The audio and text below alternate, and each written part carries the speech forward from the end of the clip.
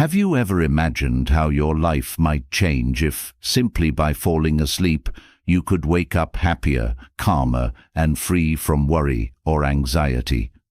Imagine lying down at night feeling stressed or overwhelmed, yet waking up the next morning with a deep sense of happiness, clarity, and peace. What if I told you that you could effortlessly transform your mind overnight? No extra effort, no conscious struggle, just by allowing powerful ancient wisdom to guide your subconscious as you sleep.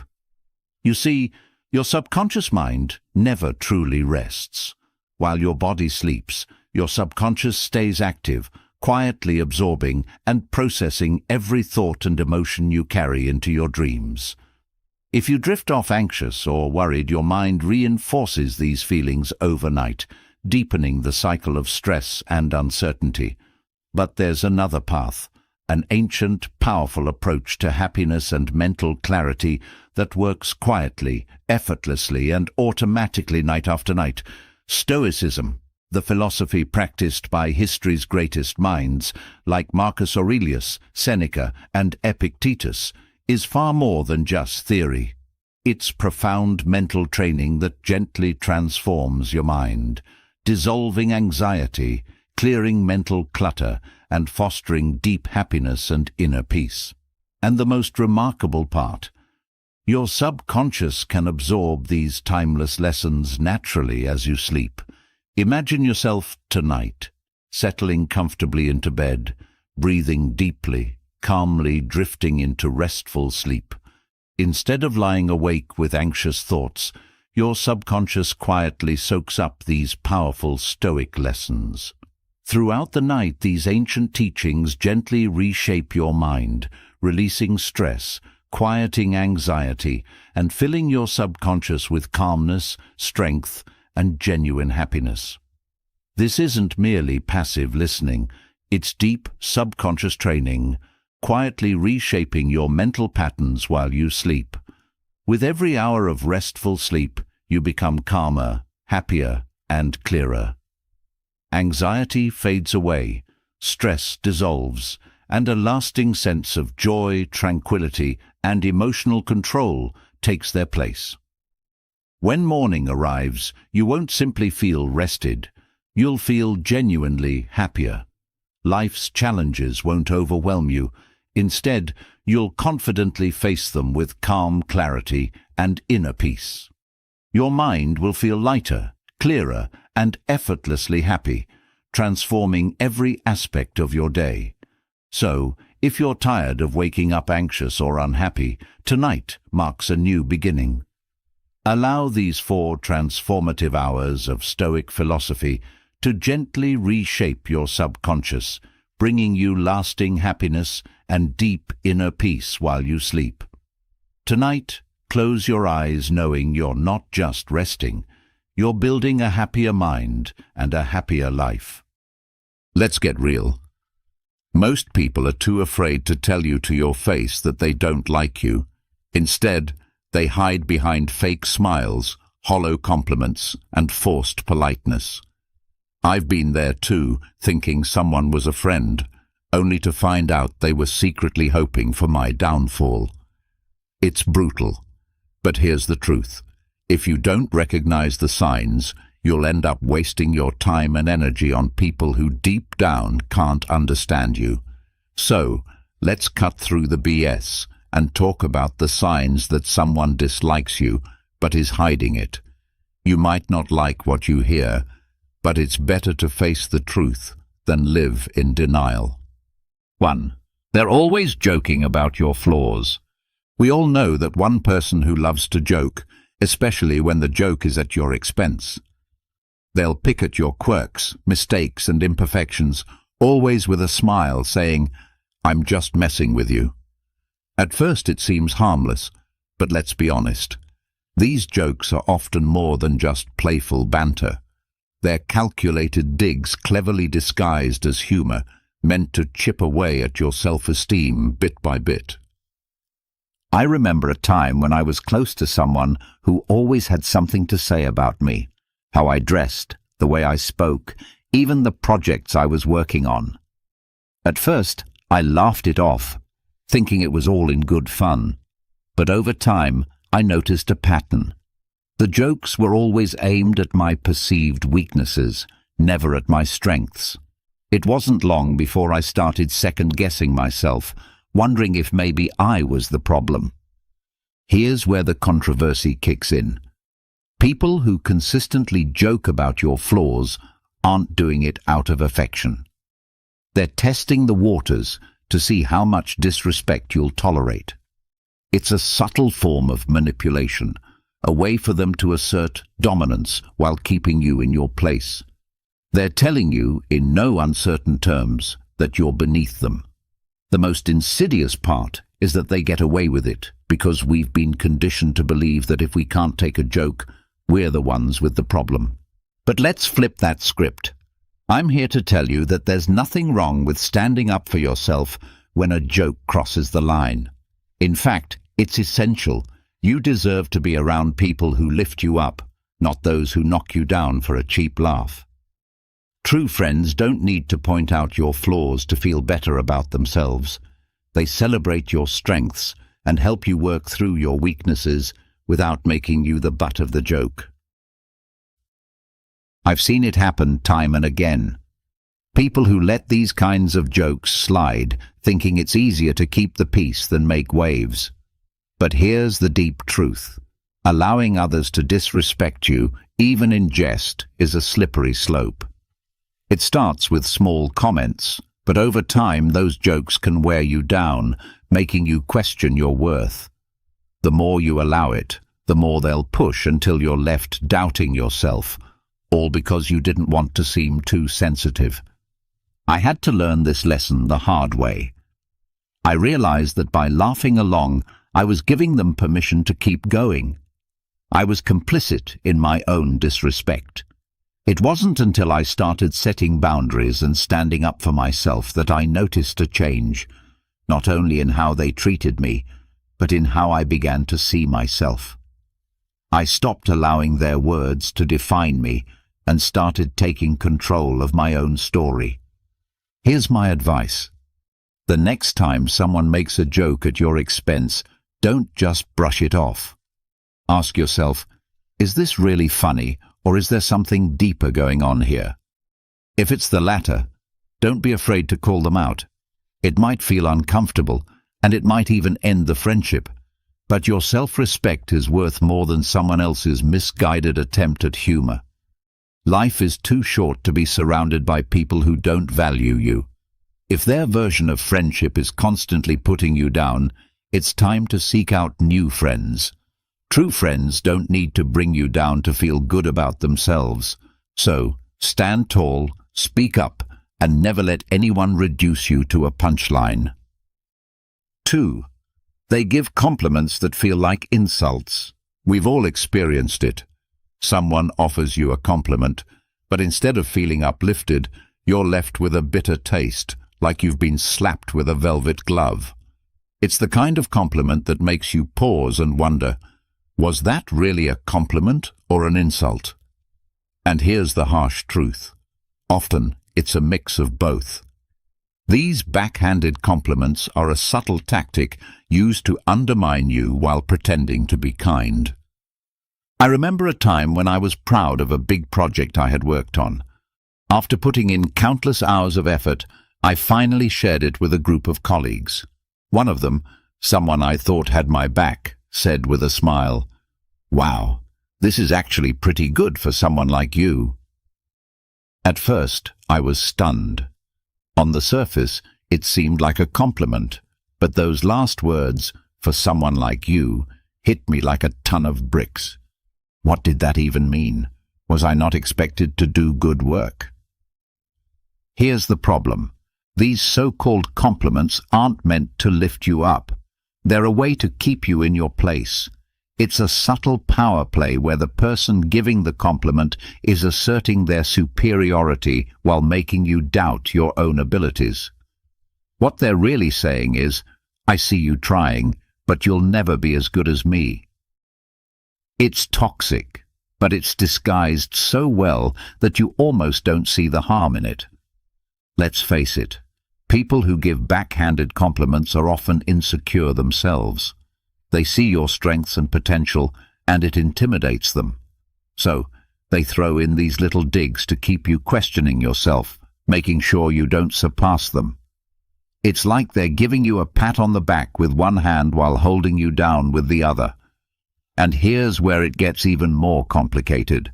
We've all done this at some point, not always on purpose, but we've allowed our own insecurities to slip into a compliment that serves to remind someone of their place. But here's the important lesson. You don't have to accept these disguised jabs. You have the power to recognize them for what they are, a reflection of their own insecurities, not a measure of your worth. When someone says, "You're smarter than you look," or "This is good considering you're new at this," don't just take it. Call them out on it, even if it feels awkward. Because if you don't speak up, you allow others to control how you view yourself, and that's a power you should never give away. Over time, I learned to recognize these backhanded compliments for what they truly are, reflections of someone else's insecurities. When you see them this way, they lose their sting. Instead of taking it personally, you can almost laugh it off, because their words reveal more about them than about you. Now, when I receive a backhanded compliment, I don't just let it pass. I'll respond with something like, "Thanks, but what do you mean by that?" This forces them to face the insult hidden in their words, and it often catches them off guard. They suddenly realize you're not falling for their game, and it's incredible how quickly their attitude shifts. The key takeaway: don't let anyone's subtle negativity define who you are. Whether it's a well-meaning friend, a jealous colleague, or even a family member, your worth is never up for debate. Compliments should elevate you, not bring you down. If their words make you doubt yourself, it's time to question their intentions. Life's too short to waste on people who can't celebrate your successes genuinely. Surround yourself with those who see your value and are willing to remind you of it without hidden agendas. 3. They subtly exclude you from plans. It's often the small things that hurt the most, like realizing your so-called friends accidentally forgot to invite you to an event, dinner, or weekend getaway. They'll say it was an oversight, a last-minute thing, or worse, assume you were too busy anyway. But let's be real, these aren't accidents. This is a form of social exclusion, and it's a clear sign that you're not as valued as you think. I've been there too many times. I remember checking my phone one weekend and seeing pictures of friends enjoying an event I would have loved to attend. The kicker? Not a single person mentioned it to me beforehand. When I brought it up later, they had all kinds of excuses. "We thought you were busy," or "It was a last-minute plan." But deep down, I knew the truth. If they really wanted me there, they would have made sure I knew about it. Here's where it gets tricky. This type of exclusion isn't just thoughtless. It's intentional. It's a way of sending a message without saying anything directly. They don't want you there, but don't have the courage to say it. Instead, they hope you'll quietly fade out of the group without making a fuss. It's passive-aggressive and cowardly, but unfortunately, it's also all too common. People rarely talk about this because it's easier to pretend it's not happening. It's easier to convince yourself it was just a mistake, rather than face the painful reality that you're being pushed out. But here's the thing. If you keep accepting these excuses, you're giving them the power to continue excluding you. You're letting them decide your place in their lives, rather than taking control of your own story. I had to learn this the hard way. For a while I kept quiet, hoping I'd be included next time. But then I realized that by staying silent, I was allowing myself to be treated as an afterthought. So I did something bold. I began confronting them about it. I'd ask, "Hey, I saw you all went out last weekend. Why didn't anyone invite me?" It wasn't easy, and it definitely created some tension, but it forced them to face their behavior. And the result? The dynamics shifted. Some became defensive, while others tried to make amends. But the message was clear. I wasn't going to let them exclude me without standing up for myself. Here's the important lesson. If people truly value you, they'll make the effort to include you, no matter how last-minute the plans may be. If they don't, then it's time to reassess the worth of those relationships. You deserve to be surrounded by people who don't make you feel like you're always chasing their approval or attention. Real friends don't forget to invite you. They make sure you're there because they genuinely enjoy your company. So, if you find yourself being subtly excluded from plans, don't just let it slide. Confront the issue, ask the tough questions, and be ready for answers, even if they're not what you want to hear. Because in the end, it's better to know where you stand than to keep wondering why you keep getting left out. And remember, you're not a backup option. You're a priority. Surround yourself with people who treat you as one. 4. They're busy, but only when it's you. We've all heard the excuse, "I'm so busy these days, sorry I can't hang out." It's the perfect excuse. Who isn't busy? But what happens when a pattern emerges? They're always free for others, posting pictures from outings, catching up with mutual friends. Yet when it's your turn, they're suddenly swamped. Here's the reality. They're not too busy. They're just too busy for you. I've experienced this frustration more than I care to admit. I remember reaching out to a close friend, trying to set up time to catch up. Every time I suggested something, they had an excuse. "I'm working late. I've got too much on my plate. Maybe next week." Meanwhile, I'd see them out with others, having a blast, always managing to find time for everyone but me. It took me a while to catch on, but the message became undeniable. I wasn't a priority in their life anymore. Here's where it gets uncomfortable. We've been conditioned to accept busy as a reasonable excuse for being left out. But the truth is, people make time for what or who they care about. If they're always too busy for you, it's not about their schedule, it's about their priorities. And that's a hard truth to swallow, because it forces you to face the possibility that you might not be as important to them as they are to you. The harsh truth is that busy is often just a polite way of saying, "I don't want to spend time with you." It's easier for them to blame it on their schedule than to admit they're choosing not to include you in their life. It's a passive-aggressive way of keeping you at a distance without confronting the reality of the situation. They want to keep you on standby, just in case, without actually investing in the relationship.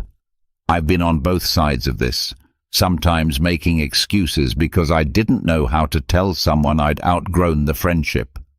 But being on the receiving end taught me a powerful lesson. It's always better to be honest, even if it's uncomfortable, than to string someone along with excuses. When I finally confronted my friend about constantly being too busy, the conversation was uncomfortable, but it was essential. It gave me the clarity I needed to move forward and invest my time and energy into relationships where I was truly valued. The underlying message here is that your time and energy are valuable. Don't waste them on people who make no effort to prioritize you. If someone is always too busy for you, it's time to reassess the relationship. You deserve to be surrounded by people who are genuinely excited to spend time with you, who make an effort to include you, not just when it suits them, but because they truly enjoy your company. It's important to recognize that people change, and so do relationships. Sometimes we hold on to people out of habit, nostalgia, or the fear of being alone, even when they have clearly moved on. But there's strength in letting go and acknowledging that you deserve more than someone's leftover time. It's not about being demanding or needy. It's about valuing yourself enough to walk away from those who don't value you. 5. They avoid physical contact like the plague. Let's address the elephant in the room, physical contact, or rather, the lack of it. We're not just talking about romantic relationships here. Physical contact is a fundamental human interaction, a way of connecting and building trust. So, what does it mean when someone goes out of their way to avoid even the simplest touch? The answer isn't pleasant. They are sending a clear signal that they are uncomfortable around you, and it's important to pay attention. I once had a colleague who would recoil whenever I tried to initiate a handshake or offer a friendly pat on the back. Initially, I thought I was imagining things, but I soon realized it wasn't just me. They were warm and tactile with everyone else, but with me, it felt like I had the plague. Eventually, I came to realize that their avoidance of physical contact wasn't just a quirk. It was a deliberate effort to keep a distance. Here's the uncomfortable truth. Physical contact is an essential part of human connection. When someone consistently avoids it, they are communicating a lack of comfort or connection. Sure, some people aren't touchy-feely, and that's fine. But when it's selective, when they're happy to hug others but stiffen up around you, it's a red flag that something isn't right. They may not explicitly dislike you, but their body language says otherwise. We've all been there, both on the giving and receiving end. Maybe you've avoided a handshake or pulled back when someone got too close because you weren't feeling the vibe. Or maybe you've been left wondering why someone always seems to flinch when you're around. It's awkward, uncomfortable, and often a sign that the relationship isn't as strong as you thought. But here's the deeper truth. Physical contact is how we express trust, warmth, and empathy. When someone avoids it with you, they are not just avoiding touch, they're avoiding intimacy, vulnerability, and closeness. They are keeping you at arm's length, both literally and figuratively. This is a clear indication that something is off in the relationship. I've learned to pay attention to these subtle signs, even when it's difficult to accept what they mean. There was a time when I dismissed the signs, convincing myself that someone's reluctance to get close was simply a personality trait. However, the more I reflected on it, the more I realized that it was about me and the nature of our relationship. When I finally addressed the issue, it led to some tough conversations, and in some cases, the end of the relationship. But ultimately, it freed me from the frustration of wondering why things felt off. The deep message: don't ignore the signs.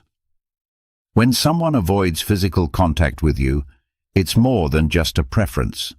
It's a reflection of their comfort level and connection with you.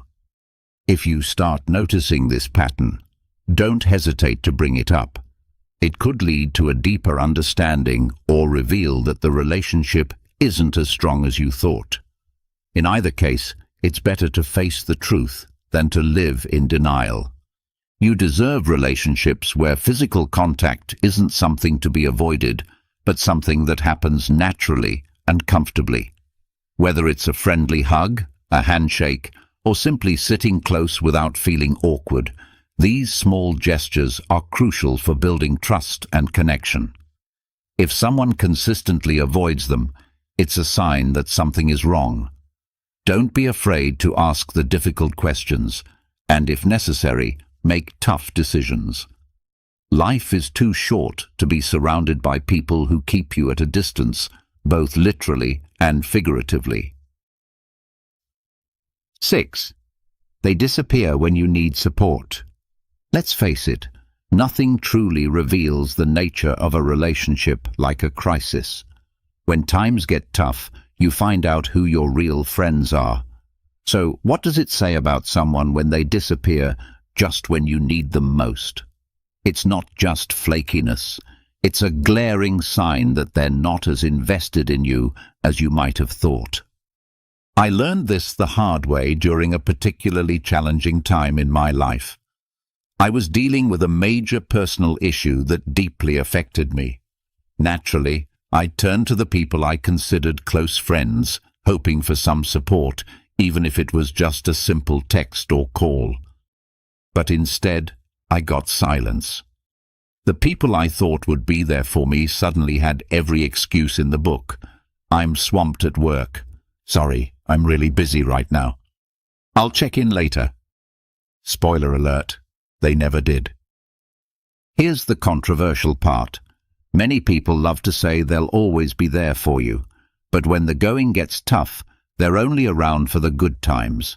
They'll celebrate with you, enjoy the highs, and laugh with you. But when things get serious, they vanish. It's easier for them to ghost you than to face your pain or discomfort. The reality is, they don't care enough to be there when it matters. Let's be honest, true support isn't about convenience. It's about being there when it's hard, when it's uncomfortable, and when you'd rather not. The people who disappear when you need them most aren't just inconsiderate.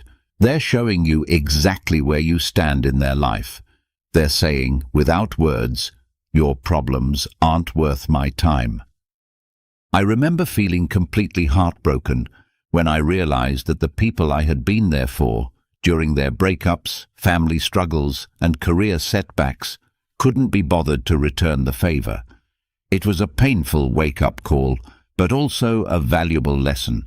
Nothing reveals the true nature of a relationship like a crisis. When things get tough, you find out who your real friends are.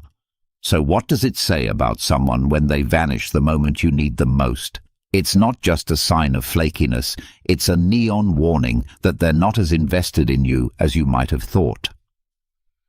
I learned this the hard way during a particularly rough patch in my life. I was facing a major personal issue that really shook me to my core. Naturally, I turned to the people I considered close friends, expecting some level of support, even if it was just a text or a quick call. But guess what? Crickets.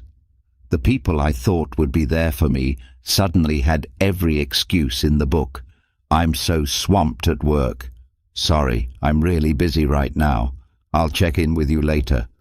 Spoiler alert, they never did. The controversial truth.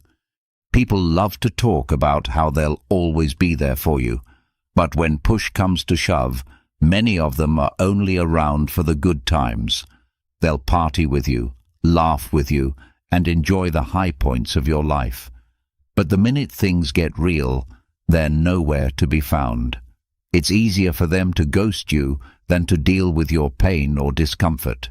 Deep down, they don't care enough to be there when it counts. True support isn't about convenience. It's about being there when it's hard, when it's uncomfortable, and when it's the last thing you want to do. The people who disappear when you need them most aren't just being inconsiderate. They're showing you exactly where you stand in their life. They're saying, without words, your problems aren't worth my time.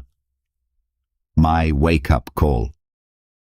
I remember feeling absolutely gutted when I realized that the people I'd been there for in the past, during their breakups, family dramas, and career setbacks, couldn't be bothered to return the favor. It was a wake-up call, and not a pleasant one, but it was also a lesson I needed to learn. Not everyone who smiles in your face is truly in your corner. The deep message: support is the foundation of any meaningful relationship. It's easy to be around when everything's going well, but the real test of a relationship is how people respond when things fall apart. If someone disappears the moment you need them, they're not just failing you, they're showing you that they were never really there in the first place. Don't let their absence make you bitter. Let it make you better.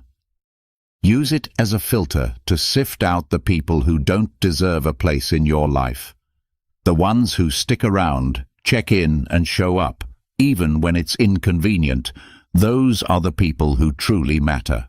These are the relationships you should nurture and cherish.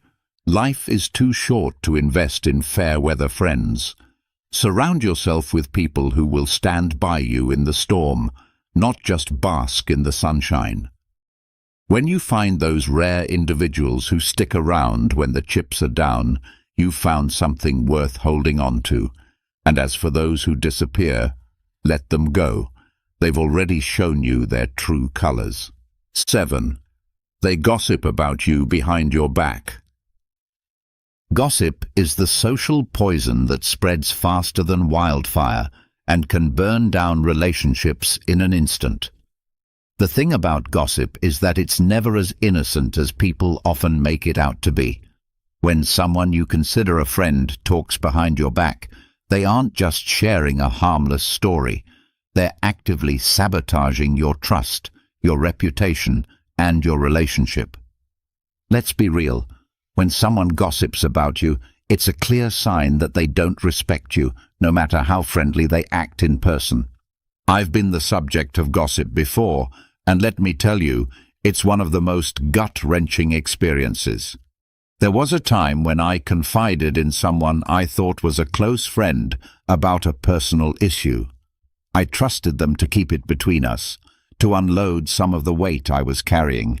But within days, details of that conversation started circulating, twisted and exaggerated. It was like a game of telephone, but instead of the message getting lost, it was being weaponized against me.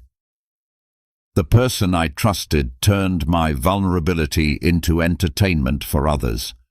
People who gossip about you aren't just venting or sharing concerns. They're playing a power game.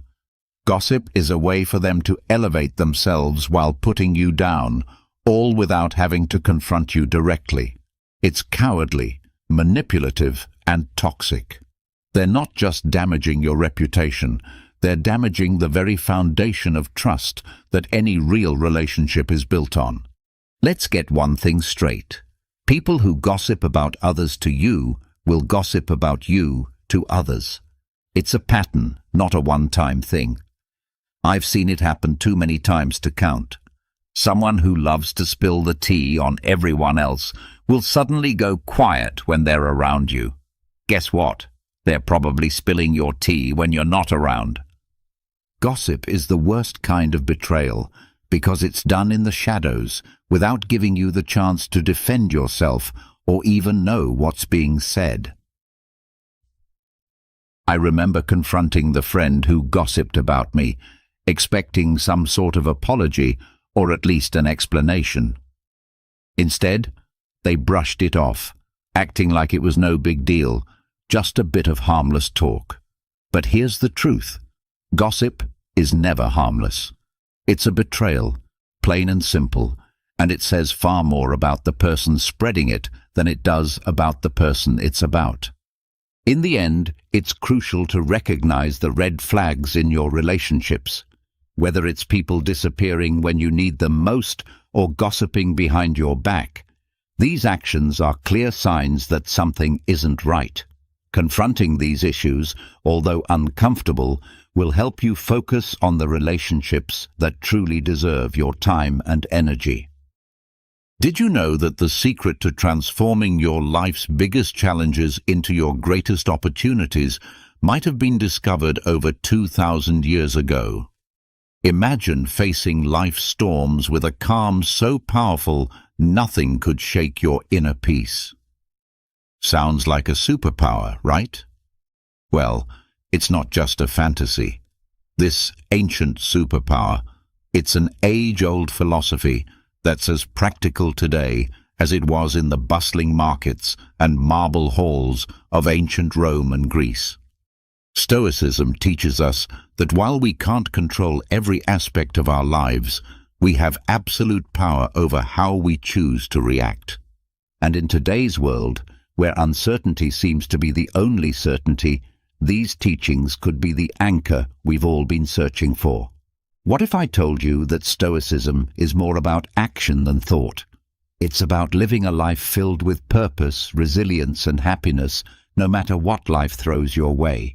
It's not about suppressing your emotions, but understanding and managing them to lead a more fulfilling life. So whether you're dealing with stress, facing adversity, or simply looking to find more joy in the everyday, stick around. Today we're diving deep into Stoicism, uncovering its timeless wisdom and discovering how it can transform not just the way we think, but the way we live. If you're eager to embark on this journey of transformation, don't forget to subscribe, share, and hit that like button. Stick with me till the end without skipping, because every moment of this video is a step towards uncovering the Stoic wisdom that can change your life. Focusing on what's in your control. Have you ever found yourself stuck in traffic, fuming over the delay, or scrolling through your phone only to get upset over a negative comment someone left on your post?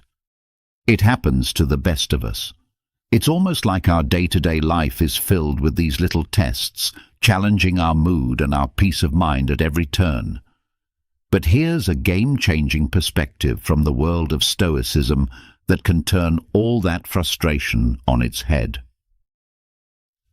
Stoicism, this incredible philosophy that dates back to ancient Greece and Rome, hands us this powerful tool, focusing on what's in our control.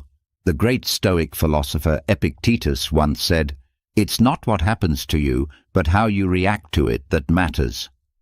Think about that for a second.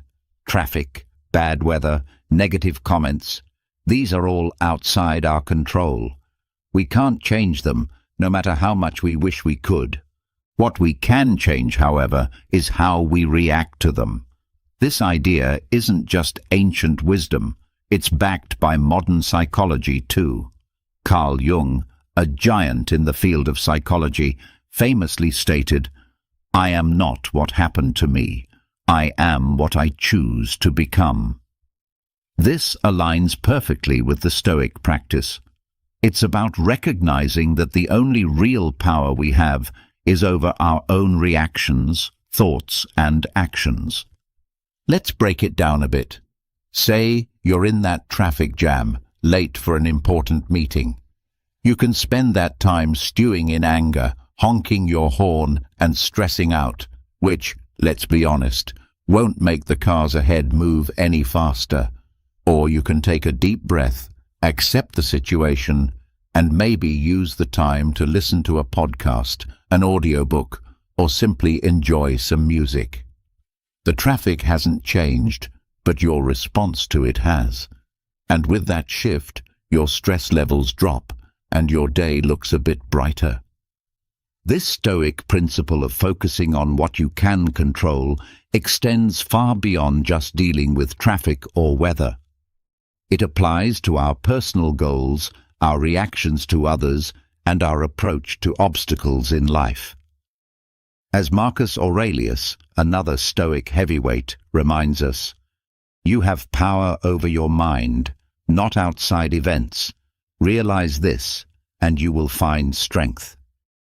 So next time you find yourself getting worked up over something outside your control, remember these wise words from our Stoic friends. Ask yourself, is this within my control? If it's not, let it go. Focus on your reaction, your mindset, and your actions. This simple shift can have a profound impact on your stress levels and overall happiness. It's not always easy, but it's worth practicing every day. Remember, it's about progress, not perfection. And as we learn to focus more on what's in our control, we'll find ourselves not just surviving life's challenges, but thriving in spite of them. Stoicism teaches us the art of embracing obstacles as opportunities. It sounds counterintuitive, right? Most of us are programmed to view obstacles as just that, barriers to our success and happiness. But Stoics like Marcus Aurelius, Seneca, and Epictetus flip this narrative on its head. Embracing obstacles as opportunities. They tell us when life throws you a curveball, instead of asking, "Why me?" ask, "What can I learn?" This is a game changer. Marcus Aurelius, the Roman emperor and a Stoic philosopher, penned in his personal writings, "The impediment to action advances action. What stands in the way becomes the way." What he means here is that every obstacle, no matter how daunting, not only tests our resilience, but also teaches us valuable lessons. It's about finding the silver lining in tough situations and using it to fuel our growth. This perspective isn't just ancient philosophy. It's backed by modern thinkers too. The famous psychologist Carl Jung said, "What you resist persists." By fighting against obstacles, we give them more power over us, but by accepting and learning from them, we can overcome them.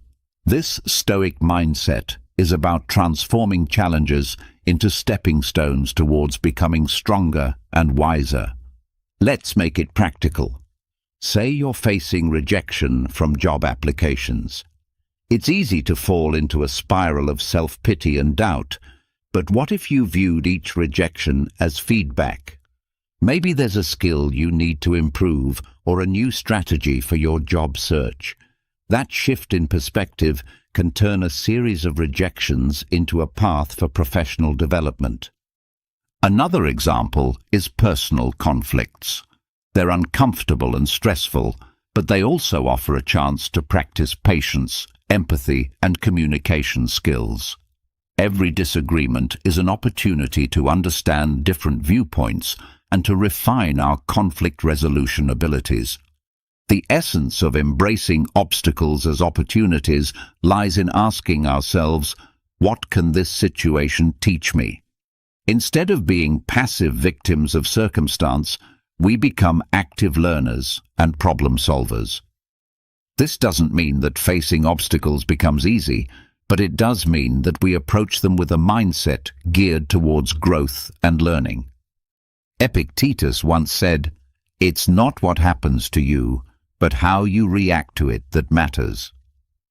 This is the heart of Stoicism. It's about seeing beyond the immediate pain or frustration of an obstacle and finding the lessons and opportunities it presents. So when you're faced with a challenge, big or small, try to pause and reframe it. Ask yourself what you can learn from the situation and how it can make you stronger and wiser. Remember, obstacles aren't just hurdles to overcome, they're opportunities to grow. By adopting this Stoic mindset, we can navigate life's ups and downs with more grace, resilience, and wisdom. It's something we hear about all the time, right? Live in the now.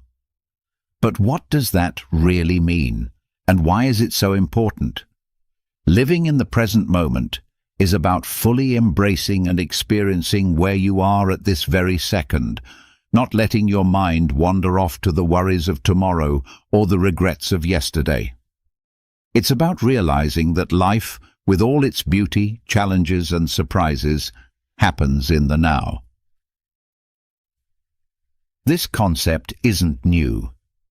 It's been a cornerstone of Stoic philosophy, echoed by great minds like Marcus Aurelius, Seneca, and Epictetus. And it's been reiterated by modern psychologists and thinkers. Let's start with the Stoics. Marcus Aurelius once said, "Do not dwell in the past. Do not dream of the future." Living in the present moment. Concentrate the mind on the present moment. He understood that the power of living in the present lies in its ability to ground us, to clear our minds of distractions, and to allow us to appreciate the richness of life as it unfolds. But why is it so hard to stay present?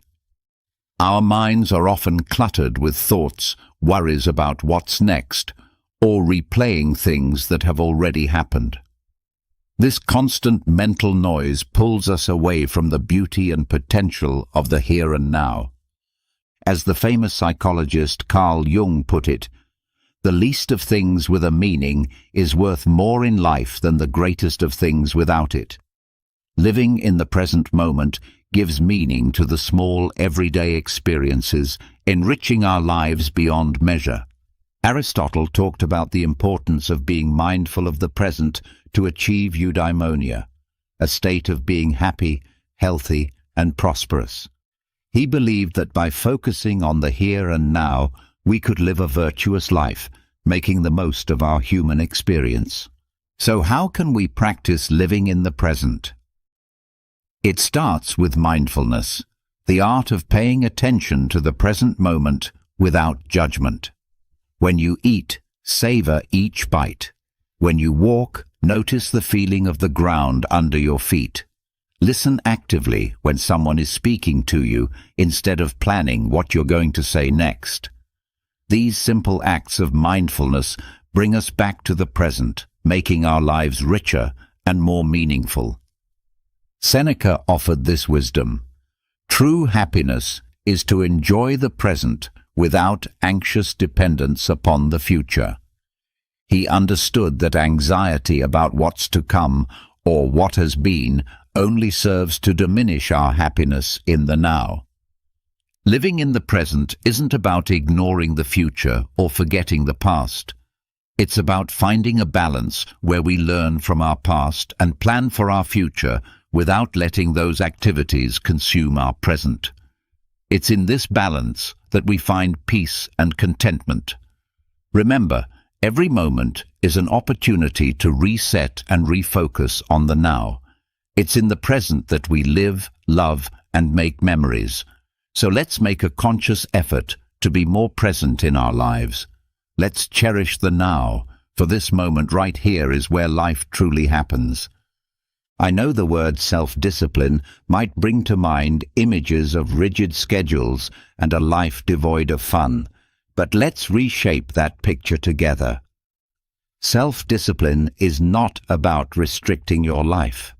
It's about empowering yourself to make choices that align with your deepest values and long-term aspirations.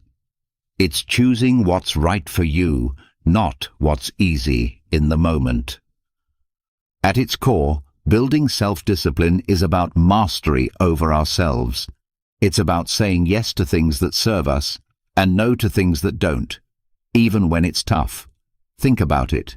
Whether it's sticking to a workout routine, saving money instead of impulse buying, or turning off Netflix to focus on a project, these choices might not deliver instant gratification, but they pave the way for long-term satisfaction and success. Stoic philosophy has a lot to say about self-discipline. Marcus Aurelius, the Roman emperor and Stoic philosopher, once wrote, "You have power over your mind, not outside events. Realize this, and you will find strength." This powerful statement highlights the essence of self-discipline. It's about controlling our impulses, building self-discipline, emotions and actions despite the external temptations and distractions that life throws our way. Seneca offers wisdom on the subject too. He advises us to be steadfast and control our desires rather than being controlled by them. He understood that true freedom comes from within, from our ability to govern ourselves and our appetites. But why is self-discipline so critical? Aristotle, the ancient Greek philosopher, sheds light on this. He believed that we achieve excellence and virtue through habit. By practicing self-discipline, we cultivate habits that lead us toward our best selves. It's not about occasional acts of willpower, but about consistently making choices that reflect our values and goals. Building self-discipline also ties into modern psychological understanding. Carl Jung, a pioneer in psychology, emphasized the importance of integrating all aspects of our personality to live fully.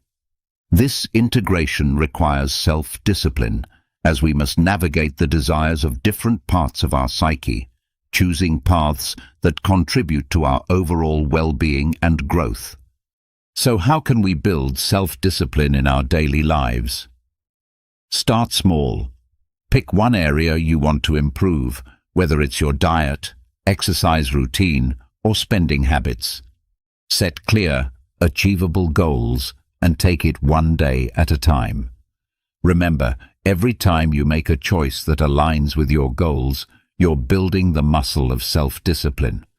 Epictetus reminds us, "No great thing is created suddenly." Self-discipline is built through small, consistent actions. It's about progress, not perfection.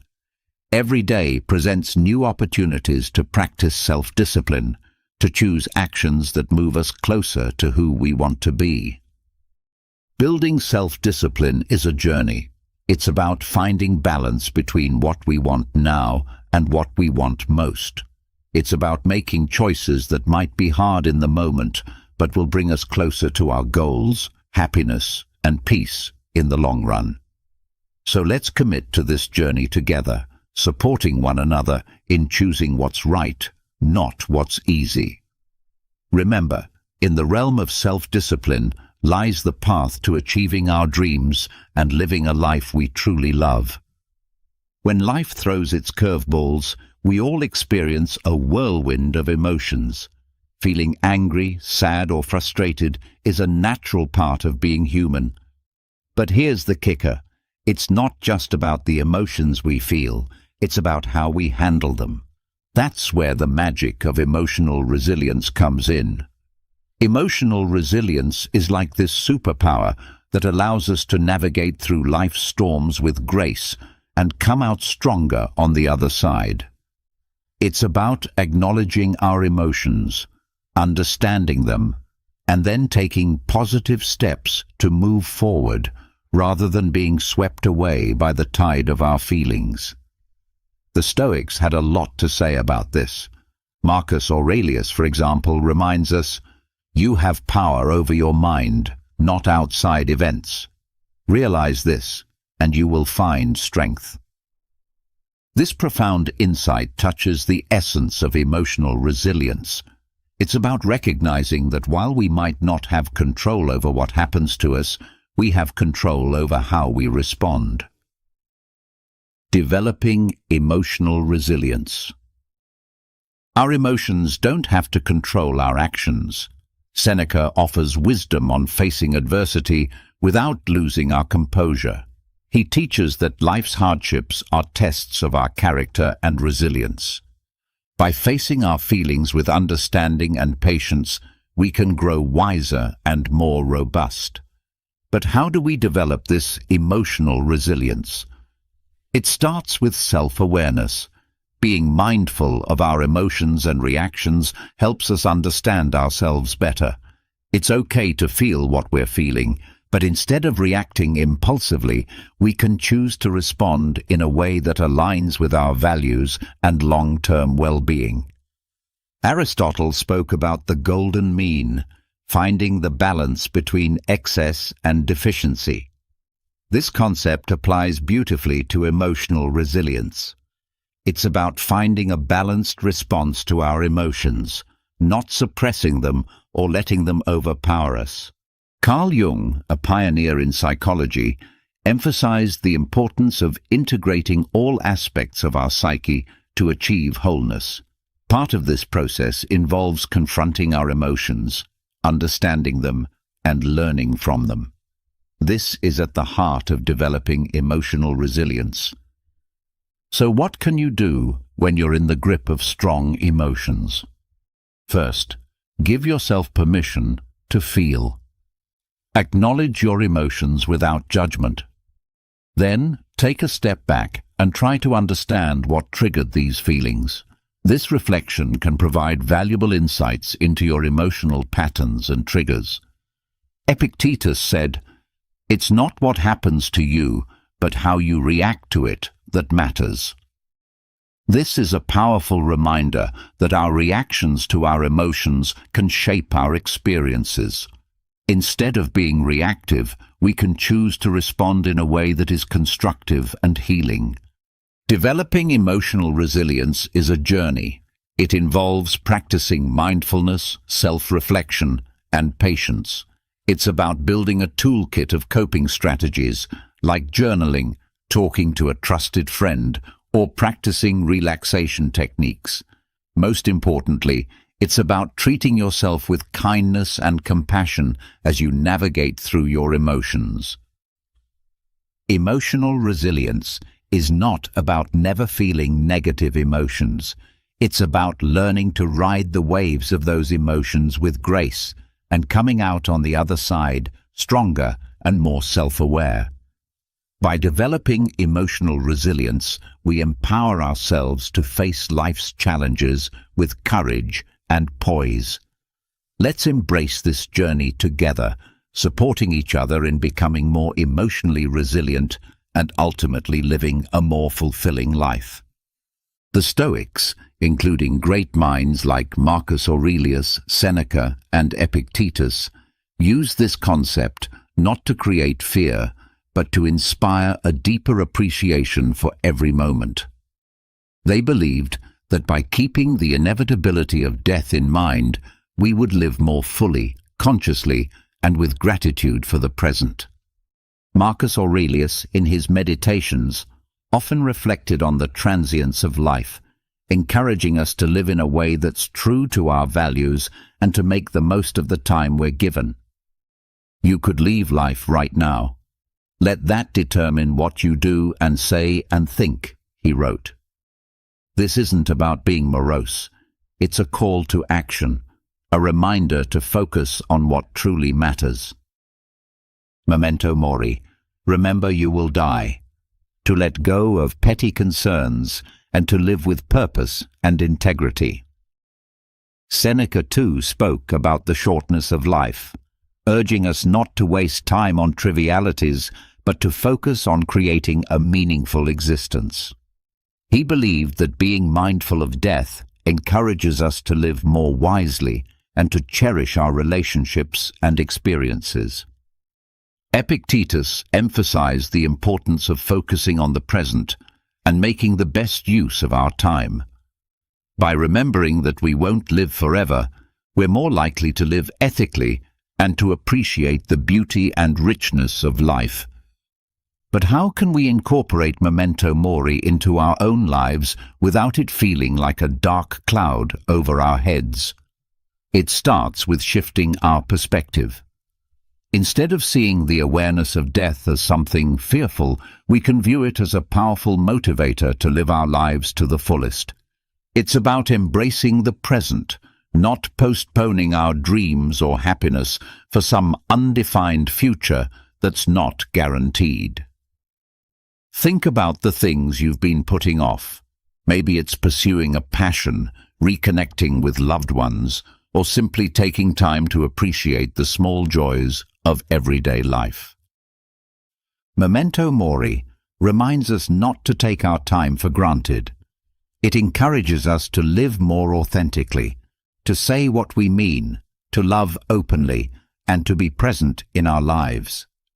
This concept also teaches us to appreciate the impermanence of life, which in turn deepens our gratitude for the moments we have. When we remember that our time is limited, we're more likely to cherish our experiences, to live more mindfully, and to express our gratitude for the people and moments that enrich our lives. So let's use memento mori not as a source of fear, but as a catalyst for growth, gratitude, and a deeper appreciation of life. Let it remind us to make choices that align with our deepest values, to cherish our relationships, and to savor the beauty of the present moment. Remembering that we will die one day encourages us to live more fully today. In embracing memento mori, we find a powerful reminder to live not in fear of death, but in celebration of life. Let's make every moment count, not because we're afraid of its end, but because we're in love with life itself. Let's live in a way that when our time does come, We can look back with no regrets, knowing we lived fully, loved deeply, and appreciated the incredible journey that life is. It's fascinating how such a simple concept can have a profound impact on our lives. It's about shifting our focus to what we have rather than dwelling on what we're missing. This practice can be a real game changer, especially on those days that feel like an uphill battle. The Stoics, wise as they were, had a lot to say about gratitude. They believed that happiness doesn't come from having more, but from appreciating what we already have. Marcus Aurelius often wrote about the importance of focusing on the present and finding joy in the simple things. He said, "When you arise in the morning, think of what a precious privilege it is to be alive, to breathe, to think, to enjoy, to love." This is gratitude in its purest form, recognizing the value of life itself and the many gifts it offers us each day. Practicing gratitude. Seneca talked about how our desires can lead us astray, always chasing after more and never finding true satisfaction. He suggested that by focusing on what we have and understanding that the best things in life are already within our grasp, we can find real contentment. Epictetus, known for his practical approach to Stoic philosophy, encouraged his followers to appreciate their current circumstances, whatever they might be. He believed that by accepting and finding value in our present situation, we could live a more fulfilled life. But how do we practice gratitude, especially when life throws curveballs our way? It starts with making it a daily habit. Each morning or evening, take a moment to reflect on 3 things you're grateful for. It could be as simple as a warm cup of coffee, a conversation with a friend, or the beauty of a sunset. This practice helps to rewire our brains to focus on the positive, boosting our mood and overall outlook on life. Gratitude also means embracing the challenges and finding lessons within them. Instead of asking, "Why is this happening to me?" we can ask, "What can I learn from this?" This shift in perspective can help us appreciate our experiences, both good and bad, as valuable steps on our journey. Moreover, practicing gratitude helps us build stronger connections with others. By expressing appreciation for the people in our lives, we not only brighten their day, but also strengthen our relationships. A simple thank you can go a long way in showing someone that they're valued and loved. Aristotle spoke about the importance of recognizing the good in our lives and striving for a virtuous life. He believed that gratitude was a key part of achieving eudaimonia, or true happiness, as it allows us to appreciate the goodness around us and within ourselves. Even modern psychology supports the benefits of gratitude. Studies have shown that people who practice gratitude regularly experience less anxiety, sleep better, and have a more positive outlook on life. It's like Carl Jung said, the word happiness would lose its meaning if it were not balanced by sadness. By acknowledging and being grateful for the full spectrum of our experiences, we find a deeper, more authentic form of happiness. So let's make gratitude a cornerstone of our daily lives. Let's celebrate the small victories, cherish the moments of connection, and find joy in the simple pleasures. By focusing on what we have, not what we're missing, we can cultivate a sense of abundance and happiness that shines from within. Remember, it's not happiness that brings us gratitude. It's gratitude that brings us happiness. Let's fill our glasses half full, raise them high, and toast to the beauty of gratitude in our lives. Cheers to finding the silver lining, even on the cloudiest of days. The Stoics had a profound understanding of personal excellence. They believed that excellence, or virtue, is the sole good, and that everything we do should aim towards living a virtuous life. Marcus Aurelius, for instance, is a prime example of someone who strived for personal excellence. He once said, "Waste no more time arguing about what a good man should be. Be one." This simple yet powerful statement encapsulates the essence of personal excellence. It's about embodying the values we admire and striving to live by them every day. Focusing on personal excellence. Seneca emphasized the importance of self-improvement and learning. He advocated for a life lived in accordance with nature and reason, suggesting that true excellence comes from within and is reflected in our actions and choices. Epictetus highlighted the role of personal responsibility in achieving excellence. He taught that our reactions, our emotions, and our will are within our control, and mastering them is key to living a life of virtue. But what does focusing on personal excellence look like in our day-to-day lives? It starts with setting personal standards based on our values and aspirations, not societal expectations or the achievements of others. It's about knowing who we are, understanding our strengths and weaknesses, and taking consistent steps towards improvement. Personal excellence is also about resilience. It's about how we respond to setbacks and failures, not just our successes. Like Aristotle said, excellence is never an accident. It is always the result of high intention, sincere effort, and intelligent execution. It represents the wise choice of many alternatives. Choice, not chance, determines your destiny. This means embracing challenges as opportunities to learn and grow, rather than seeing them as obstacles. Moreover, focusing on personal excellence involves cultivating a growth mindset, a concept championed by modern psychology. It's the belief that our abilities and intelligence can be developed through dedication and hard work. This mindset encourages us to embrace challenges, persist in the face of setbacks, and see effort as a path to mastery. Personal excellence also means living authentically.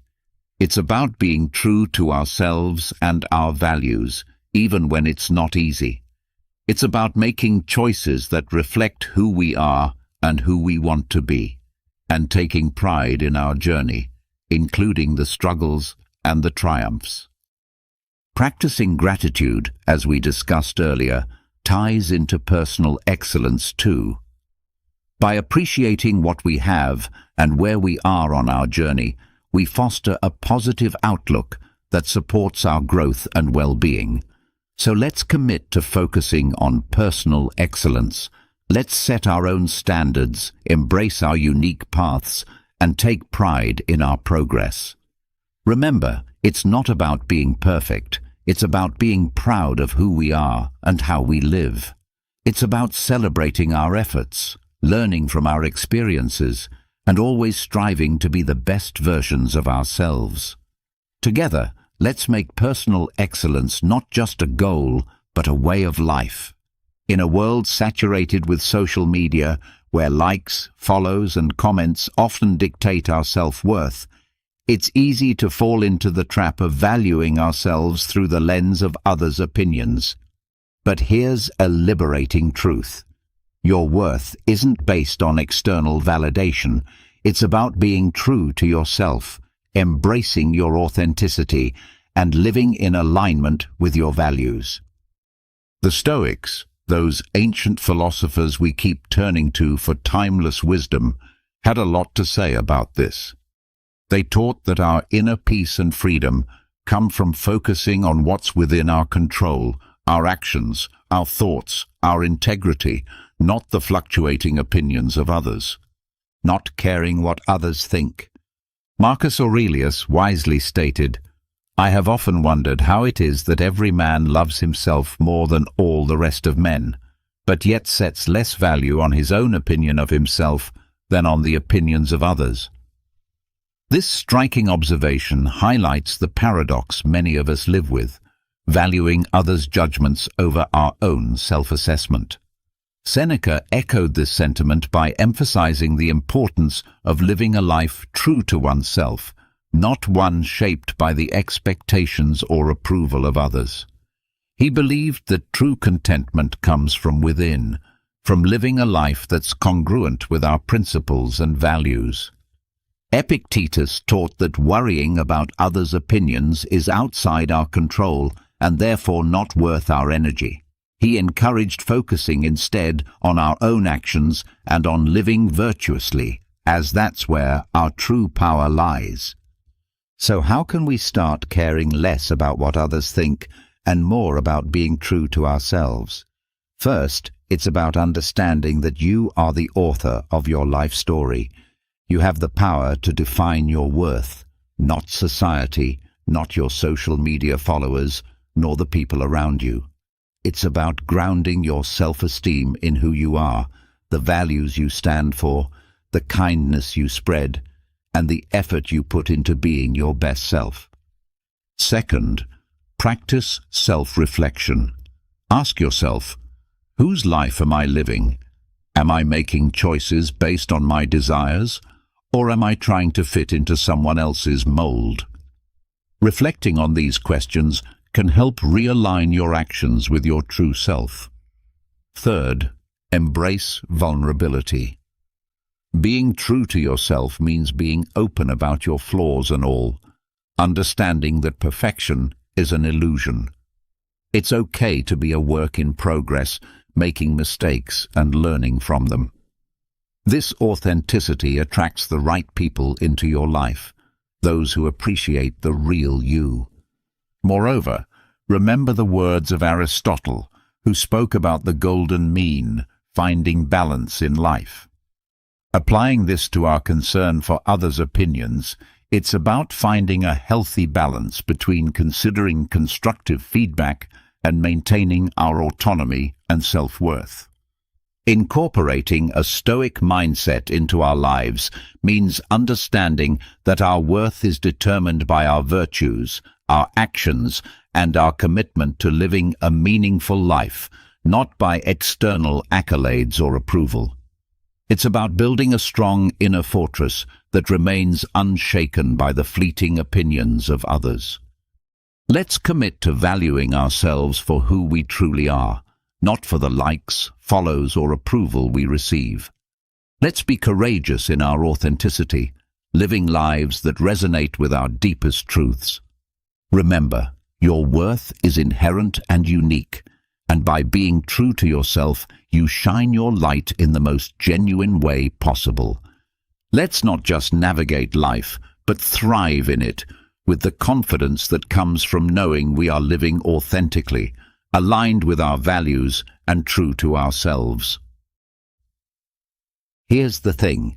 Accepting change is not just necessary, it's vital for our growth and happiness. The reality is, the only constant in life is change. Learning to go with the flow and embrace life's inevitable shifts makes navigating through them less scary and more of an adventure. The Stoics, accepting change, had an incredibly healthy perspective on change. They saw it as a natural part of the universe's rhythm. Marcus Aurelius said, "Accept whatever comes to you woven in the pattern of your destiny, for what could more aptly fit your needs?" This profound acceptance of change as part of the fabric of life helps us understand that each change, whether we perceive it as good or bad, has its place in our story. Seneca taught that becoming too attached to our current circumstances can lead to disappointment, because inevitably those circumstances will change. He advised us to be flexible and to understand that change is not just a part of life, but a necessary component of our personal development and happiness. Epictetus encouraged us to distinguish between what we can control and what we can't. He pointed out that while we can't control external events, we can control our attitudes towards them. This mindset is incredibly empowering when it comes to dealing with change. It's about focusing on our responses, finding the opportunities for growth within the change, and moving forward with resilience. But how can we become more accepting of change? First, by acknowledging that change is inevitable. It's the natural order of things. Everything around us is in a constant state of flux. Seasons change, people come and go, and our very cells are renewing themselves as we speak. Embracing change means embracing life itself. Second, by practicing mindfulness. Being present in the moment allows us to appreciate our current experiences without clinging to them. This awareness creates a space for acceptance when those experiences inevitably evolve or come to an end. Third, by seeking the lessons in change. Every shift in our lives, no matter how challenging, comes with opportunities to learn and grow. Instead of asking, "Why is this happening to me?" we can ask, "What can I learn from this?" This shift in perspective can turn the challenges of change into stepping stones for personal development. Aristotle spoke about the importance of pursuing a virtuous life as the key to happiness. Part of virtue is adaptability, the ability to navigate life's changes with grace and wisdom. It's about finding balance and harmony within the flux of life. Modern psychology supports this Stoic approach to change. Viewing change as an opportunity rather than a threat can significantly reduce our stress and anxiety levels. It can enhance our resilience, making us better equipped to handle whatever life throws our way. Let's remind ourselves that change is not just something to endure, but to welcome as a natural, enriching part of our journey. By accepting change, we open ourselves to new experiences, growth, and the beautiful unfolding of our unique paths in life. Remember, going with the flow isn't about passivity. It's about actively engaging with life in its full, dynamic complexity. Let's navigate the currents of change with courage, grace, and a heart open to the endless possibilities that change brings. Despite our differences, we're all in this together, navigating the complex journey of life. By fostering an understanding and caring attitude towards others, we contribute to making the world a kinder. Practicing compassion and empathy. More loving place. The Stoics, those ancient philosophers who continue to enlighten us with their timeless wisdom, placed great importance on the virtues of compassion and empathy. They believed in the interconnectedness of all humans and taught that kindness and understanding towards others are essential aspects of living a virtuous life. Marcus Aurelius, for instance, reminded us that human beings are social creatures by nature, meant to live in harmony and cooperation with one another. He said, "What brings no benefit to the hive brings none to the bee." This beautifully illustrates the idea that our well-being is intrinsically linked to the well-being of others. Seneca emphasized the importance of treating others with kindness and generosity. He argued that compassion is a natural human instinct and that by helping others, we also help ourselves. In his writings, Seneca encourages us to extend our empathy even to those who have wronged us, understanding that they too are acting out of their own struggles and limitations. Epictetus taught that we should strive to understand others' perspectives, recognizing that everyone has their reasons for their actions. This doesn't mean condoning harmful behavior, but rather approaching others with a mindset of empathy, seeking to understand their experiences and viewpoints. But how can we practice compassion and empathy in our daily lives? It starts with listening, truly listening to the stories, experiences, and feelings of those around us. It's about putting ourselves in their shoes, imagining their struggles, their joys, their fears, and their hopes. This act of understanding can bridge the gap between us, fostering a sense of connection and shared humanity. Another way to cultivate compassion and empathy is through acts of kindness, no matter how small. A smile, a kind word, a listening ear. These can all make a significant difference in someone's day. By being present and attentive to others, we signal that they matter, that their feelings and experiences are valid and important. Practicing compassion and empathy also means being there for others in times of need, offering support and understanding without judgment. It's about recognizing the value and dignity of every person, regardless of our differences. The ancient philosopher Aristotle spoke about the importance of friendship and the role of empathy in building strong, meaningful relationships. He believed that true friends not only share in each other's joys, but also in their sorrows, supporting each other with empathy and understanding. Modern psychology supports the Stoic emphasis on compassion and empathy, showing that these virtues not only enhance our relationships, but also our own emotional well-being. By caring for others, we foster a sense of belonging, purpose, and happiness in our own lives.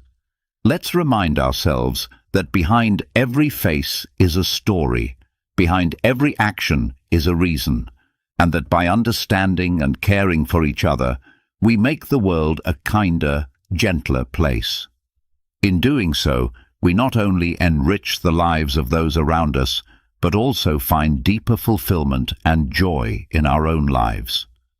Together, let's spread kindness like confetti, creating ripples of compassion that transform the world, one act of empathy at a time. Reflecting and reviewing regularly.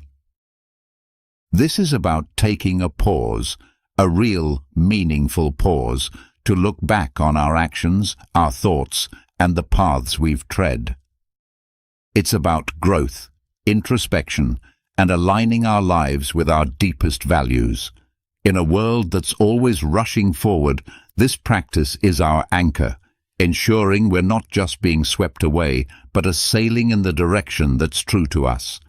The Stoics, with their profound insights into human nature, placed immense value on the practice of reflection. Marcus Aurelius, in his personal writings, which we now treasure as meditations, offered a model of this practice. He didn't just rule an empire. He took the time to examine his life, his decisions, and his moral compass. Through writing, he saw this reflection as essential to living a life of virtue and purpose.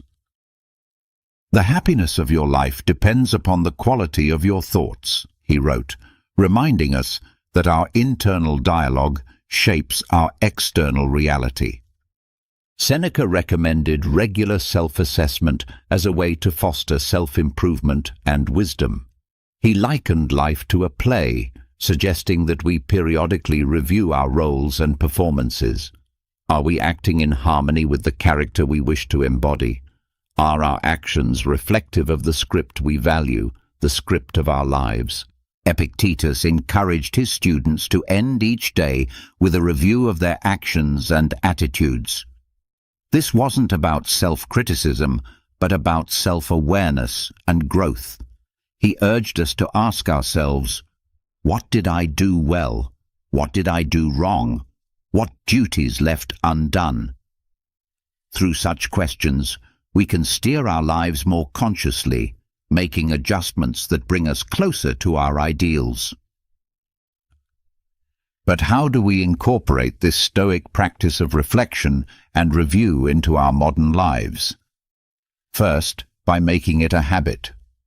Dedicate a few minutes each day, perhaps before bedtime, to reflect on your day. What were your victories? Where did you face challenges, and how did you respond? This practice can start as a mental exercise, but writing it down can enhance its benefits, giving you a tangible record of your journey. Second, use reflection as a tool for gratitude. In reviewing your day, also take note of the moments, no matter how small, that brought you joy or gratitude. This balances our natural tendency to focus on the negative, cultivating a more positive outlook on life. Third, approach this practice with kindness. Reflection is not about berating yourself for mistakes, but about recognizing them as opportunities for learning and growth. Be as understanding and supportive to yourself as you would be to a dear friend. Aristotle spoke about the importance of living a reflective life. He believed that true wisdom comes from understanding ourselves, our actions, and our place in the world. This reflection is the essence of living an examined life, one that's in accordance with virtue and excellence. In modern psychology, the benefits of regular reflection are well documented, showing improvements in mental health, clarity of purpose, and personal growth. Reflecting on our experiences helps us process emotions, learn from our actions, and make more informed decisions moving forward. Let's commit to this practice of reflecting and reviewing regularly. Let it be our guidepost, ensuring that we're not just passively experiencing life, but actively shaping it according to our values. By taking the time to look back, we gain the insight needed to move forward more aligned, more aware, and more in tune with the essence of who we are and who we aspire to be. Let's cherish this journey of introspection, for it is in knowing ourselves that we find the path to true fulfillment and joy. Each of these lessons from Stoicism isn't just ancient wisdom. They're life hacks that can help us deal with stress, make better decisions, and find peace in chaos. Remember, it's not the challenges along the way that define us, but the strength we find in facing them, the wisdom we gather, and the compassion we share. Each step, each reflection, each act of kindness is a brushstroke in the masterpiece that is your life. So let's not just exist, let's live vibrantly, purposefully, authentically. As we part ways today, I encourage you not to let the inspiration end here. On the screen, you'll find a playlist that's a treasure trove of wisdom, stories, and strategies to help you navigate life's twists and turns with grace and resilience. Click on it, dive deeper, and continue to sculpt the most authentic version of yourself. Together, let's keep growing, keep reflecting, and keep embracing the beautiful complexity of life. Thank you for sharing this time with me. Until we meet again, remember to live not just for the applause, but for the cause of being your most genuine self. In the hustle and bustle of everyday life, it's easy to feel overwhelmed, like we're drowning in stress and uncertainty. But there's a way to stay calm in the midst of the storm. It's a path to inner peace that has endured through the ages. Imagine this. No matter what life throws at you, work demands, personal struggles, unexpected setbacks, you remain steady, calm, and composed.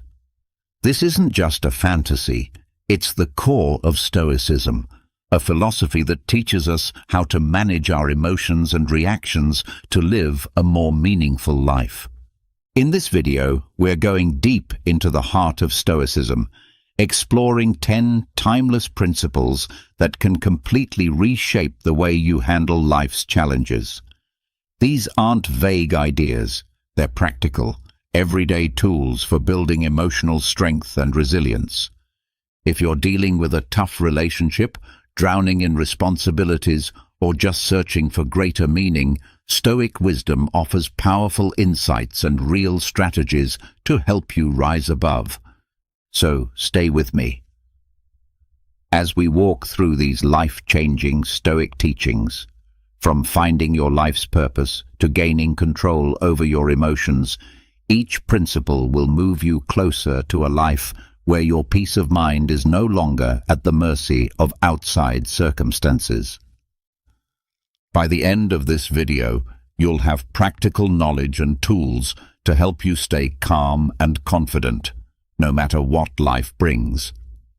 Let's begin this journey together and uncover how ancient Stoic wisdom can lead you to lasting inner peace and real happiness.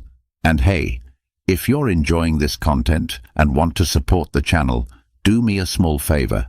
Hit that subscribe button and don't skip a second of the video. Now, picture sailing across a vast ocean without knowing where you're going. You drift aimlessly, tossed around by every wave and gust of wind. That's what life feels like without a clear purpose, directionless and at the mercy of the world around you. Epictetus stressed how vital it is to have a solid sense of purpose. He said, "Difficulties show a person's character, and the greater the difficulty, the more glory in overcoming it." This isn't just theory, it's a call to action. Having a firm purpose is like having a compass. It helps you steer through life's rough seas. But this purpose doesn't just appear. You shape it through honest reflection on what truly matters to you. It's more than career goals or accomplishments. It's about the values and principles you want to build your life around. So ask yourself, what do I truly believe in? What kind of person do I want to become? Answering these questions is the first step to discovering your true purpose. Once you've identified it, that purpose becomes your anchor in the storm. Life's challenges won't disappear, but they'll become easier to face. What once felt like massive obstacles now becomes part of the path you're walking. Think about it this way. When your goals and values are crystal clear, the world doesn't feel as overwhelming. Huge problems become manageable steps towards something meaningful. That's the kind of inner strength Stoicism helps you build. A firm purpose isn't something you stumble upon. It comes from deep, honest reflection. You have to go beyond surface-level wants and fleeting desires and look into what really drives you. That might mean rethinking your life path, breaking old habits, or seeing things from a new perspective. It's a journey of self-discovery, constantly aligning yourself with what matters most. And once you've found that purpose and committed to it, the next step is protecting and nurturing it. That means perseverance. It means staying consistent with your goals, even when things get hard. You show up every day, keep pushing through challenges, and understand that setbacks are part of the journey. Remember, your purpose isn't just a goal you reach. It's a guiding light that leads you forward. It offers clarity, confidence, and resilience. Think of it as a lighthouse in the night, keeping you safe when the waters get rough. When everything around you is chaotic, your purpose helps you stay grounded. That's the true power of Stoicism. It's not just a list of rules, it's a deep understanding of willpower and determination. Epictetus reminds us that our true strength lies in staying committed to our purpose, no matter the obstacles. When you live with that mindset, nothing is impossible, and your spirit can't be shaken. So take time to reflect on your purpose, write it down, embrace it, let it guide you. Your purpose will be your anchor, your light, and your strength through life's storms. Now, when someone offends us, our natural reaction is often hurt or anger. But this is where Stoicism gives us a powerful insight. Our emotions come from our thoughts and interpretations, not from the events themselves. That means we have the power to choose how we respond. Rather than letting offense take over, we can use it as a chance to build patience and self-awareness. Every time you hold back from reacting impulsively, you're strengthening your mind. You're learning to stay steady and in control, even under pressure. Mastering your mind isn't just a useful skill, it's an art. And like any art, it requires daily practice. Start with simple habits that help you take charge of your thoughts. For example, try setting small, achievable goals each day.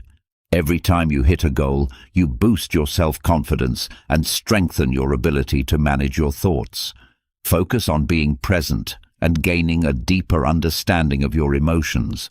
As you begin to recognize your power to choose how you respond, you'll grow more resilient and less affected by negative emotions. Think of a baker who commits daily to improving their craft. This baker isn't influenced by praise or criticism. They remain focused on refining their skills and ignore outside opinions. Their unwavering commitment leads to genuine peace and freedom. In the same way, when you protect your mind from outside influences, you can concentrate on your personal development. Protecting your mind also means creating healthy boundaries. Be careful about what you allow into your mental space. Just as you wouldn't bring trash into your home, don't allow negative thoughts, toxic relationships, or harmful content to crowd your mind. Instead, surround yourself with positive influences that lift and inspire you. Read enriching books, engage in thoughtful conversations, and spend time with people who support your growth. Stoic philosophy isn't just ancient wisdom. It's a powerful guide for navigating modern life. When we learn to manage our thoughts and emotions with maturity, we find real peace and freedom even in an unpredictable world. It's not about ignoring emotions, but understanding them fully and responding in ways that align with your values and purpose. One effective method is practicing mindfulness or meditation. These techniques help you become more aware of your thoughts and feelings, creating space between what happens and how you react. In that space lies your strength and freedom. When you practice mindfulness regularly, you train your mind to observe without reacting impulsively, giving you better control over your emotions. Another key part of guarding your mind is adopting a growth mindset.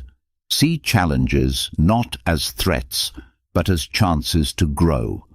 When difficulties arise, remind yourself that each one is an opportunity to become wiser and stronger. This shift in mindset changes how you experience hardship, helping you become more resilient and less affected by negativity. Keep in mind, protecting your mind is a continuous journey. It's about always choosing to focus on what's within your control, your thoughts, reactions, and mindset. It's rejecting the idea of being a victim and instead choosing to take charge of your own life. The more you practice, the more natural it becomes, and over time, outside events will have less influence on your inner peace. Epictetus taught that while we can't control others' actions or opinions, we can control how we respond. Even when someone criticizes us harshly, we have the ability to decide how much we let it affect us. In our current world, this means accepting that people have different perspectives and values that may not match our own. Disagreements and harsh words are a part of life, but what matters is how we deal with them. The first step is understanding yourself, your motives and reasons for your actions. When you know you're acting in line with your values, criticism loses its power. Negative comments don't carry as much weight when you're confident in your intentions. This kind of self-awareness builds a strong inner foundation that helps protect you from being overly influenced by others. When someone criticizes you, don't react immediately. Take a moment to think. Ask if there's any truth in what they said. Even harsh feedback can sometimes offer helpful insight. That doesn't mean you have to accept all criticism, but being open to it shows maturity and a desire to grow. Stoicism also teaches us to be patient and gentle. Patience helps us stay calm instead of reacting impulsively, and gentleness keeps our relationships healthy, even when we're criticized or disagreed with. Think about saints and wise individuals who remained kind and patient in the face of insults and hardships, staying true to their path. Following their example, we too can preserve our peace by practicing patience and kindness. Developing a thick skin is another important skill. This doesn't mean becoming insensitive or ignoring all feedback. Instead, it's about being emotionally strong. Not all criticism reflects who you are. Sometimes people project their own issues onto others. Recognizing this helps you not take things personally or let them damage your self-esteem. Remember, you have the power to choose how you respond. That choice is at the heart of Stoic wisdom. Just because someone criticizes you doesn't mean their opinion defines you. You can accept what's helpful and ignore what isn't. This way you grow and improve without being dragged down by negativity. Having open and respectful conversations is another powerful way to deal with criticism. If the feedback comes from someone close, like a friend or family member, consider talking it through with them. Calmly ask for clarification and share your point of view. This can help clear up any misunderstandings and also strengthen your relationship through honest dialogue and mutual respect. Responding to criticism in a thoughtful way can also influence those around you. When people see you handle feedback with calmness, grace, and a willingness to learn, they often admire your composure and may be inspired to do the same. You become a positive example of resilience and emotional maturity, demonstrating Stoic values in daily life. Epictetus taught that it's not events themselves that disturb us, but how we think about them. So when someone offends you, it's not necessarily their words or actions that cause pain, it's your interpretation and emotional reaction. The real power lies in your hands. You get to decide how much an offense will affect you. This insight is freeing because it shifts the focus from things outside your control to your own thoughts and responses. Transforming offense doesn't mean you deny your emotions. It's completely normal to feel hurt or angry. Stoicism encourages you to acknowledge those feelings without letting them dominate your actions. It's about creating a mental pause between what happens and how you respond. In that pause is where your true power lies, your ability to choose a reaction that aligns with your principles and long-term goals. A useful way to shift your perspective is through cognitive reframing. When you feel offended, try viewing the situation differently. Rather than dwelling on what upset you, ask what you can learn from it. That doesn't mean agreeing with the person who offended you, but it gives you a chance to find wisdom in the experience and grow. For example, if someone questions your life choices, instead of taking offense, reflect on whether there's any useful insight or reaffirm your values with greater clarity. Stoic teachings also highlight the importance of empathy. If someone offends you, try to consider their situation.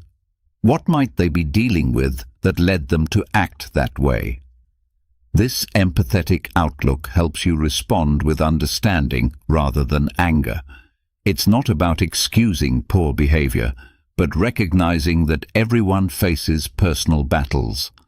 Another effective approach is practicing forgiveness. Holding on to resentment only hurts you. It's like drinking poison and expecting the other person to suffer. When you choose to forgive, you let go of that emotional burden. Forgiveness doesn't mean justifying the offense.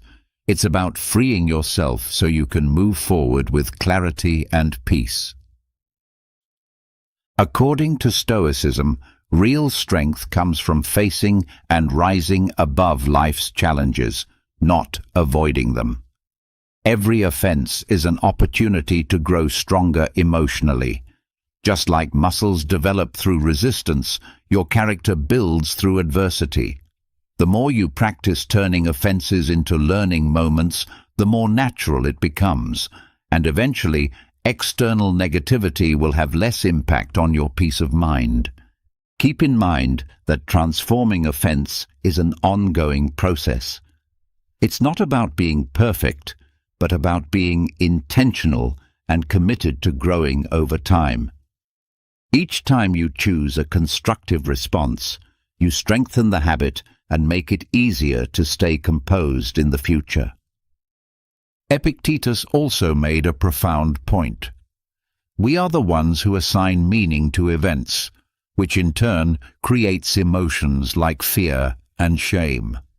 These feelings don't come from the events themselves. They come from how we interpret them. Once we realize this, we can begin to shift our perception and take control of how we experience fear and shame. Fear often stems from uncertainty or anticipating negative outcomes. Though it serves as a protective instinct, it can also become overwhelming. Stoicism teaches us to face our fears directly rather than run from them. Start by asking yourself, what exactly am I afraid of? Break it down into clear concerns. Often, just analyzing fear logically takes away much of its power. Take public speaking, for example.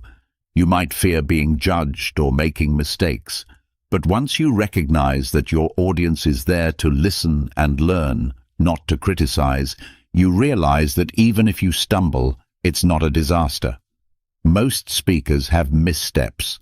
With preparation and practice, your confidence grows and your fear shrinks with each experience. Shame is a deep emotion that can make us feel unworthy, often rooted in social expectations or past failures. Stoicism encourages us to meet shame with bravery and compassion. It's about owning our imperfections and learning from them rather than letting them define us. Think of a time when you felt ashamed of a mistake. Instead of letting the shame fester, confront it. Reflect on what happened and why. What lessons can you draw from it? How can you grow? When you do this, you turn shame into a stepping stone for improvement instead of a weight holding you down. One of the most powerful ways to release shame is by forgiving yourself. Holding on to shame locks you in a cycle of negative self-talk and guilt. Forgiving yourself is essential because clinging to shame traps you in a continuous cycle of self-criticism. When you choose to forgive yourself, you release the emotional weight that holds you back, allowing yourself to move forward. This act of forgiveness doesn't mean you're excusing your past actions. It means you're recognizing your mistakes, learning valuable lessons from them, and then letting them go. It is a vital part of the healing process and personal development. To begin addressing fear and shame, start small. Gradually expose yourself to the situations that provoke these emotions. Use every encounter as a moment to reflect and grow. With time, your resilience will increase, and the fears or sources of shame that once had a firm grip on you will lose their intensity. This method of gradual exposure, combined with honest self-reflection, helps reduce your sensitivity to those emotions, making them easier to manage. Stoicism also highlights the value of community and support. Sharing your fears and feelings of shame with trusted friends or mentors can be a deeply freeing experience. Opening up in a safe and supportive environment not only lightens your emotional load, but can also offer you new insights and encouragement.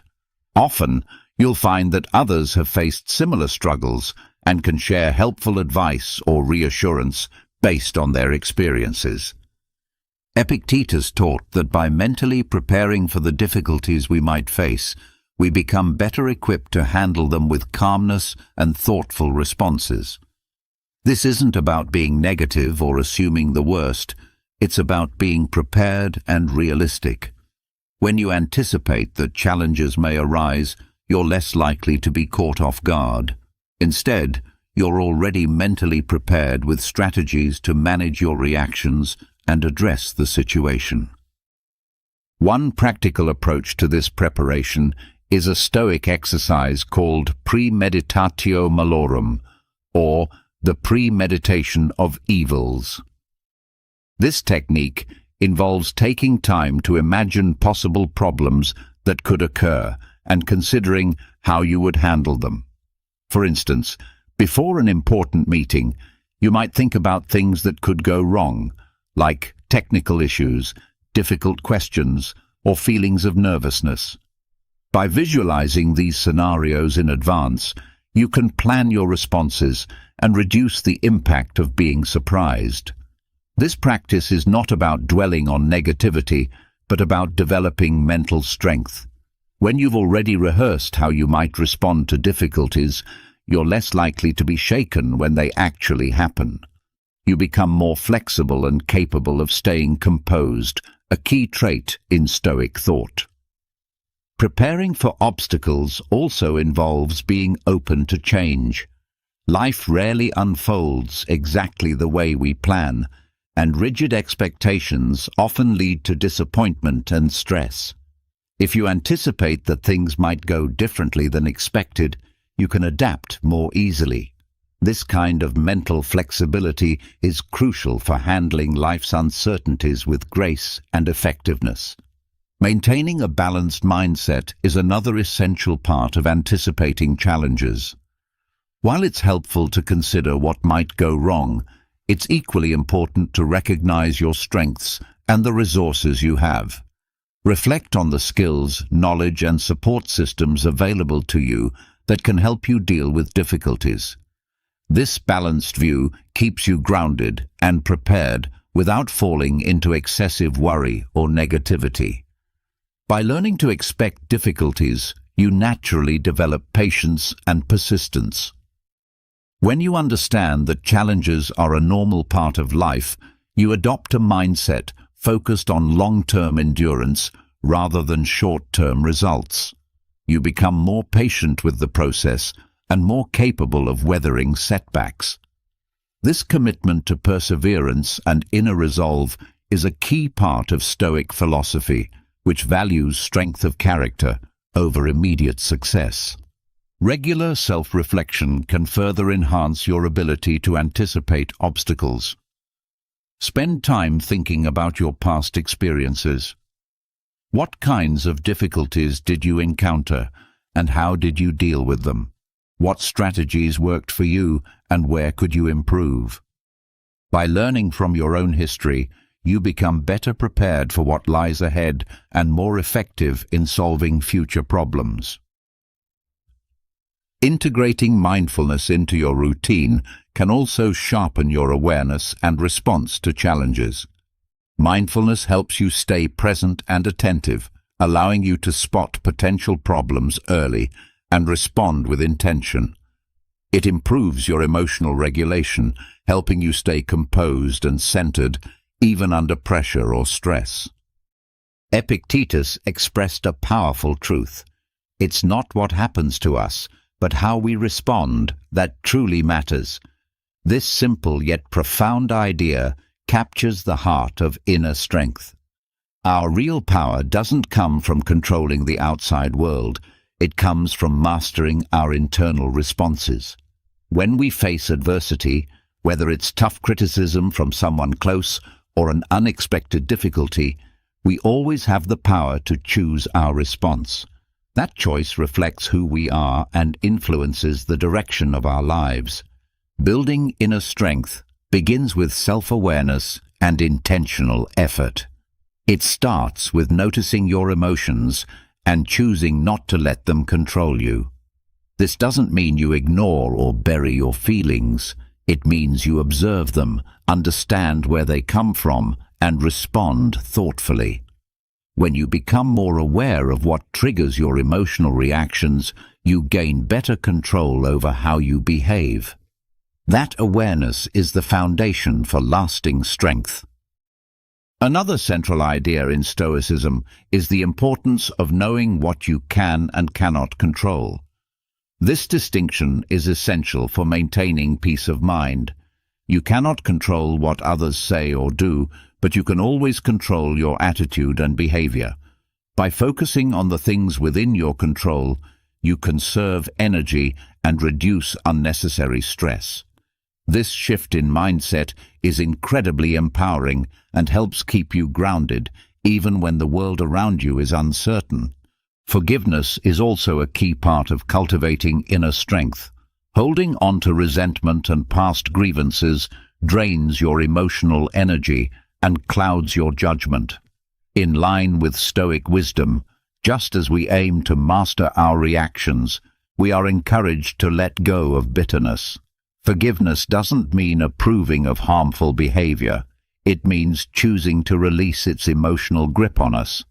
When we forgive, we free ourselves from the weight of negative emotions and open the door to healing and personal growth. Building inner strength also requires developing resilience. Life comes with its share of highs and lows, and setbacks are a natural part of the journey. The key is to see these setbacks not as defeats, but as opportunities to grow stronger in character. Every difficulty you encounter is a chance to build resilience and perseverance. Over time, this consistent practice reinforces your inner strength, making you more adaptable and less reactive to the ups and downs of life. Stoicism reminds us that strength isn't only found within ourselves, it also comes from our connections with others and, for many, from faith.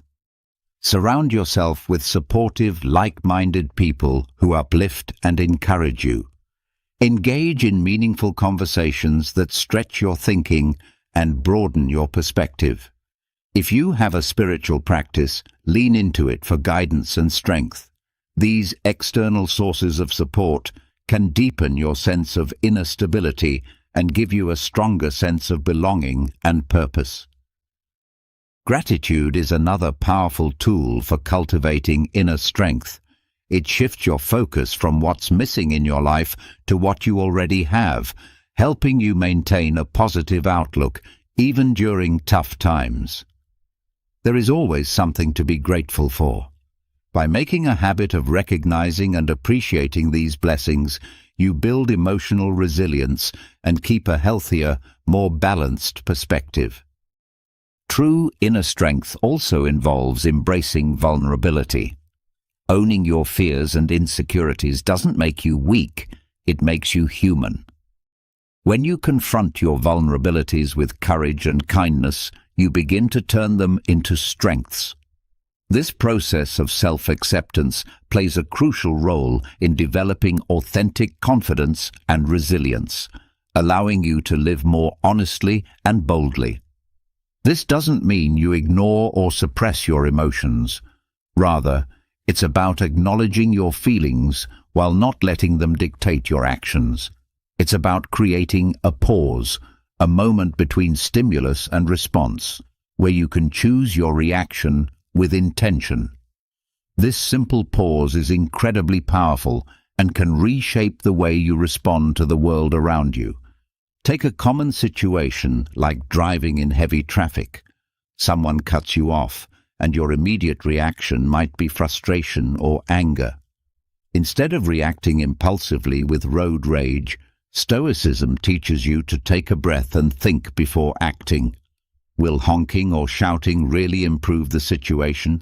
Likely not. By choosing calm over chaos, you stay in control of your emotions and enjoy a more peaceful experience. Another essential element of self-mastery is learning to delay gratification. In today's fast-paced world, we're constantly tempted to chase instant rewards and avoid discomfort. But Stoicism teaches the long-term value of patience, discipline, and perseverance. By resisting short-term temptations and focusing on meaningful goals, you strengthen your willpower and emotional endurance.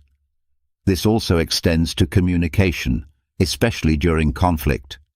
In heated moments, it's easy to let emotions take control and say things you might later regret.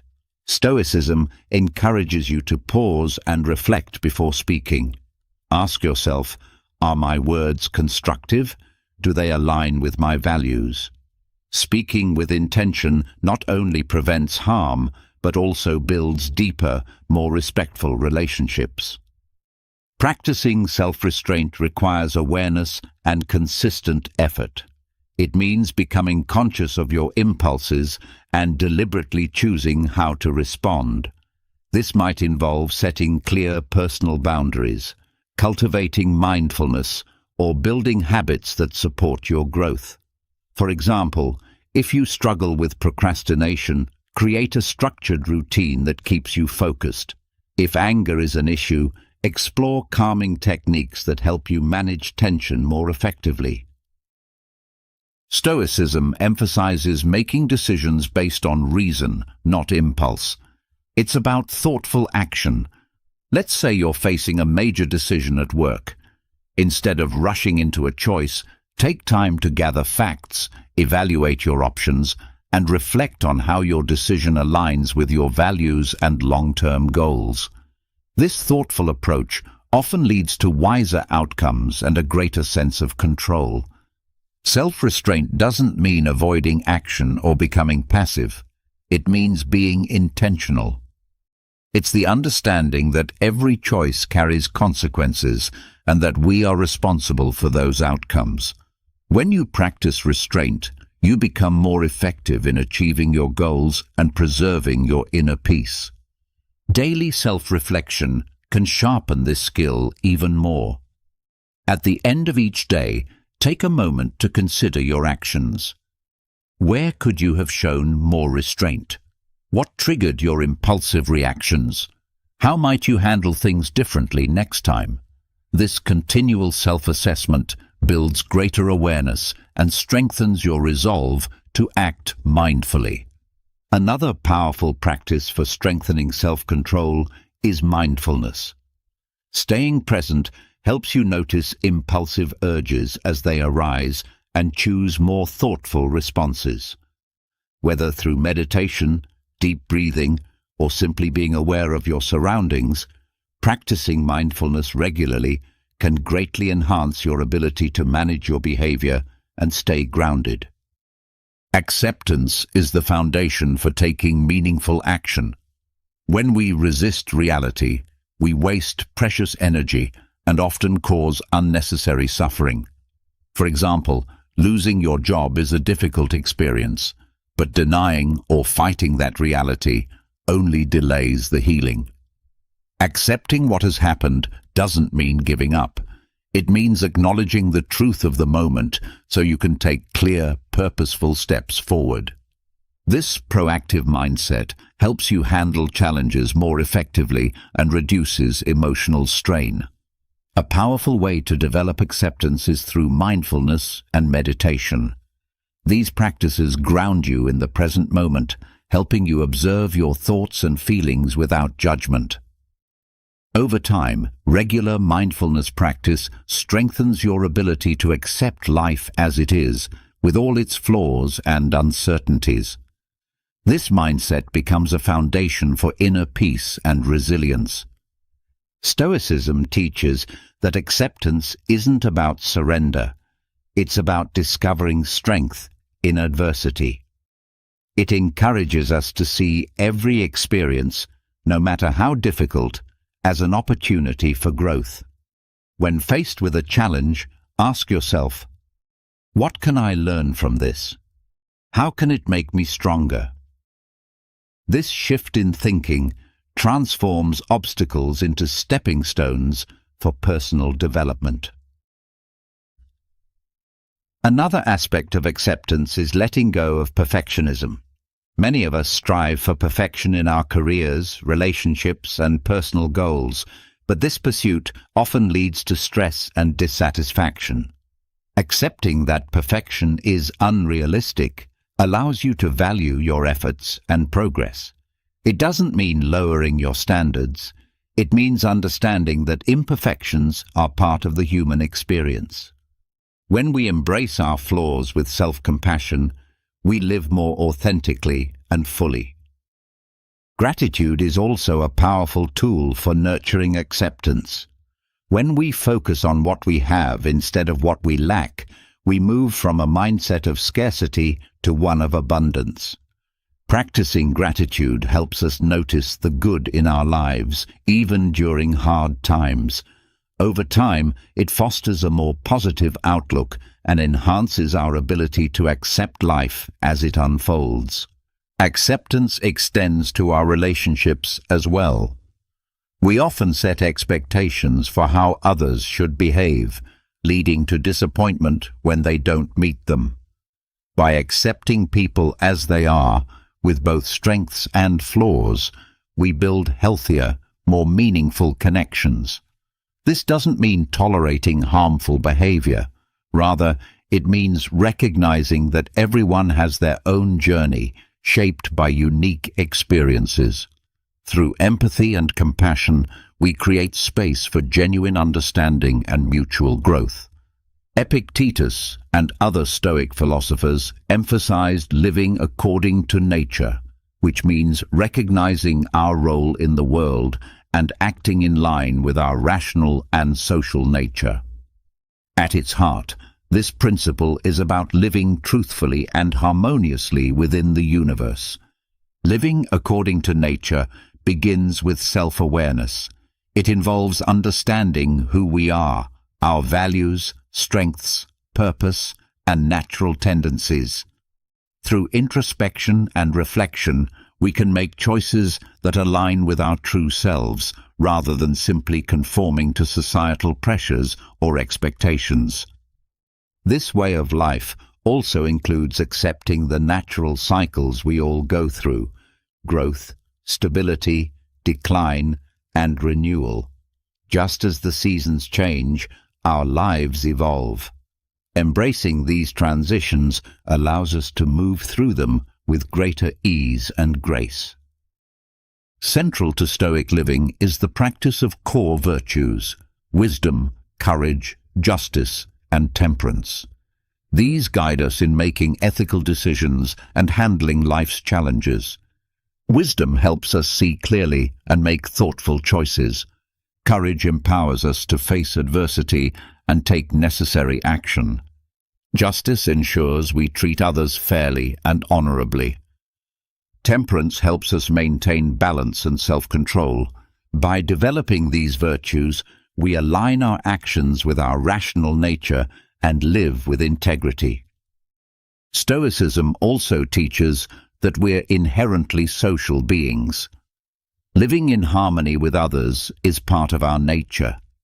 It means recognizing our interdependence and contributing to the well-being of those around us. When we practice empathy, kindness, and cooperation, we fulfill this social nature and help create a supportive, thriving community. Another important Stoic value is simplicity, focusing on what truly matters. In a world full of distractions and material pursuits, it's easy to lose sight of what's important. Stoicism invites us to let go of the excess and prioritize our core values. This might involve simplifying your lifestyle, nurturing meaningful relationships, and dedicating time to personal growth and self-care. By doing so, we make room for joy, fulfillment, and a deeper sense of purpose. Acceptance and gratitude also play a key role in living according to nature. Accepting life's natural flow means letting go of the need to control every outcome and learning to trust the process.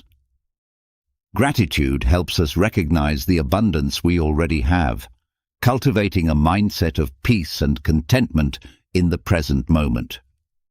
Finally, living according to nature involves caring for the world around us. As part of the natural ecosystem, we have a responsibility to protect and preserve it. This includes making sustainable choices, reducing waste, and respecting the planet's delicate balance. When we live in an environmentally conscious way, we honor our connection to nature and help ensure a better future for generations to come. Incorporating mindfulness into daily life can greatly support this Stoic path. Staying present and aware allows us to act intentionally, respond thoughtfully, and stay aligned with our true values in a constantly changing world. As we wrap up this journey through Stoic principles, remember this: true strength doesn't come from trying to control the world around you. It comes from mastering your own thoughts and actions. Embrace the timeless wisdom of Stoicism and let it lead you toward a life filled with inner peace, resilience, and lasting fulfillment. Have you ever been around someone whose presence alone drains your energy, manipulates your emotions, or leaves chaos in their wake? Unfortunately, evil doesn't just exist in myths or movies. It's real, it's around us, and even more unnerving, it often operates in subtle ways.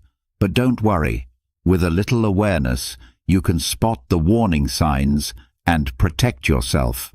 Evil people don't show up with horns or tails, but their actions reveal their true nature. They manipulate, destroy, and exploit your kindness for their gain. The good news? You don't have to be a detective to recognize them. Ancient Stoic philosophers like Marcus Aurelius have shared timeless wisdom on how to identify evil and guard yourself against it. In this video, I'll uncover 10 evident signs that you're dealing with an evil person, signs you simply can't ignore. These insights will empower you to maintain your peace and safeguard your energy. So let's dive in and learn how to navigate this world with clarity and confidence. Ready? Let's get started. Number 1. Constant manipulation. Seneca once said, "He who has many fears also has many things to manipulate." This isn't just a reminder, but a warning about the power of manipulation in the hands of malicious people. These individuals don't thrive on integrity. They flourish by distorting reality, turning lies into their most effective weapon. I remember a time when I worked with a colleague I initially trusted. He was skillful at praising me in front of others, making me feel recognized and valued. But behind the scenes, he began spinning subtle narratives, quietly undermining my work and inflating minor mistakes into major issues for the management. When I sensed something was off and decided to confront him, he remained calm, saying he was merely helping me improve. It made me question myself. Was I doing something wrong? I started doubting my abilities. In truth, he wasn't helping me at all. He was pushing me into a state of dependence, making me feel I needed his guidance to be good enough. This is how manipulation operates. It doesn't just disorient you, it erodes your confidence. Manipulators don't build relationships on trust and honesty. They exploit your vulnerabilities to gain control. They deftly prey on your uncertainties, convincing you that only they understand you and that only they can guide you. Stoic philosophy teaches us that the key to combating manipulation is clarity and self-control. A truly virtuous person will always lead you toward independence and autonomy, not entangle you in dependency. If someone in your life constantly urges you to follow their lead while disregarding your boundaries or personal autonomy, it's a clear sign you need to step back. Remember Epictetus's wisdom: no man is free who is not master of himself. By refusing to participate in their manipulation game, you reclaim control over your thoughts, actions, and decisions. Mental clarity and self-awareness are the antidotes to their toxic influence. You don't need to argue or prove yourself.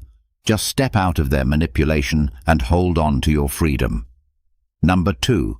A mask of charm. Epictetus once reminded us that appearances, no matter how dazzling, often hide the truth beneath. Have you ever encountered someone whose charm seemed almost too perfect, as if scripted from a movie? Their radiant smile, soothing words, and ability to make you feel special, everything seemed like a flawless performance. But when you take a step back and look closer, you might realize that behind the facade lies a motive far from genuine. Charm, when used sincerely, is a wonderful thing. It connects people, builds trust, and creates meaningful relationships. But in the hands of someone with darker intentions, charm becomes a deadly weapon. They know how to capture your heart, disarm you with their carefully crafted words, and present themselves as the friend you've always sought, the perfect partner, or even a trusted mentor. Yet their charm is hollow, like a glossy shell concealing a bitter truth. Marcus Aurelius once warned us, "The soul becomes dyed with the color of its thoughts." These individuals don't just manipulate, they use their charm to mask their true nature, selfishness, deceit, and manipulation. Observe how they behave when no one is watching. How do they treat those who offer them no benefit? Words can be beautifully decorated, but actions paint the truest picture of character. I once knew a friend who had an uncanny ability to make everyone feel adored. He showered people with compliments, making them believe they were genuinely special to him.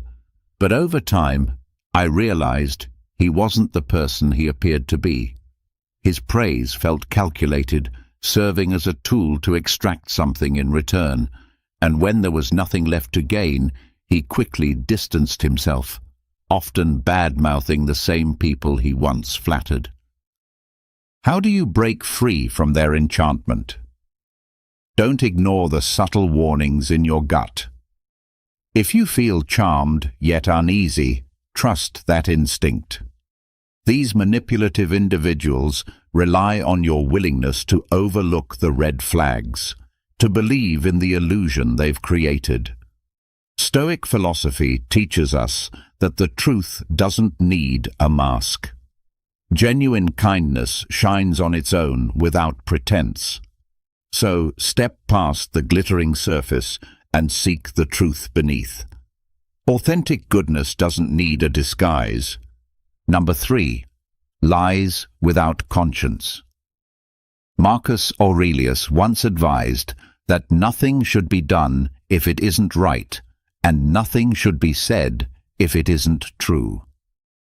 Yet for truly malicious individuals, truth is merely an obstacle. They don't lie out of carelessness. They lie because deceit has become their second nature. Their lies aren't random. They're crafted with purpose, whether it's to gain power, evade responsibility, or distort your perception of reality. Imagine a friend who consistently weaves elaborate tales to gain credibility. Once, she convinced you that she single-handedly managed a critical project, claiming full responsibility for its success. But upon closer inspection, every document and email you reviewed proved otherwise. When confronted, instead of owning up, she accused you of misunderstanding the situation, deflecting attention to unrelated details. This is how master manipulators operate. They make you question your memory and judgment, subtly eroding your grip on reality. Evil manipulators exploit your uncertainty, convincing you they know better. And in doing so, they seize control of the narrative. Their lies demand constant upkeep, new layers of deceit to cover the old ones. But herein lies their Achilles heel. Truth is resilient, requiring no maintenance, while lies are fragile, constantly at risk of unraveling. To protect yourself, pay attention to inconsistencies. Do their stories shift under pressure? Are their actions aligned with their words? Stoic philosophy teaches us to focus on actions as they reveal a person's true character. When you spot discrepancies between someone's words and actions, trust your observations over their claims. Ask questions, demand transparency, and most importantly, set boundaries. Honesty isn't just the foundation of relationships, it's a mirror reflecting integrity. And when dishonesty persists, don't hesitate to walk away. Stoicism reminds us that real strength lies in mastering ourselves and distancing from what undermines our values and peace. So the next time you encounter someone who lies without conscience, hold your ground, focus on their actions, and safeguard yourself against their web of deceit. Number 4. Lack of empathy. Seneca once observed that humans are social creatures, not meant to live solely for themselves. Empathy is the bridge that connects us, allowing us to share in the joys and sorrows of others. Yet for the truly malicious, other people are nothing more than pawns in their self-serving games. They do not genuinely care about your happiness or pain unless it aligns with their personal agenda. The lack of empathy is not just a flawed character, it's a glaring window into a hollow soul. Imagine this. You're sitting across from a friend, pouring your heart out about a struggle that's been weighing you down. Instead of support, they deflect. "Oh, you think that's bad? Let me tell you about my day," they retort, dismissing your vulnerability as trivial.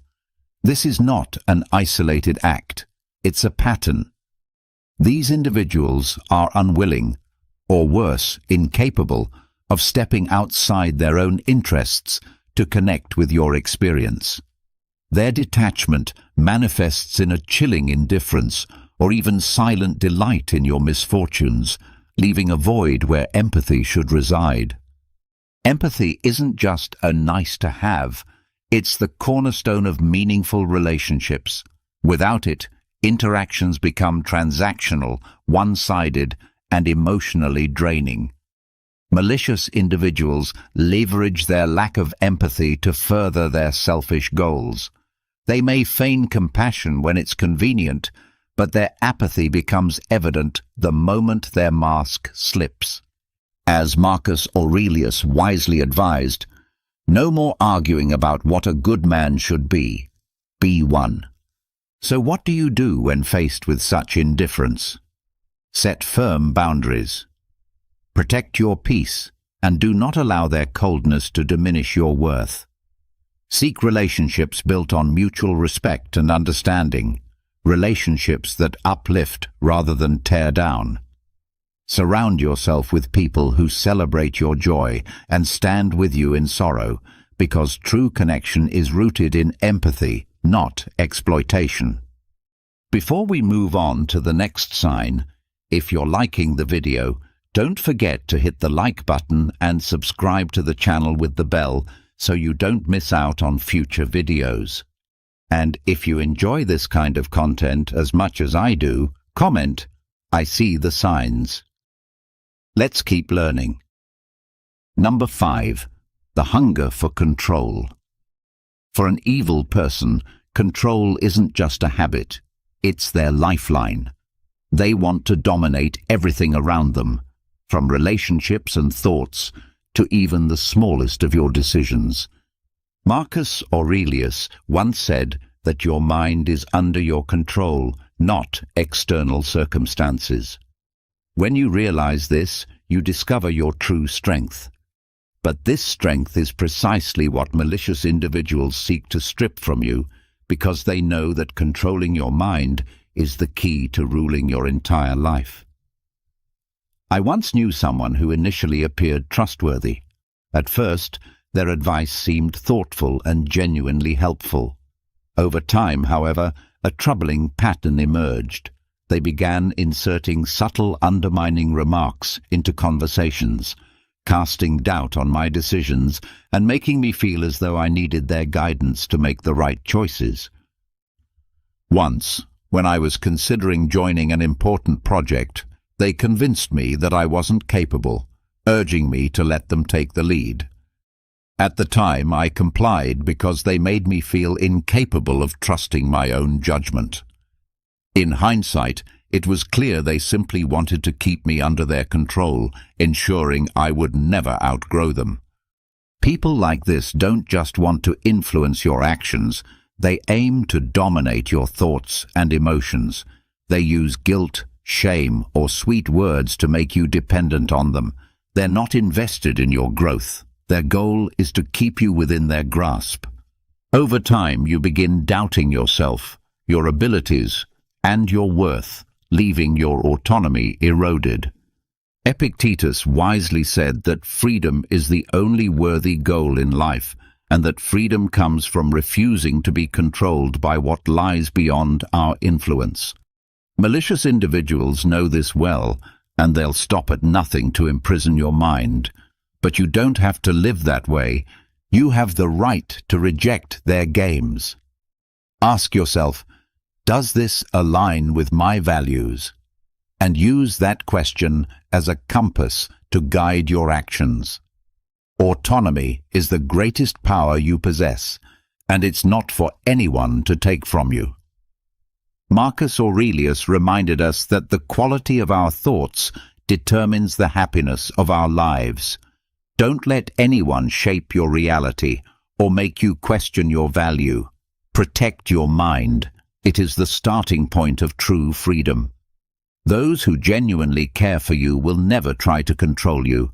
Instead, they'll empower you to make your own decisions and grow in your own way. So stand firm, hold your ground, and let your mind lead you to the freedom you deserve. Number 6. Blame games and deflection. Seneca wisely observed that people often prefer trust over judgment. This is precisely what manipulative individuals exploit to their advantage. Instead of taking accountability, they craft stories that cast themselves as victims in every situation. By blaming others and deflecting responsibility, they not only avoid consequences, but also shift the burden onto someone else with an unsettling finesse. As Seneca noted, the truth stands firm without justification, while lies always require elaborate stories to sustain them. Imagine dealing with someone who always evades accountability. Every time something goes wrong, they avoid admitting their mistakes and instead blame you or external circumstances. Once, I worked on an important project with a close friend. When things started going south, rather than owning up to her oversights, she was quick to criticize my organizational approach, leaving me questioning whether I was the problem. What made it worse was her subtle tone, as if she was merely offering constructive feedback. After multiple instances, I realized I was being manipulated into bearing the brunt of every error. These individuals excel at crafting narratives that distort reality and cloud your judgment. They manipulate emotions, making you feel guilty even when they are at fault. They rely on your sensitivity and trust to weave a story in which they are always the victim, and you somehow become the villain. Marcus Aurelius reminds us that the truth stands on its own. When faced with such individuals, it's crucial to maintain an objective perspective and resist letting emotions dictate your reactions. Stay anchored in facts and don't hesitate to question or refute false claims. When they try to shift blame, calmly but firmly demand clarity. This approach not only keeps you from falling prey to their blame games, but also reinforces your own integrity. To handle such people, establish clear boundaries. Refuse to engage in the psychological games they construct to dodge responsibility. Instead, stand firm in your truth, ensuring they cannot manipulate or distort reality. Integrity and accountability are hallmarks of a strong character. When someone consistently refuses to take responsibility, their true nature becomes evident. Your job is to protect your peace and steer clear of their games. Number 7. The pleasure of pain. One of the most chilling traits of a truly malicious individual is the satisfaction they derive from others' suffering. Epictetus wisely advised, "Associate with those who make you better." Yet for these individuals, they are not interested in growth or support. They seek opportunities to degrade and find joy in the pain around them. Whether subtle or overt, this toxic pleasure is a clear signal that you should distance yourself. This delight in others' misery often begins with small, seemingly harmless actions. It could be a sarcastic remark, a mocking laugh at someone's misfortune, or a smirk of satisfaction when witnessing someone else's failure. Over time, these behaviors reveal their true nature. They don't seek to elevate themselves through hard work or merit, but by standing on the shoulders of those they tear down. I once had a friend who reveled in sharing the missteps of others with a strange enthusiasm. One day, she chuckled when a co-worker was publicly reprimanded in the office. At first, I thought it was mere indifference, but as time passed, it became clear this was her way of feeling powerful. Instead of offering support or empathy, she magnified others' struggles to make herself appear superior. Seneca once said, "No man is more unhappy than one who never faces adversity." However, for such individuals, adversity isn't a lesson. It's a tool. Their joy doesn't come from achieving anything meaningful, but from watching others stumble. They sabotage, gossip, or intentionally harm to feed their ego. At the root of this behavior lies deep insecurity. They need others to suffer to feel better about themselves. But this fleeting satisfaction is just a temporary mask for their inner emptiness. To counter individuals like this, Stoic philosophy underscores the importance of safeguarding your self-worth and choosing relationships that foster growth. Recognize the signs, their indifference, their enjoyment of others' pain, or their fixation on failures to feel superior. Step away from them, because every moment you spend in their presence is a moment you lose peace and self-value. Surround yourself with those who lift you up, those who celebrate your growth rather than diminish it. These are the people who not only respect you, but encourage you to be the best version of yourself. True joy is never built on the suffering of others, but on shared success and genuine relationships. Number 8. Isolation as a weapon. Marcus Aurelius once said that humans are born to cooperate. Our strength lies in unity, shared experiences, and the encouragement of those who care for us. But for malicious individuals, this natural order is precisely what they aim to disrupt. One of their most potent weapons is isolation. By separating you from loved ones, friends, or support groups, they not only strip away your emotional strength, but also make you easier to control and manipulate. I once had a friend who initially seemed genuine and caring. Over time, however, she started making subtle, negative comments about people close to me.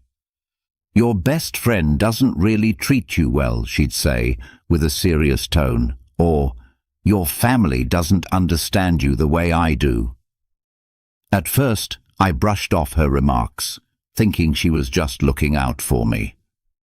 But as time passed, these comments became more frequent, creating doubt and distancing me from the relationships that had always been my strongest support system.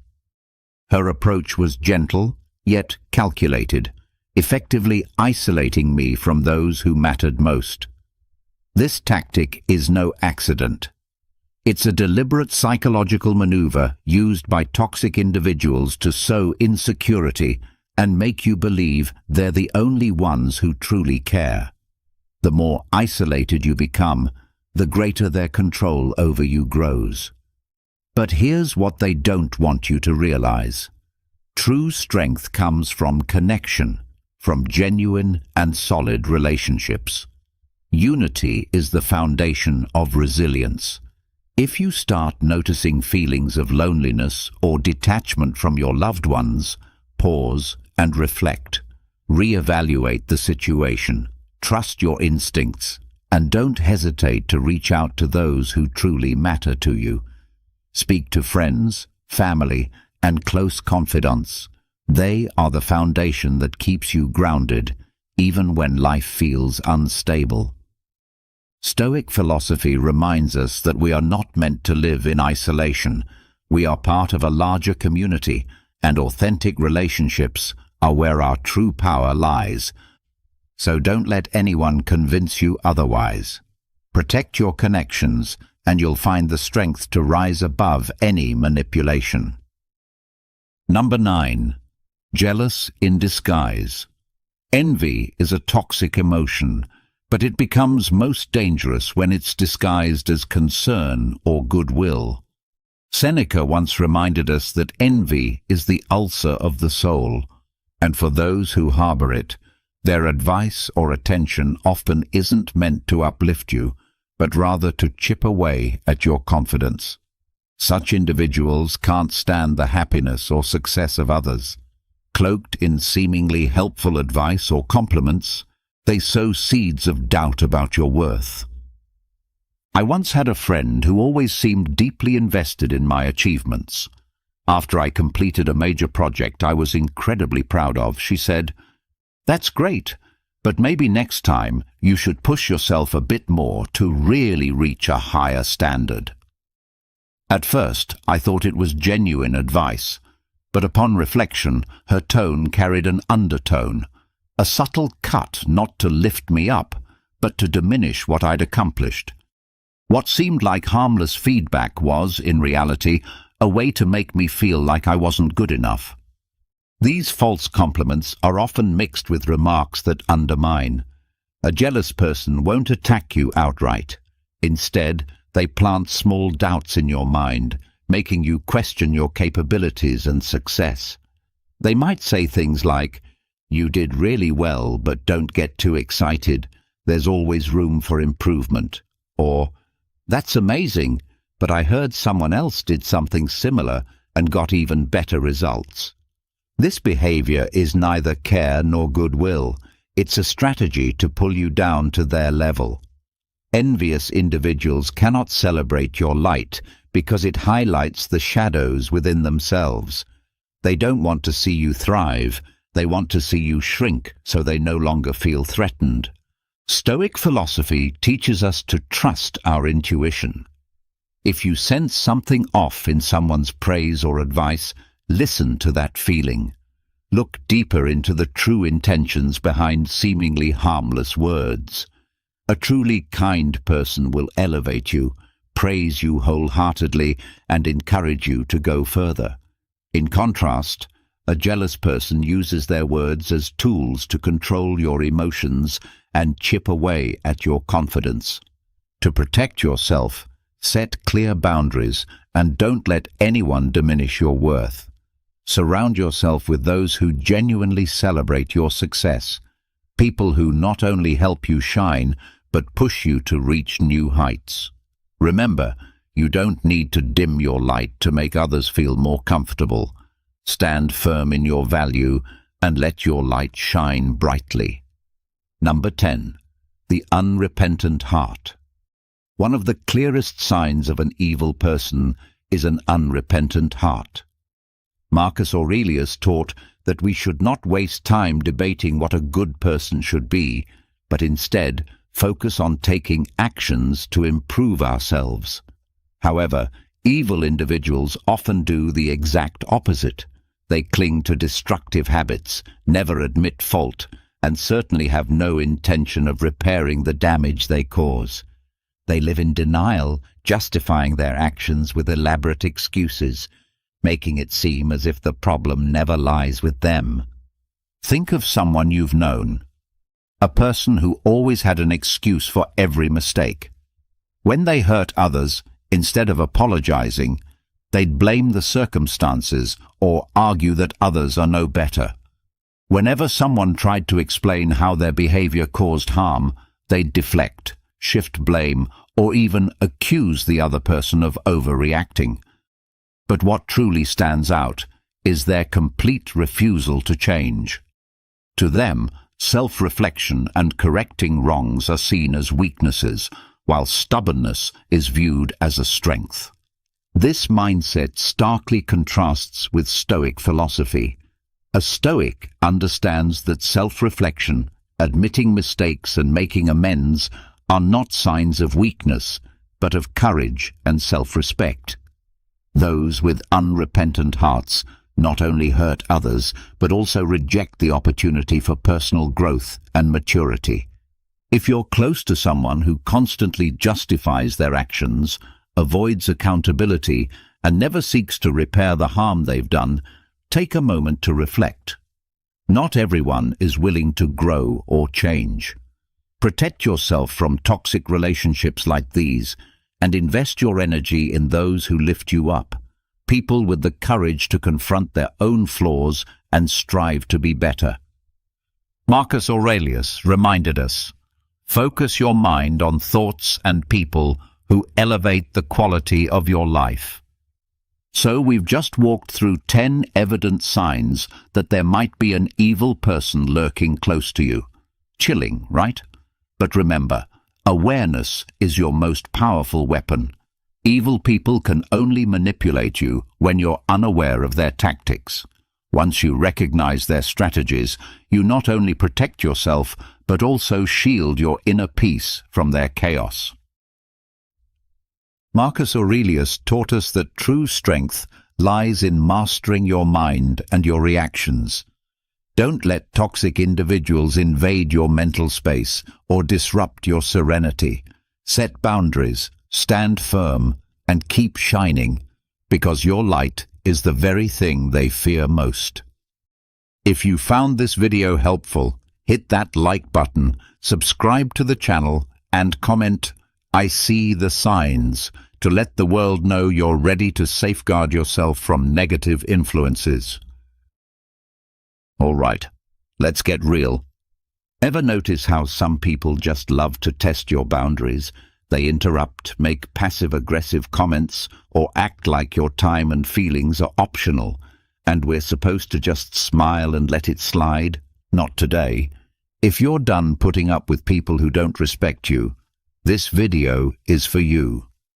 Today, I'm breaking down brutally honest, maybe even a little controversial, ways to handle disrespect without losing your cool and without sacrificing your self-respect. So buckle up, because by the end of this, you'll have every tool you need to show people exactly where the line is drawn. Let's dive in. 1. Embrace the silent stare. Let's start with one of my all-time favorite slightly savage techniques, the silent stare. Now, you might be thinking, really? Just staring? Yes, trust me on this.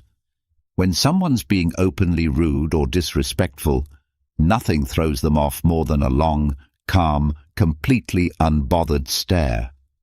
People who disrespect others are usually looking for a reaction. They want you to stammer, get flustered, maybe even snap back. They're looking to drag you into their drama, to make you question yourself or feel small. But when you just look at them, no words, no expressions, just steady eye contact, suddenly the power dynamic flips. Now I get it.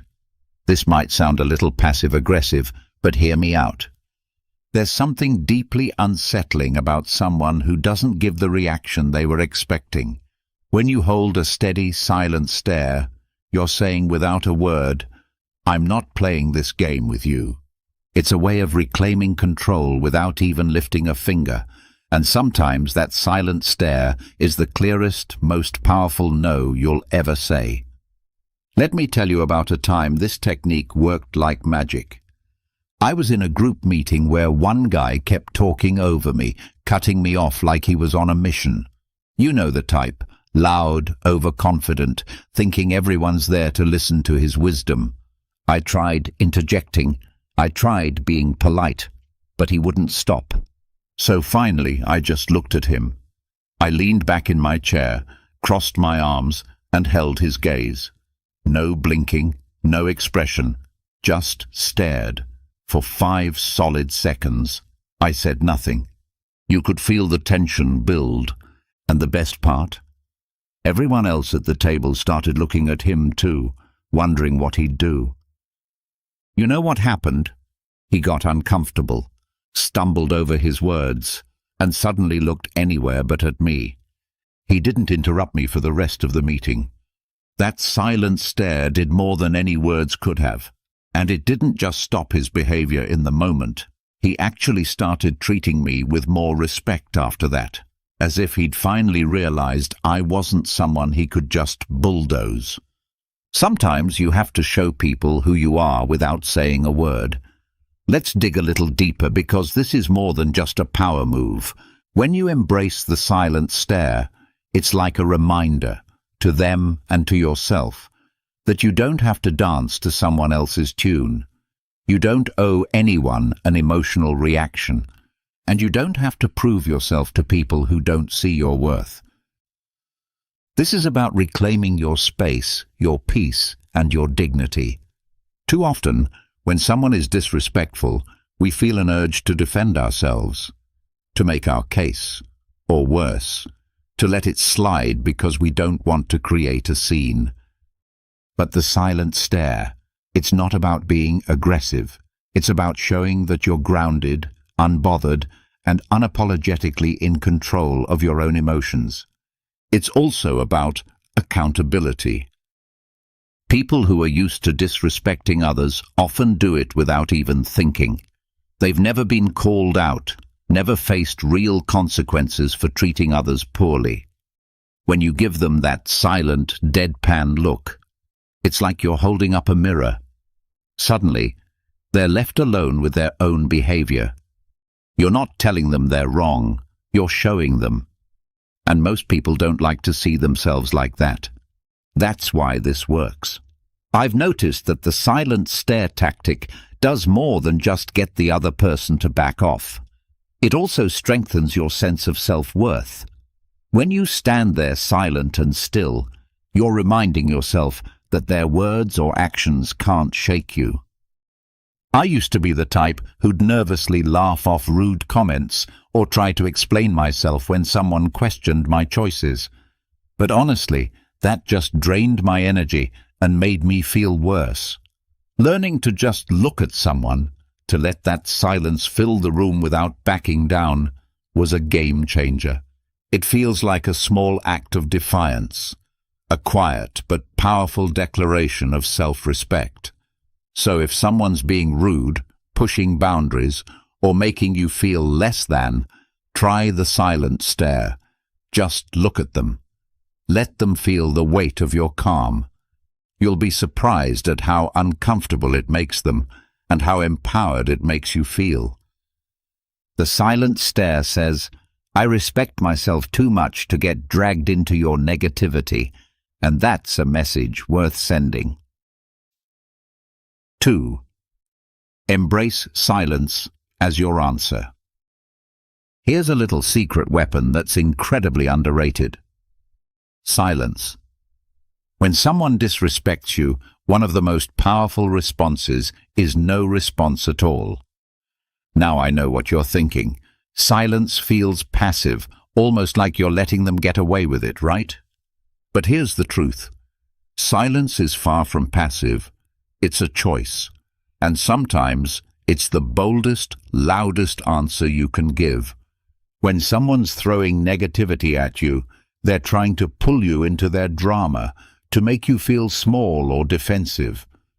But when you don't engage, when you just let their words hang in the air without responding, it forces them to sit alone with their own behavior. And that silence, it's deafening. Now here's why this works so well. People who disrespect others usually expect a reaction. They're looking for a fight, a justification, or just some kind of validation for their own behavior. But silence says, I'm not giving you my energy. By not engaging, you're keeping control of the conversation and letting them know, "I'm not here to entertain your disrespect." Sometimes the most powerful way to communicate is by not communicating. It's a quiet, subtle reminder that they're not worth your time or your words. I remember once being in a situation with someone who just couldn't resist making these little digs. You know the kind of person, hides their insults as jokes and tries to pass it off as harmless fun. So one day, he says something completely unnecessary about my work, clearly just to get a rise out of me. Normally, I would have tried to explain myself, or maybe even fired back a comment. But this time, I just looked at him, raised an eyebrow, and said absolutely nothing.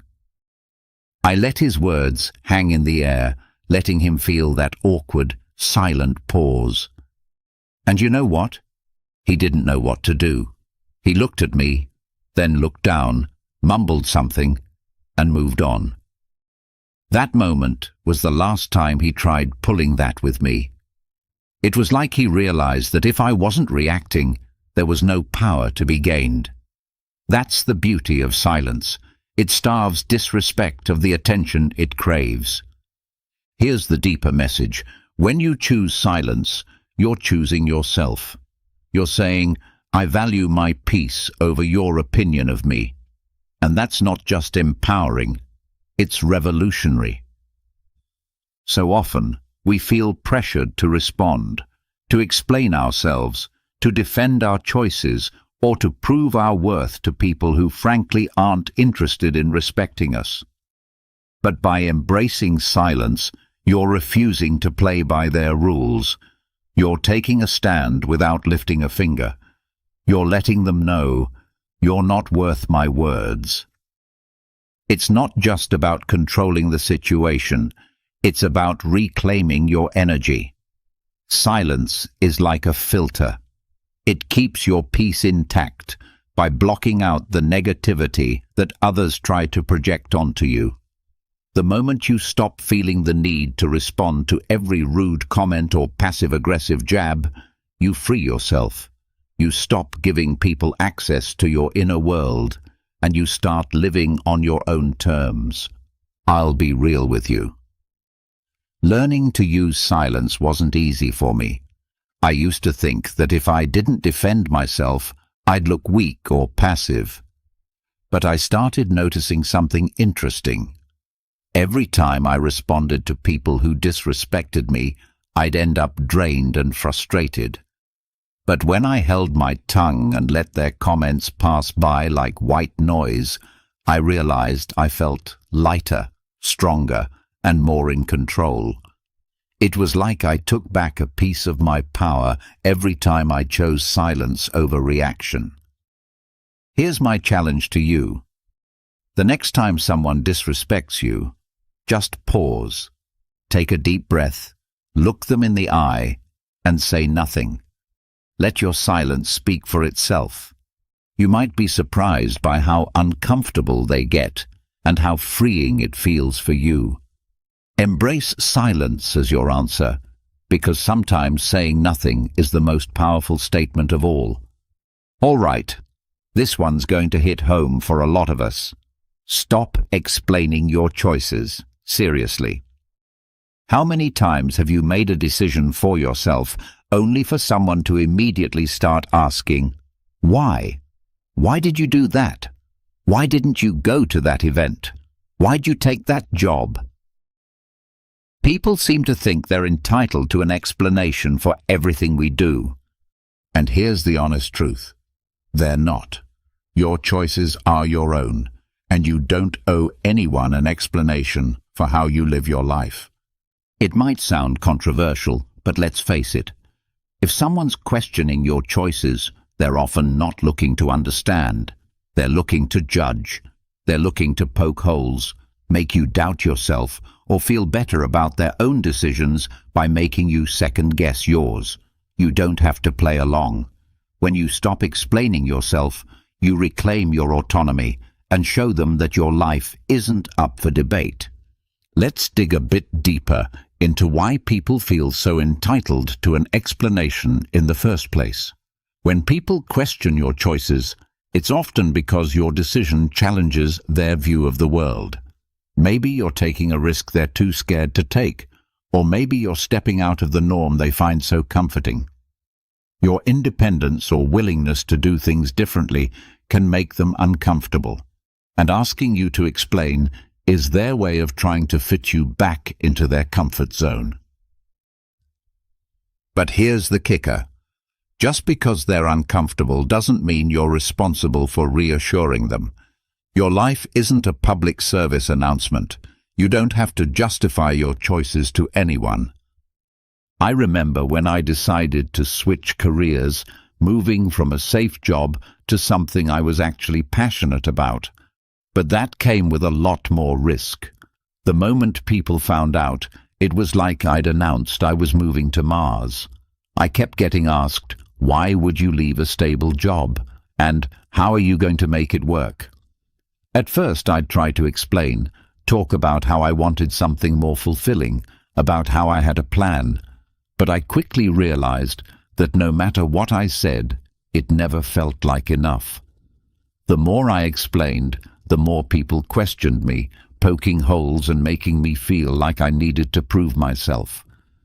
Then one day, I decided to try something new.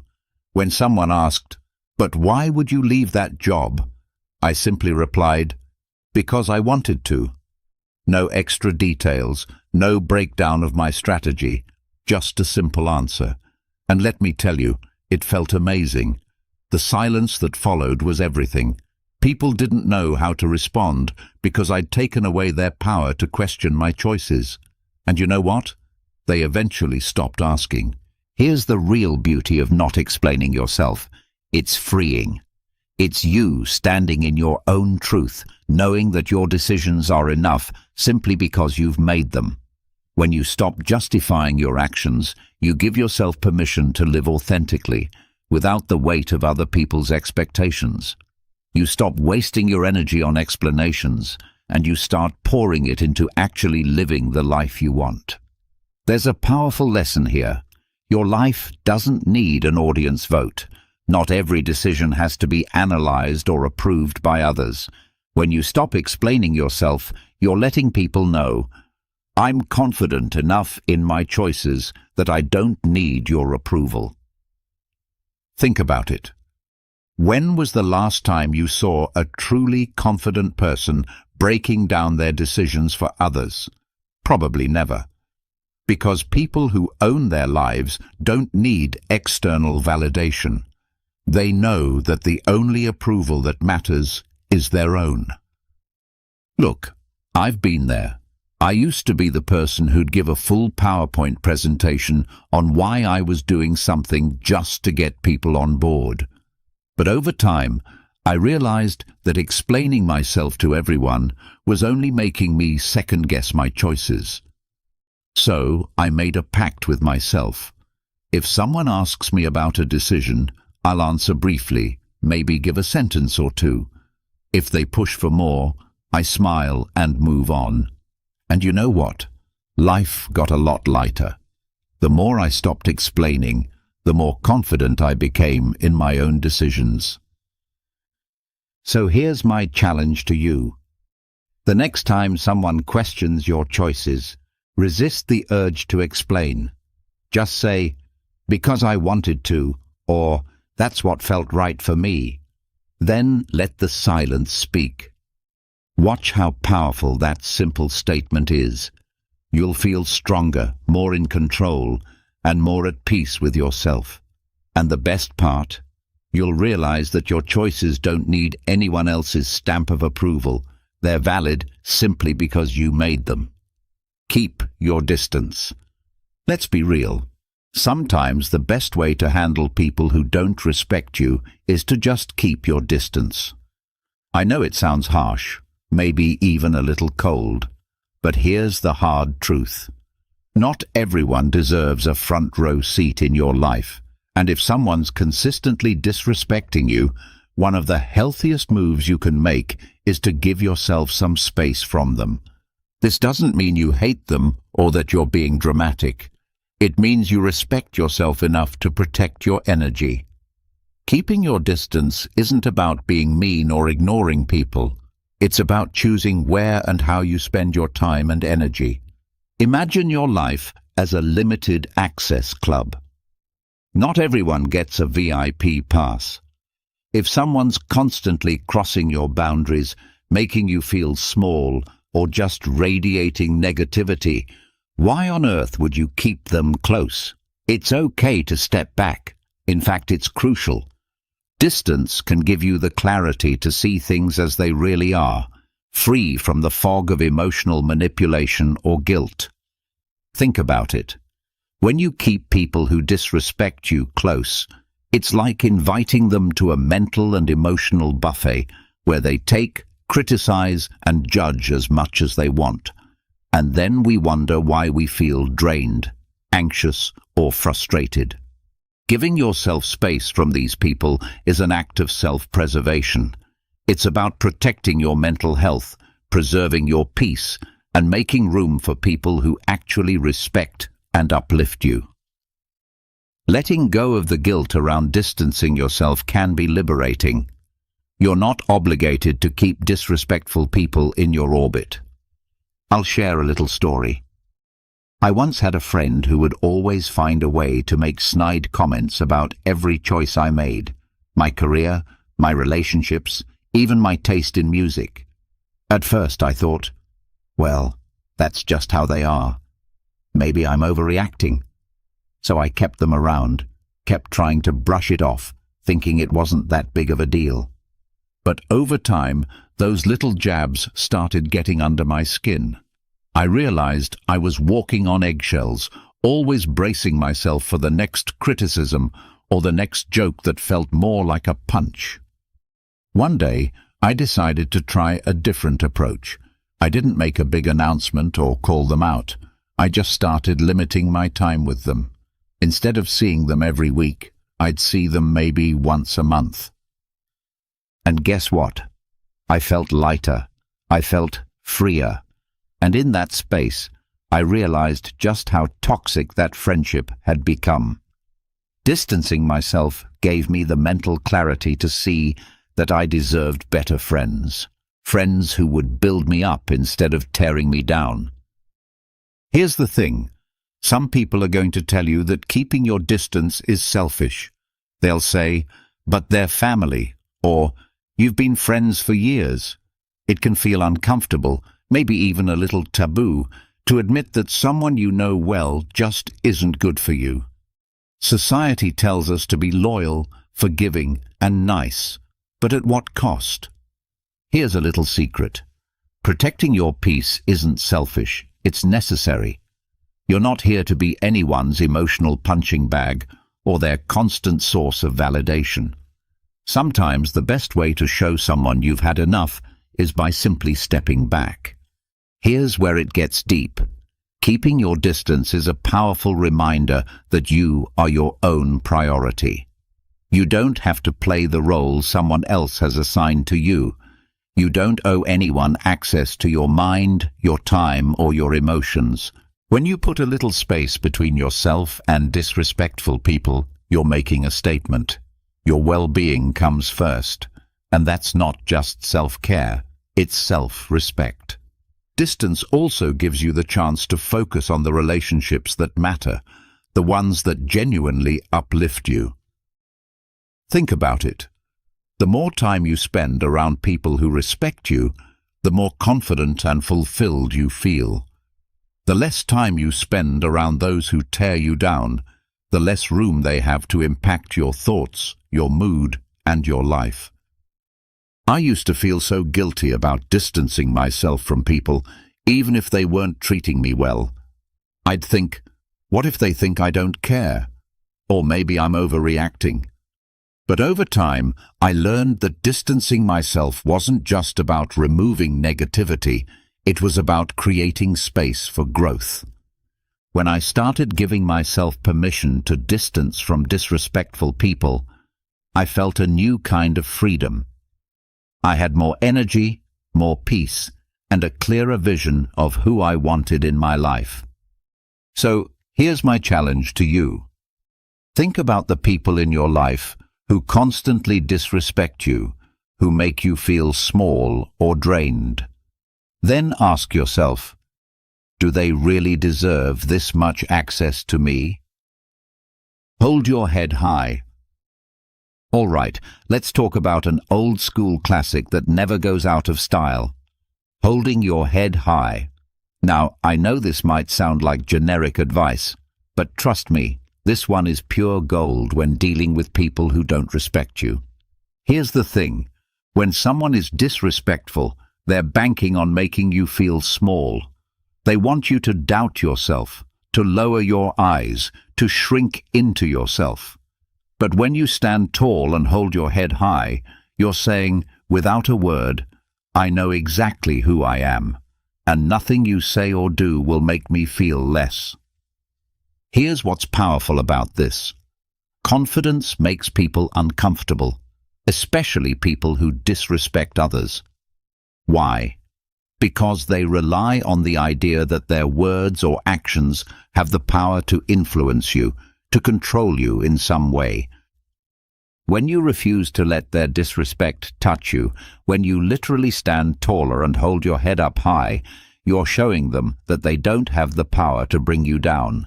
You're unbreakable, and people who thrive on disrespect don't know what to do with that. It throws them off balance. It makes them question their power, not yours. I remember being in a situation with someone who just couldn't resist throwing little insults my way every time we met. You know the type. Always a smirk, always a joke that feels more like an attack. I used to try and brush it off, but honestly, it got to me. I found myself starting to dread being around them, feeling like I had to defend myself every time. But then, one day, I decided I was done feeling small. I showed up, shoulders back, head high, and every time they made one of their little comments, I just looked them in the eye, smiled, and carried on like nothing had happened. And you know what happened? They actually started backing off. It's like they could sense that their comments weren't reaching me anymore, that I was too far above that nonsense. And suddenly, their power faded.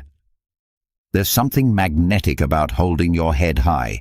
It's like a silent force field that says, I'm untouchable. Now, here's where it gets a little spicy.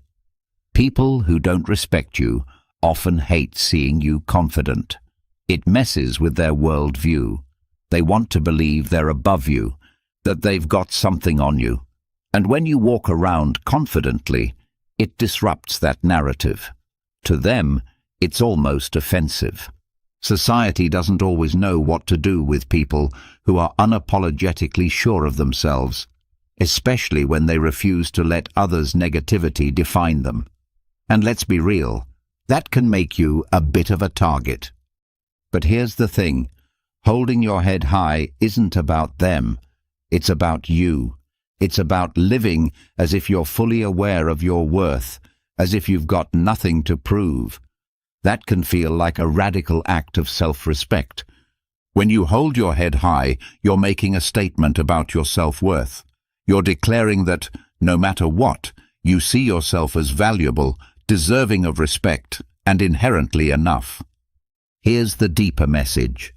Self-worth isn't something you earn from others. It's something you claim for yourself. No matter what others think or say, you walk through life as if you already have everything you need within you. And guess what? You do. Holding your head high is a constant reminder that you're the main character in your own story. No one else's opinion has the right to make you feel less. The beauty of it? The more you practice this, the less others' disrespect will even register. You'll be too busy living in your own lane, too secure in who you are, to be bothered by anyone else's attempts to knock you down. This didn't come naturally to me. I used to be the person who'd slouch, avoid eye contact, and shrink when people were critical or dismissive. It felt safer to disappear. But over time I noticed that every time I held my head high, Every time I refused to let someone's negativity seep into my spirit, I felt stronger. It was like I was reminding myself over and over that I didn't need anyone's approval to feel worthy. I could simply stand tall in who I was. Holding your head high isn't just about physical posture, it's about mental posture too. Walk into every room like you belong there. Don't shrink yourself to fit someone else's idea of who you should be. If someone makes a snarky comment, let it roll off you. They're not seeing the real you, they're projecting their own insecurities. So why let it bother you? Here's my challenge to you. Next time you feel disrespected, whether it's a subtle dig or a full-on insult, don't react. Instead, take a deep breath, pull your shoulders back, and keep your head high. Look them straight in the eye, as if to say, I see you, but I'm above this. You'll feel a rush of confidence, a sense of peace that comes from knowing their words hold no power over you. Holding your head high is more than just good posture. It's a powerful, silent statement of your self-respect. It says, I know who I am, I value who I am, and nothing you say can change that. Because at the end of the day, respect starts with you. The more you respect yourself, the less room there is for anyone else's disrespect to stick. Stand tall, own your worth, and remember, you're worth every bit of that confidence. Life's too short to spend it bending over backwards for people who can't see your value. You don't need anyone's permission to stand tall, protect your peace, and live life on your terms. People will try to bring you down, test your boundaries, and question your choices. That's just the world we live in. But here's the thing. You get to decide what energy you let in. You set the standard for how you're treated. The best part? The more you focus on your self-respect, the more you'll attract people who see your worth, who uplift you instead of dragging you down. It all starts with you owning your power and letting the rest fall into place. So, hold your head high, embrace the silence when it serves you, and never apologize for walking away from what doesn't serve you. Thanks so much for watching. If you got something out of this, give it a thumbs up, and maybe even hit subscribe for more content on owning your life and building the confidence to thrive. Share this with someone who needs a reminder to stand tall. And hey, drop a comment below if you've got a story about handling disrespect or setting boundaries. I'd love to hear it. We're about to explore 7 habits that completely transformed my life in just 1 week. Yes, you read that correctly. 1 week. I know it sounds almost unbelievable, but trust me, these aren't the typical tips you hear all the time. These are real, honest habits that I personally incorporated into my daily routine. I experienced the struggles, the breakthroughs, and the growth, and the change I underwent was nothing short of amazing. I'm excited to share these with you because they've made such a profound difference in my life, and I believe they can do the same for you. Whether you're aiming to boost your productivity, improve your mental health, or make a positive change in your daily life, these habits can help you get there. So grab a cup of coffee, get comfortable, and let's dive in. Stick with me until the end, because these habits aren't just theoretical. They're practical steps that you can begin implementing today. I'll also share personal stories and insights from my own journey, giving you a candid look at how these habits worked for me. Let's get started. The first habit that truly changed my life was waking up early. Let's be real, I was never a morning person. My bed was my sanctuary, and I used to hit the snooze button far too many times. Mornings always felt rushed, and I often felt like I was starting my day off wrong. But I decided to try waking up early, and let me tell you, it was a game changer. I began setting my alarm for 5 a.m., and the first few days were tough.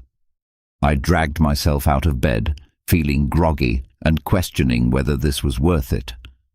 But I pushed through, and by the third day, something incredible happened. I began to appreciate the peacefulness of the early morning hours. There was something almost magical about being up before the rest of the world, when everything was still and calm.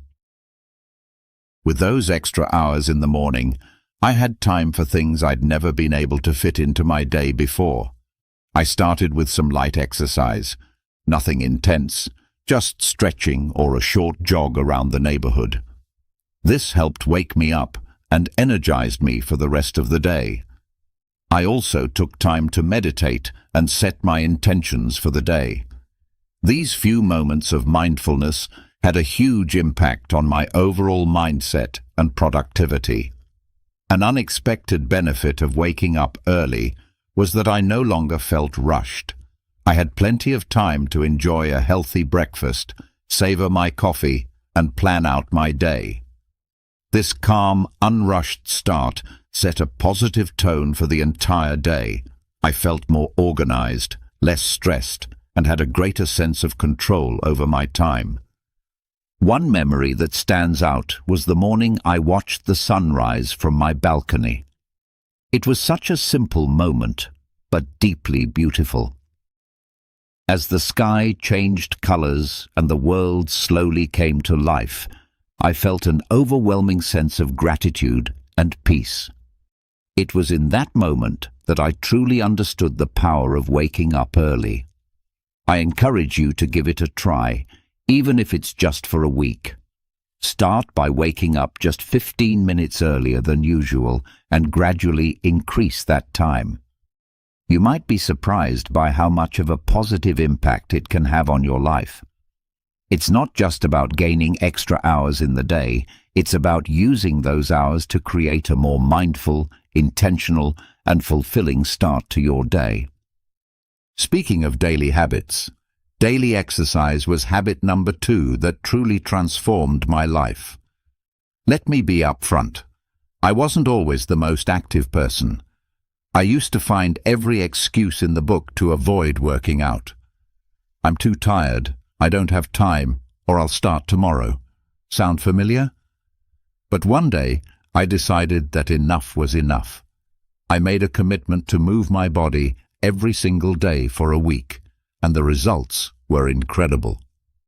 I started small, just 20 minutes a day, mixing up yoga, jogging, and strength training. I wanted to keep things interesting so I wouldn't get bored and quit halfway through. The first few days were tough. My muscles were sore, and I felt exhausted, but I reminded myself why I was doing this, to feel better both physically and mentally. By the 4th day, something amazing happened. I woke up feeling more energized. My mood had improved drastically. I was less irritable and much more positive. I realized that those 20 minutes of exercise weren't just about burning calories or building muscle. They were about giving myself time to focus on me, to release stress, and to boost my endorphins. One morning, I remember lacing up my sneakers for a jog. It was a crisp, clear day, and as I ran, I felt a sense of freedom and clarity that I hadn't experienced in a long time. It was just me, the open road, and my thoughts. That connection to myself and the world around me was truly empowering. I also started to see physical changes. My posture improved, I felt stronger, and I noticed a difference in my overall fitness. But the biggest change was in my mindset. Exercise became my time to disconnect from the world and reconnect with myself. It became a form of self-care rather than a chore. Another personal highlight was trying yoga for the first time. At first, I was hesitant, thinking I wasn't flexible enough or that it wouldn't be a real workout. But after a few sessions, I fell in love with it. Yoga taught me to be present, to breathe deeply, and to listen to my body. It was a transformative experience that went beyond just physical benefits. Incorporating daily exercise into my routine made me realize that taking care of my body directly impacted my mental health and overall happiness. It's not about being perfect or pushing yourself to extremes. It's about finding a form of movement that you enjoy and making it a regular part of your life. So if you're like I was, struggling to get started, my advice is to begin small. Find something you enjoy, whether it's dancing, hiking, or just going for a brisk walk. Commit to just a few minutes a day and gradually build up from there. Trust me, the benefits you'll experience will be well worth the effort. Exercise is a habit that can transform not just your body, but your entire outlook on life. Habit number 3 is journaling. Now, I used to think journaling was just for people who had loads of free time or were naturally introspective. I was skeptical. I mean, who has time to sit down and write about their day when there's so much going on? But after just 1 week of consistent journaling, my perspective completely shifted, and it became a cornerstone of my personal growth journey. I started simple. Every night before bed, I dedicated just 10 minutes to journaling. I bought a plain notebook and a pen that felt comfortable in my hand. No fancy apps, no pressure to make it look pretty, just me and my thoughts. The first night I sat down to write, I didn't know where to begin. But as I kept writing, I found that I was not only reflecting on my day, but also gaining insights into myself, my thoughts, and my emotions. It became an important practice that helped me process my day, focus on gratitude, and set intentions for the future. The first night, I stared at the blank page, unsure of what to write. But then, I began with something basic: how my day went, what made me happy, and what I struggled with. As the days passed, I began to dive deeper. I wrote about my goals, my fears, my dreams, and even my insecurities. It felt like having a conversation with myself, and that's when the magic happened. I started to notice patterns in my thoughts and behaviors. I realized that some of the things I worried about were completely out of my control, while others were areas where I could take actionable steps. One night, I wrote about a particularly stressful day at work. By putting my thoughts on paper, I was able to process my emotions better. I wrote about what specifically stressed me out, how it made me feel, and what I could do differently next time. This simple act of reflection helped me gain clarity and feel more in control of my emotions. Another powerful aspect of journaling was tracking my progress. I noted down small victories and milestones, no matter how minor they seemed. Looking back at these entries filled me with a sense of accomplishment and motivated me to keep pushing forward. For example, I wrote about a presentation I was nervous about and how I prepared for it. Seeing my preparation process and the positive outcome documented in my journal was incredibly encouraging. I also started a gratitude section in my journal. Every day, I wrote down 3 things I was grateful for.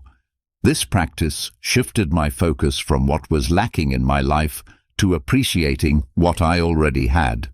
It was a simple yet profound shift that brought more positivity into my daily life. One particularly memorable entry was about a random act of kindness I experienced.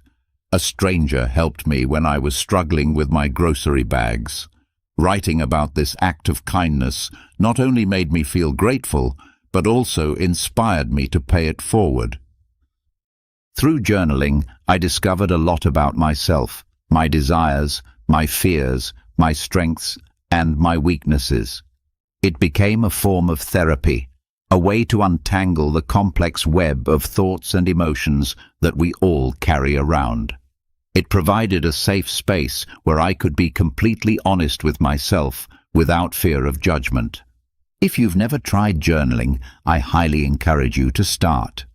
Don't worry about writing perfectly or having profound thoughts. Just write whatever comes to mind. It could be a stream of consciousness, a recap of your day, or reflections on a specific event. Give yourself the freedom to express whatever you're feeling. You might be surprised at how much clarity and peace it brings into your life. Remember, it's not about what you write, it's about the process of writing itself. Next up, mindful eating. This was a big one for me because, like many people, I used to eat on the go, barely paying attention to what or how much I was consuming. My meals were often rushed and distracted, eaten while scrolling through my phone or working on my laptop. I didn't realize how much this was affecting my overall well-being until I decided to give mindful eating a try for 1 week. Mindful eating is all about paying full attention to the experience of eating and drinking, both inside and outside the body. It's about savoring each bite, noticing the flavors, textures, and even the sounds of your food. So, I made a commitment to eat all my meals mindfully. I started by setting the scene for my meals. I cleared my dining table, set a nice place for myself, and removed any distractions. No phone, no TV, no laptop. At first, it felt a bit strange to sit quietly with my meal, but it quickly became a calming ritual. I began each meal with a few deep breaths to center myself and bring my focus to the present moment. One of the first things I noticed was how much more I enjoyed my food. I took the time to really taste and appreciate each bite. Foods I had eaten hundreds of times before suddenly had new, delightful flavors and textures that I had never really noticed. For example, the crunch of fresh vegetables and the sweetness of ripe fruit became much more pronounced. It was like experiencing food in high definition. Another major change was how much more satisfied I felt after meals. By eating slowly and mindfully, I gave my body time to signal when it was full. This was a big shift for me, as I used to eat quickly and often ended up overeating. By paying attention to my hunger and fullness cues, I found that I naturally ate less and felt more satisfied. One memorable experience was with a simple bowl of oatmeal. Normally, I would wolf it down without a second thought, but this time I took it slow, savoring the creamy texture and the subtle sweetness of the honey I drizzled on top. It became a moment of gratitude and mindfulness that set a positive tone for the rest of my day. I also started to notice how different foods made me feel. Heavier processed foods left me feeling sluggish and bloated, while fresh whole foods made me feel energized and light. This awareness led me to make healthier choices naturally, without feeling deprived or restricted. Another aspect of mindful eating is being aware of the emotional connections we have with food. I started to recognize when I was eating out of boredom, stress, or emotional comfort, rather than true hunger. This awareness was powerful. Instead of mindlessly snacking, I could address the underlying emotion. Maybe I needed a break, some relaxation, or a chat with a friend, rather than a bag of chips. There was one particular evening when I had a craving for something sweet after dinner.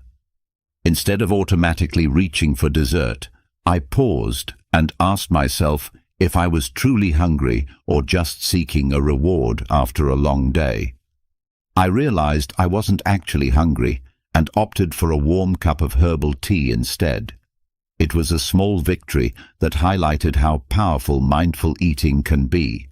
Incorporating mindful eating into my life was a transformative experience.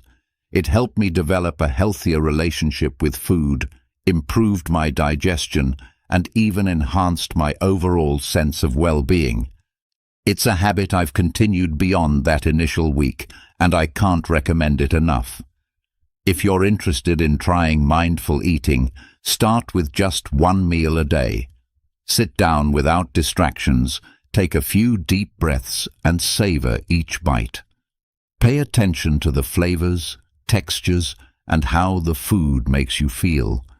You might be surprised at how this simple practice can change your entire eating experience. It's a wonderful way to reconnect with your body and truly appreciate the nourishment that food provides. Now, habit 5, limiting screen time. This one was particularly challenging for me, and I suspect it might be for many of you as well. We live in a digital world, and it's so easy to get sucked into endless hours of scrolling through social media, binge-watching shows, or checking emails. I realized that all the screen time was taking a toll on my mental health, productivity, and even my sleep. So, I decided to set some boundaries and see what happened. First, I set a daily limit of 1 hour for non-work-related screen time. This meant no mindless scrolling through Instagram, no endless YouTube marathons, and no late-night TV binges. It was tough at first. I had become so accustomed to filling every spare moment with screens, but I knew I needed to make a change. The first thing I noticed was how much more time I had in my day. I hadn't realized how much of my time was being eaten up by screens until I consciously limited it. With those extra hours, I found myself rediscovering old hobbies and interests that I had neglected. I picked up a book I had been meaning to read, started doodling and drawing again, and even tried my hand at cooking new recipes. One evening, instead of watching TV after dinner, I decided to take a walk in the park. The fresh air, the sounds of nature, and the simple act of moving my body felt incredibly rejuvenating. It was a stark contrast to the usual screen-induced lethargy. That walk became a cherished part of my daily routine, something I looked forward to and enjoyed immensely. Another significant change was in my sleep quality.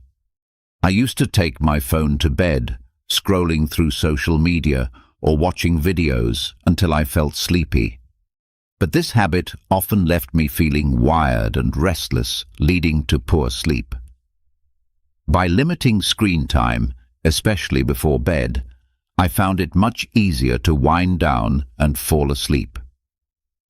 I started a bedtime routine that didn't involve screens, reading a physical book, meditating, or simply reflecting on my day. This change led to deeper, more restful sleep and made a huge difference in my overall energy levels.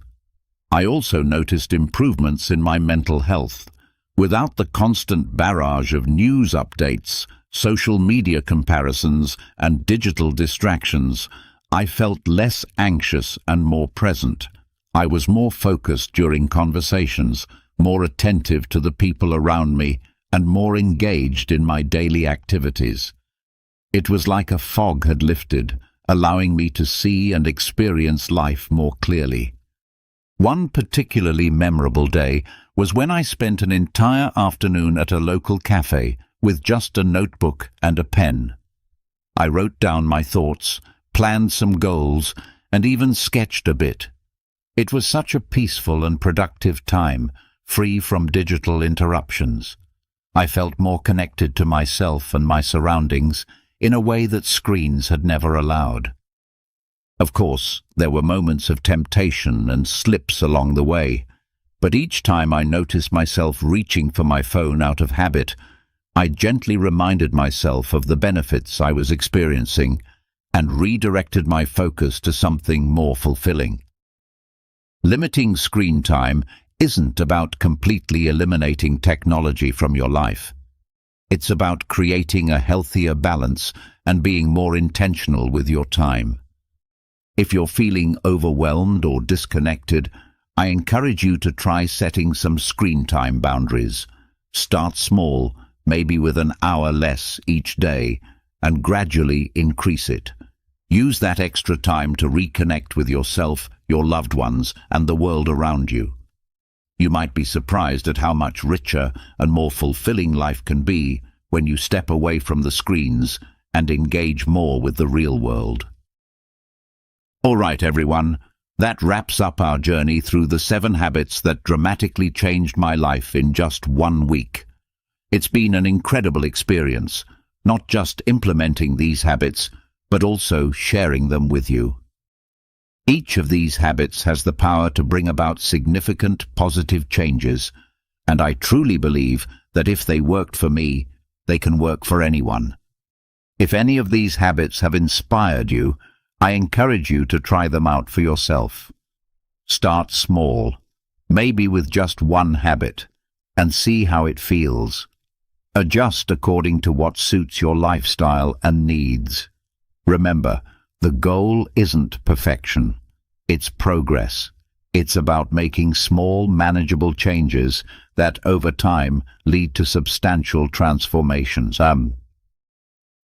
I'd love to hear about your experiences, so please drop a comment below sharing which habit you're thinking of adopting or any questions you might have about getting started. Your feedback and stories are what make this community so amazing and supportive. And if you found this video helpful, don't forget to like, subscribe, and hit the notification bell so you won't miss any of our future content. We have lots more insights and tips coming your way that you won't want to miss. Sharing this video with friends or family who might benefit from these habits could also make a huge difference in their lives. Thank you so much for watching, and remember, small changes lead to big results. Let's keep growing, keep evolving, and turn our everyday routines into powerful moments of self-improvement.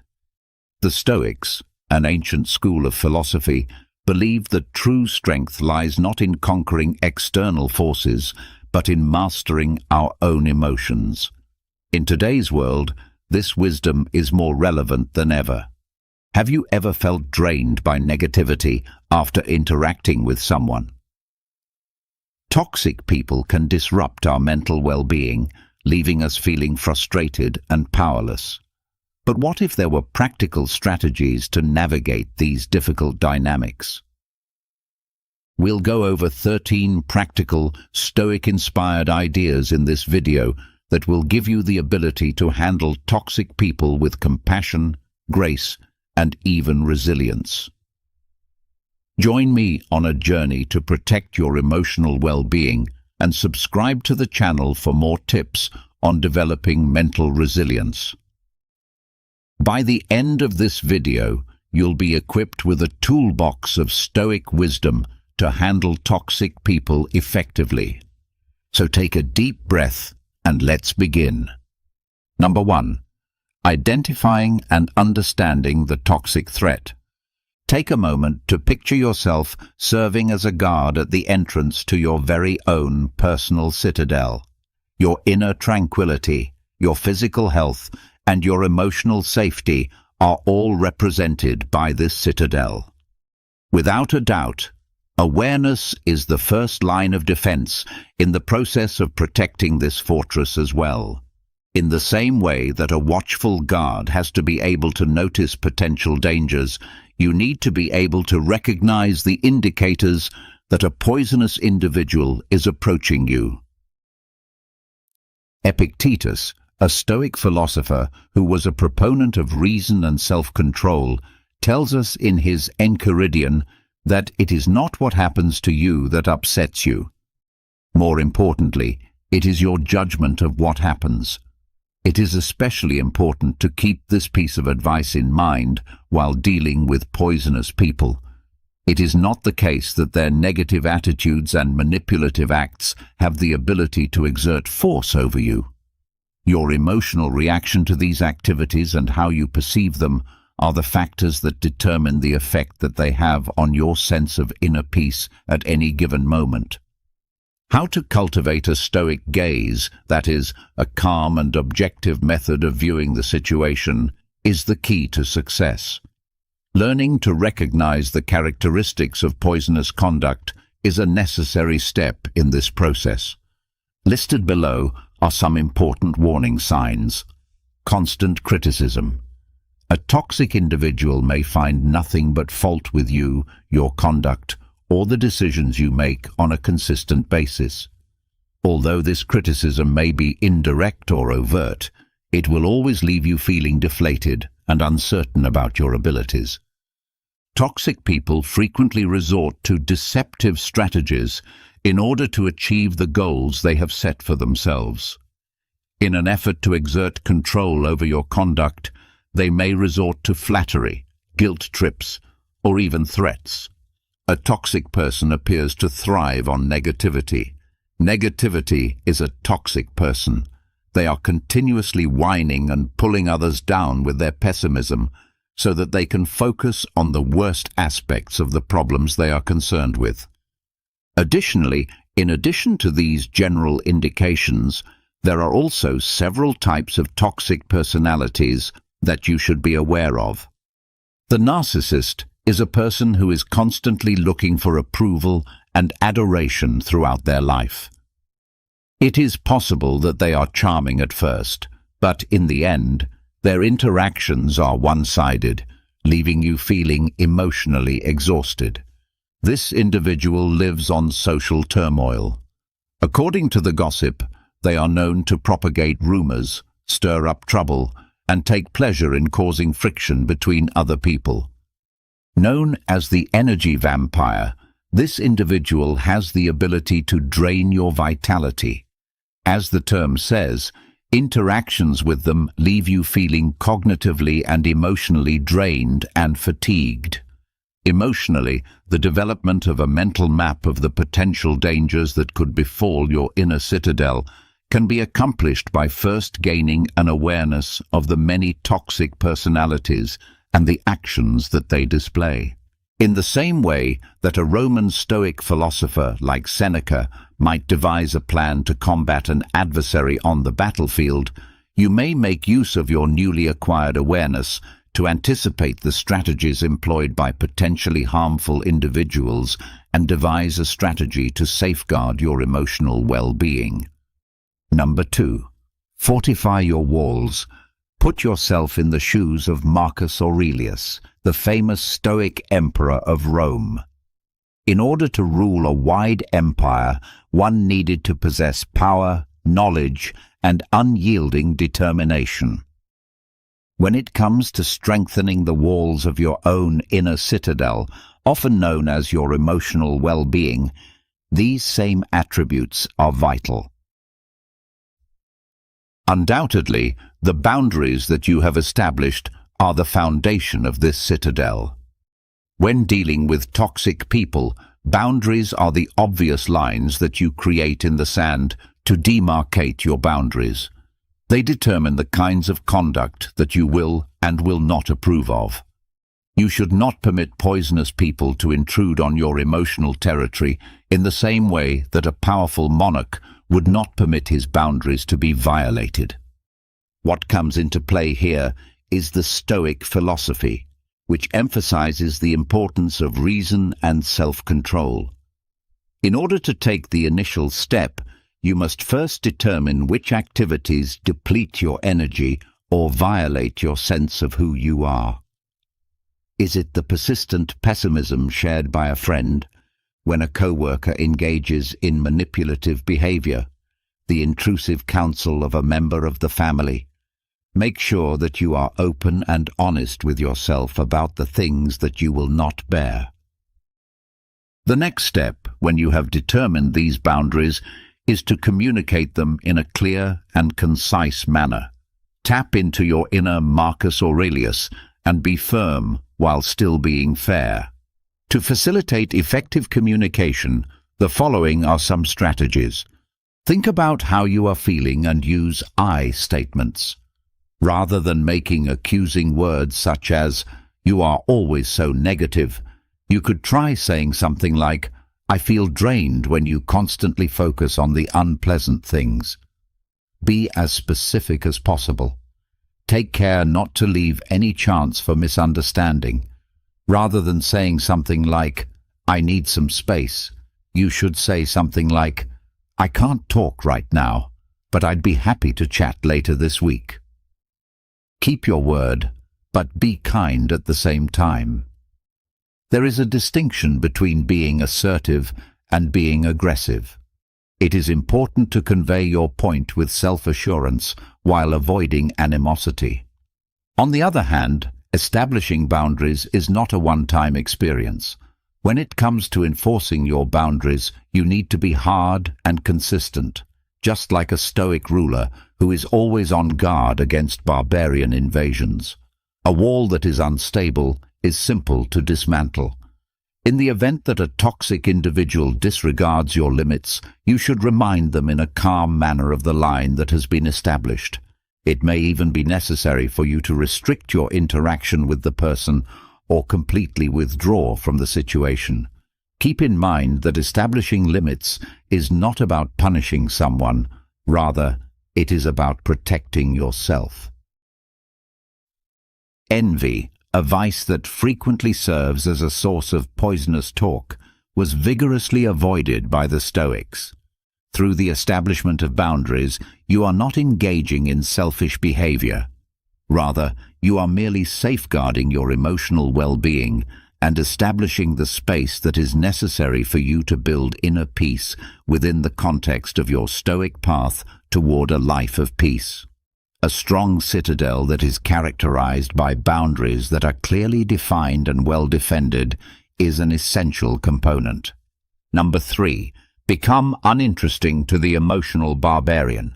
Become uninteresting to the emotional barbarian. Take into consideration a ferocious emotional barbarian who is driven by pessimism and is looking for a dramatic conflict. There are certain poisonous persons who act in this manner. They rely on attention, on your emotional response, and their negativity thrives on that. In the hopes of eliciting a response, a glimmer of fury or hurt that will fuel their fire, they constantly poke and poke with insults. The Stoic ideals of emotional regulation and indifference to external stimuli served as the inspiration for the grey rock method, which comes into its own as a strong instrument in this context. Paul Fredman, a therapist, created a technique known as the grey rock method. It is a strategy that involves being emotionally less receptive. It is not about fully shutting down. Rather, it is about providing the emotional equivalent of a smooth grey rock, a surface that is neutral and unyielding and which does not provide any handholds for the negative to cling to. In order to further dissect this approach, let us draw upon the sage advice of Seneca, a great Roman Stoic philosopher. Seneca tells us that true happiness resides in enjoying the present without anxious dependence upon the future. This is a reminder that we should starve ourselves of the need for attention. People who are toxic most of the time seek attention, whether it be positive or negative. With the grey rock method, you are preventing them from experiencing the emotional response that they are looking for. In the midst of the storm that they are attempting to generate, you become uninteresting, and just like a dull rock, responses that are neutral serve as your armor. The grey rock method entails reacting to negative statements with statements that are neutral and true on purpose. It is important to refrain from becoming involved in emotional disputes or justifications. If you have a friend that is toxic and they insult your work, you can deflect their assault by saying, "That's interesting," without giving them any more fuel to feed their negativity. Toxic people frequently attempt to control your emotions. Thus, it is important to avoid getting sucked into the emotional vortex. They could resort to sarcasm, guilt trips, or even plain hostility in their behavior. In this situation, the most important thing is to disengage from their emotional vortex. Maintain your composure and respond in a factual manner, refusing to become involved in their drama. It is important to keep in mind that Seneca teaches that the path to genuine happiness is to not amuse ourselves with either hopes or fears. You should not give them the emotional power that they are seeking. The grey rock method is a potent instrument, but it is not a substitute for a miracle cure. It's possible that some toxic personalities will initially escalate their conduct, putting your emotional rock to the test. Keep your cool, be consistent, and keep in mind that you are not to blame for the negativity that they are displaying. You can turn yourself from a passive victim of their emotional theatrics into an unmoved spectator by applying this method that is influenced by Stoicism. This will defend your inner calm and emotional well-being. Number 4. The broken record. The broken record technique. Imagine being subjected to a never-ending onslaught of manipulation. A toxic individual chipping away at your boundaries through deceptive arguments and emotional ploys. Being subjected to such a persistent onslaught can be both emotionally tiring and unpleasant. Don't be afraid, however. The Stoic principles of unshakable reason and perseverance serve as the inspiration for the broken record technique, which emerges as a potent defense when used. The broken record technique is a strategy that was developed to combat deceptive tactics. It entails patiently repeating a clear declaration about your position, similar to how a broken record skips on the same unshakable message. This method, which appears to be quite straightforward, has the potential to be remarkably powerful in repelling attempts to derail you and maintaining a firm focus on your requirements. The Stoic philosopher Epictetus is a cornerstone of Stoic philosophy. Therefore, let us explore deeper into this technique by drawing upon his wisdom. The phrase, "freedom is the only good," describes the power of perseverance. This freedom encompasses the ability to determine your own boundaries, as well as the liberty to say no without providing an explanation. This essential principle is exemplified by the broken record technique. You are able to display your steadfast resolution and prevent the manipulator from pulling you off course by reiterating your viewpoint in a calm and relentless manner, defending against emotional attacks for the purpose of gaining the upper hand. Manipulators frequently deploy emotional strategies. They could try to manipulate you by using flattery, guilt trips, or even fury in an effort to get you to do what they want. You are able to avoid these emotional assaults with the assistance of the broken record technique. You are able to deflect their attempts to manipulate your emotions and keep the argument based in reason by concentrating on the factual statement of your stance. The consistent repetition of your position can be very disconcerting to a manipulator. This is because repetition is considered to be a form of defense. The flow of their conversation is disrupted, they are thrown off balance, and the hollowness of their arguments is brought to light. Imagine a wave crashing on a rock that is very strong. The rock does not move at all, while the wave ultimately disappears. Contrary to popular belief, the broken record technique does not involve confrontation. Maintaining a firm focus on your stance while enforcing your boundaries in a calm manner is something that is important. Keep in mind that Stoicism places a strong emphasis on reason and logic as the guiding principles for managing the problems that life presents. Through the utilization of this method, you give yourself the ability to resist exploitation and safeguard your inner peace with unyielding determination. Number 5. Don't take the bait. Don't take the bait. Imagine a skilled angler who is casting a line that is baited with negative thoughts in the hopes of catching you in a whirlpool of all kinds of emotional drama. They dangle provocations, insults, or guilt trips in the hopes of eliciting a reaction that will fuel their drama and feed their negativity. This is the strategy that many toxic people do. However, the Stoic philosophy provides a great defense, which is indifference. This is not the same thing as apathy. Rather, it refers to the state of being emotionally detached from something. The Stoics, particularly philosophers such as Epictetus, made a distinction between apathy and indifference. In their opinion, apathy was a state that characterized a lack of concern and a state of listlessness. The concept of indifference, on the other hand, refers to a disconnection from the unpleasant feelings and judgments that distort our own reason. When it comes to dealing with toxic people, this distinction is really important. The following is an explanation of how Stoic indifference can assist you in avoiding going for the drama bait. Be aware of the strategy. The first stage is to be aware of the strategy. Become familiar with the telltale signals that a toxic individual is attempting to lure you in. What exactly is it? Is it a sarcastic remark, a veiled insult, or a guilt trip that is camouflaged as a proposal? By the time you have identified the strategy, you have to a certain extent rendered it ineffective.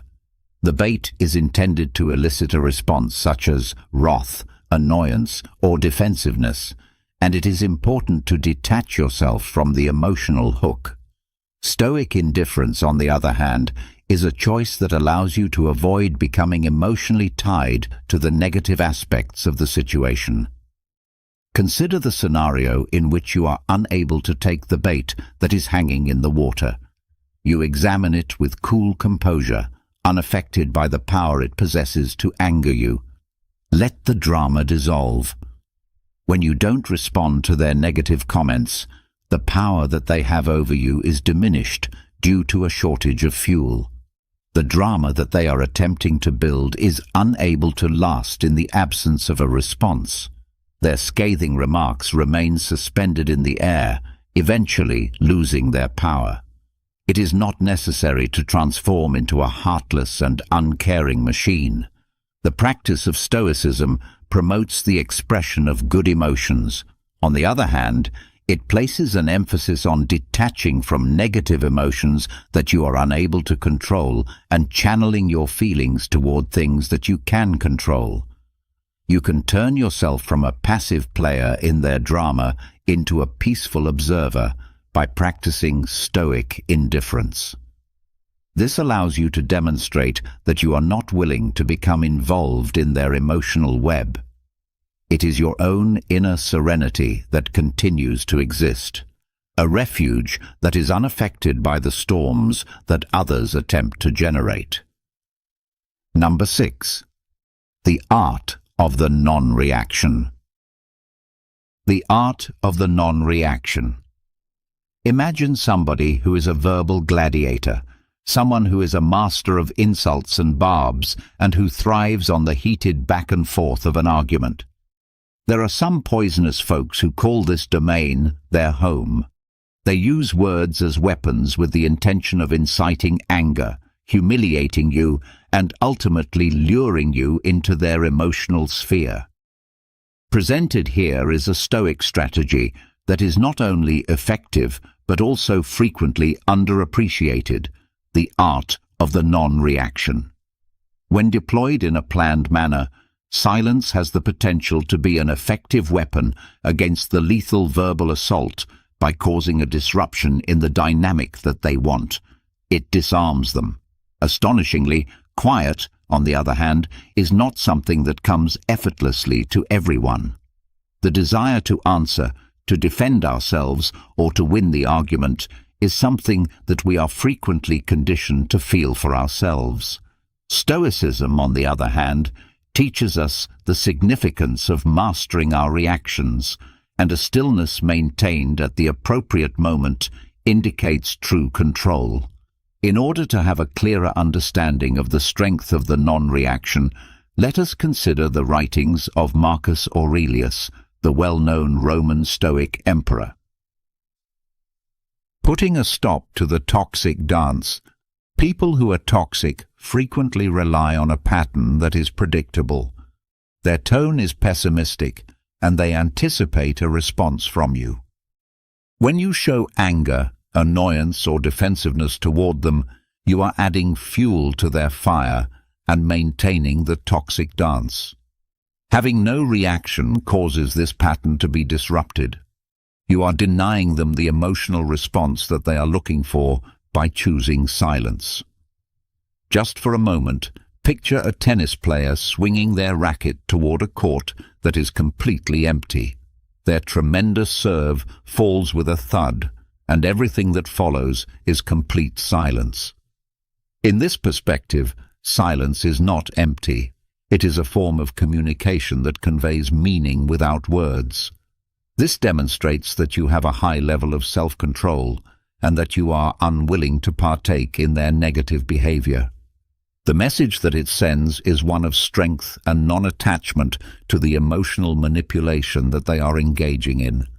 It is important to remember that Marcus Aurelius advised us to waste no more time arguing about what a good man should be. Become one. The attributes of a good Stoic are exemplified by your quiet. You are calm, reasonable, and unmoved by the provocations that come from the outside world. Prepare yourself for the escalation. When using the non-reaction, it is essential to apply a planned approach wherever possible. In the beginning, a toxic person may increase their efforts by hurling further verbal insults in an effort to elicit a response from the other person. Keep your composure and remain unmoved in your quiet.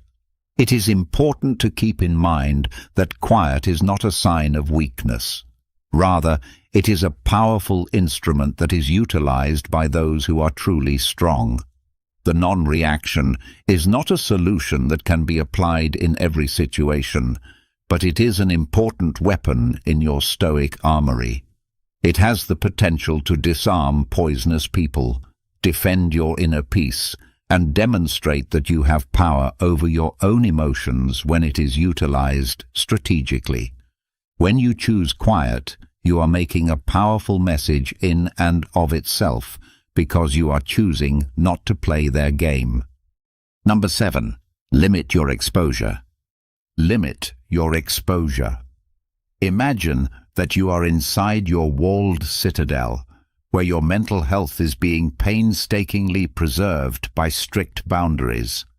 During the entire process, however, even the most sturdy walls are not able to totally protect you from dangers that come from the outside. Contaminated individuals, just like persistent intruders, may nevertheless make an effort to penetrate your safeguards. The Stoic idea of controlling what you can control comes into play at this point in the discussion for you. Although you are unable to control the actions of toxic people, you are able to manage the amount of time you spend with them. One of the first lines of defense in this method is to reduce the amount of time you spend interacting with people who are toxic when it is possible. Establish physical distance. Would you be able to completely avoid them? It is possible for you to reschedule a lunch engagement or to respectfully remove yourself from something that is being discussed. Keep in mind that this is not about being impolite. Rather, it is about protecting oneself. In the same way that a Stoic leader would not send his forces into a conflict that was not essential, you should not subject yourself to negativity that is simply not necessary. Nevertheless, it is not always feasible to avoid something completely. On occasion, toxic people may be people who work with you, members of your family, or even close friends and acquaintances. In these kinds of circumstances, establishing emotional distance becomes absolutely necessary. This can be accomplished by the following strategies. Epictetus, a notable Stoic philosopher, tells us that happiness and freedom begin with a clear understanding of one another. This is a quote by Epictetus, which highlights the importance of mental detachment. Nevertheless, this does not imply that there is emotional involvement. You are able to comprehend the pessimism of another individual without allowing it to color your attitude. Exercise mental detachment by observing their conduct in an impartial manner, without allowing yourself to become emotionally invested in it. Cognitive reframing. Persons that are toxic to you will frequently attempt to control your feelings by using negativity. Cognitive reframing, a method that is greatly influenced by Stoic concepts, can be of great assistance in this situation. Transform their pessimism into an objective observation by reframing it. In the event that a coworker is continually complaining, for instance, you may reframe the situation as they appear to be having a difficult day, rather than allowing their negativity to bring you down. Toxic people thrive on negativity. Thus, it is important to focus on the positive. Try not to give them the ability to take away your happiness. Make a concerted effort to concentrate on the positive aspects of your life, such as the personal interests you enjoy, the significant work you do, and the supporting friends you have. Allow yourself to be emotionally protected by these beneficial factors, a safe haven from the negative that they bring. There is no such thing as cowardice when it comes to limiting your exposure, both physically and emotionally. Protecting your inner peace and practicing self-care are both important. Stoics have a strong belief in the importance of leading a moral life and acting rationally. When you reduce the amount of time you spend interacting with negative people and situations, you make room for yourself to nurture a good and flourishing inner life. Imagine that your fortress is encircled by a large moat, which, in addition to being a physical barrier, also serves as an emotional barrier, protecting your peace from the advancing negativity of poisonous people. Number 8. Build your support system. Build your support system. Just for a moment, picture yourself serving as a guard at the entrance to your inner castle. Your walls have been strengthened with boundaries. You have perfected the art of non-reaction, and you have reduced the number of toxic people you are present with. However, in order to fully defend your position, even the most courageous warrior requires a powerful flank, which is a formation of trustworthy allies. Your support system is your Stoic phalanx, which is an essential component in ensuring that you maintain your inner serenity when you are engaged in the fight against negativity. The Stoics, especially notably philosophers such as Seneca, placed a strong emphasis on the significance of living a life that is in harmony with nature. These guiding principles are exemplified by a network of virtuous individuals who are supportive of you, who inspire you, and who share your fundamental beliefs. In difficult times, you may turn to them for support and guidance. They are the people who will listen to you, offer wise counsel, and offer unwavering encouragement. One way in which a robust support system might serve as a buffer against the negative influence of toxic individuals is as follows. In the process of dealing with toxic people, it can be emotionally draining to have a safe space for sharing. It is possible to create a secure environment in which to analyze your experiences and express your frustrations when you have trusted friends or family members to whom you can confide. Their comprehension and compassion can serve as a vital support system, serving as a reminder that you are not fighting this struggle alone. Toxic people frequently take away from your sense of self-worth, but they may also be a source of encouragement. An effective support system serves as a counterforce, providing you with encouragement and reminding you of your abilities and the value you bring to the world. Their faith in you has the power to strengthen your determination and rekindle the fire that burns inside you, particularly in situations where negativity threatens to extinguish it. Setting an example of virtue and positivity, the Stoics held the belief that it is important to surround oneself with persons who exemplify the characteristics that one wishes to cultivate. A network of virtuous individuals who are supportive of one another might serve as a positive role model. It is possible to learn and develop by seeing the strength, resilience, and optimistic outlook that they possess. This will help you increase your own capacity to gracefully manage negative situations. The process of constructing a solid network of support is one that never ends. In order to accomplish this, you will need to cultivate relationships that already exist and look for people who match your beliefs in order to cultivate this beautiful phalanx. Here are some ways to do so. Invest in quality time. Set aside time to have meaningful interactions with the people who are responsible for your support. You may build a sense of connection by sharing your experiences, listening to theirs, and sharing your own. Joining clubs, volunteer organizations, or online communities that are congruent with your interests and values is a great way to bring together people who share your values and interests. This place is filled with people who share your values and who can serve as a natural source of support and encouragement. It is important to remember that the power of showing gratitude to those who are supporting you can never be underestimated. Please express your gratitude to them for the great influence they have on your well-being, as well as for their presence in your life and their unflinching support. Through the cultivation of a robust Stoic phalanx, you may establish a formidable shield that protects you from the negativity that is caused by poisonous people. Strength, perspective, and a revitalized sense of optimism are all things that you acquire when you are surrounded by positive influences. Always keep in mind that even the most well-guarded fortress might benefit from a robust defense from the outside.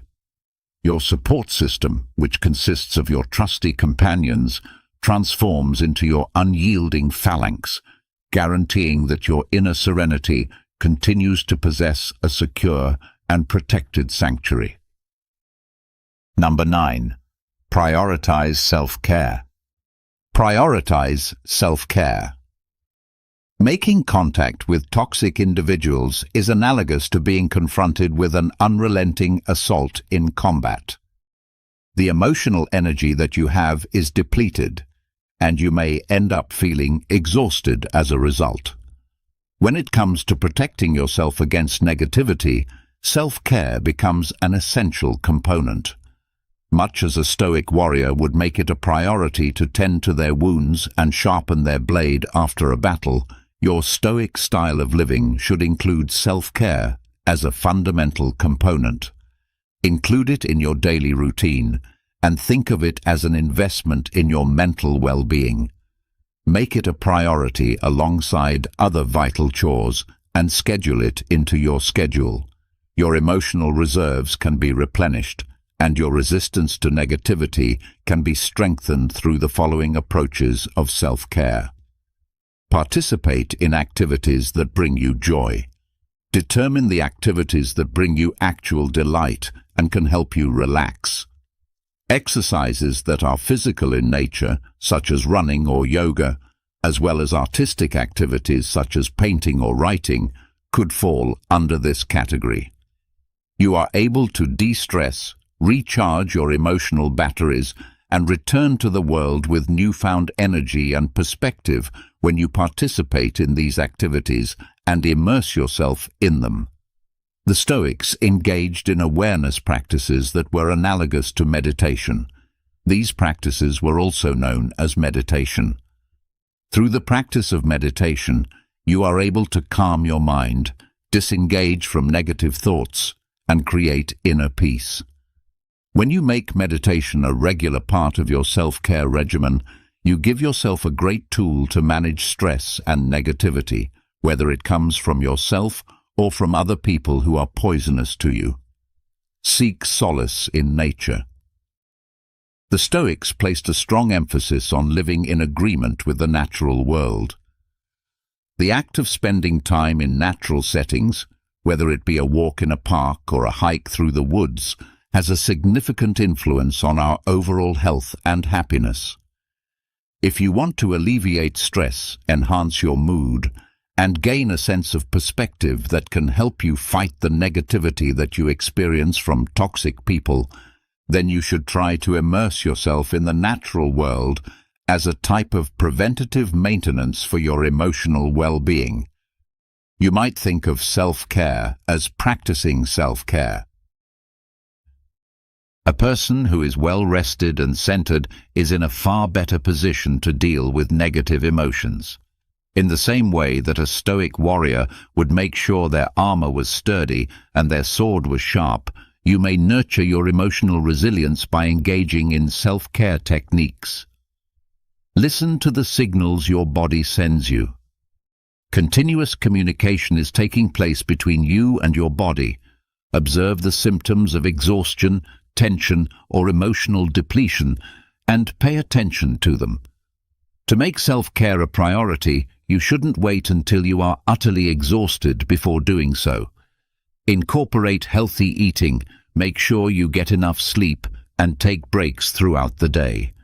The basis for your emotional resilience is laid by these routines, which may appear to be straightforward. In the same way that you established boundaries with people who are poisonous to you, you should also establish boundaries around the time you spend on self-care. Denying requests that might interfere with your time to relax, or setting aside certain times throughout the day to engage in activities that promote self-care, are examples of ways to accomplish this. Always keep in mind that putting your own well-being first is not an act of selfishness. Rather, it is necessary for preserving your emotional resilience. You can become a more powerful and well-balanced individual by implementing self-care into your Stoic way of life. A Stoic warrior would be prepared to meet any adversary, and you approach obstacles with a better perspective and emotional fortitude, much like a Stoic warrior would.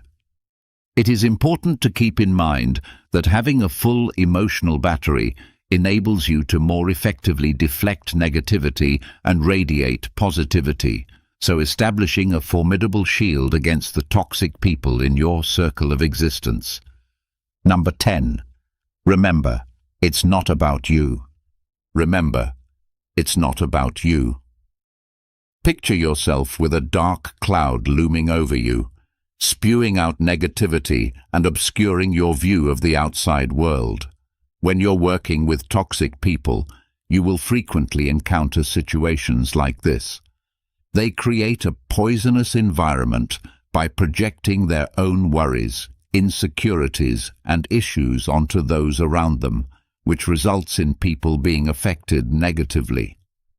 The concept of prohairesis, which is rooted in Stoic philosophy, serves as a formidable defense mechanism in this context. We are encouraged to view ourselves as intelligent observers who are standing outside of the emotional tornado.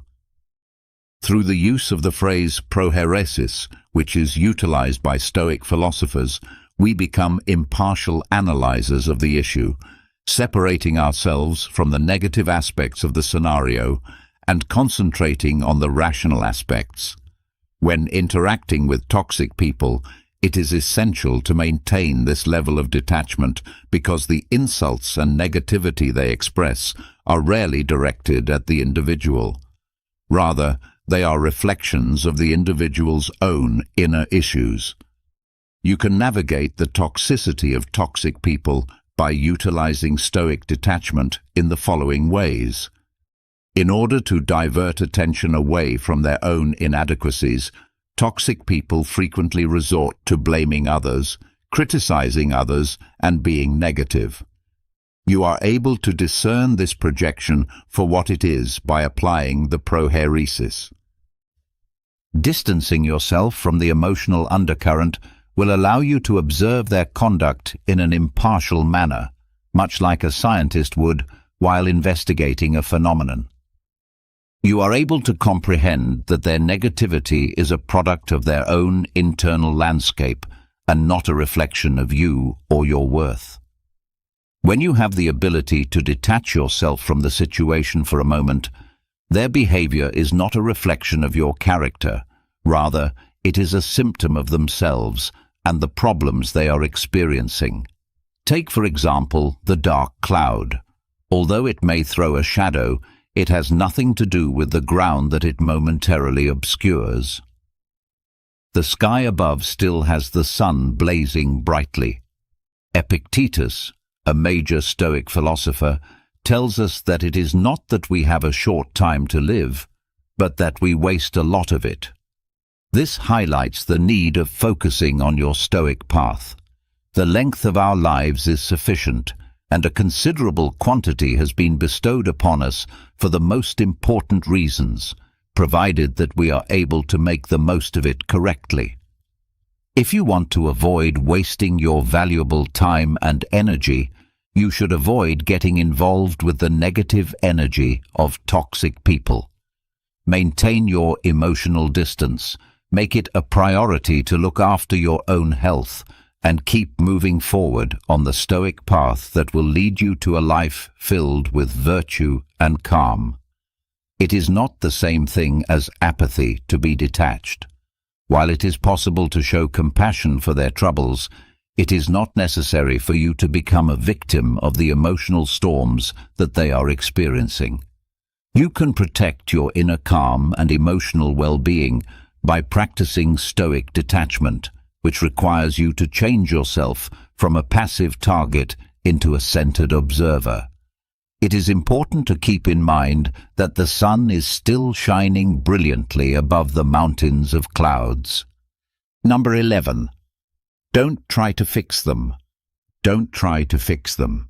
The desire to mend, to heal, and to engage in the role of a therapist can be powerful, particularly when you are confronted with a person you care about who engages in behaviors that are harmful to others.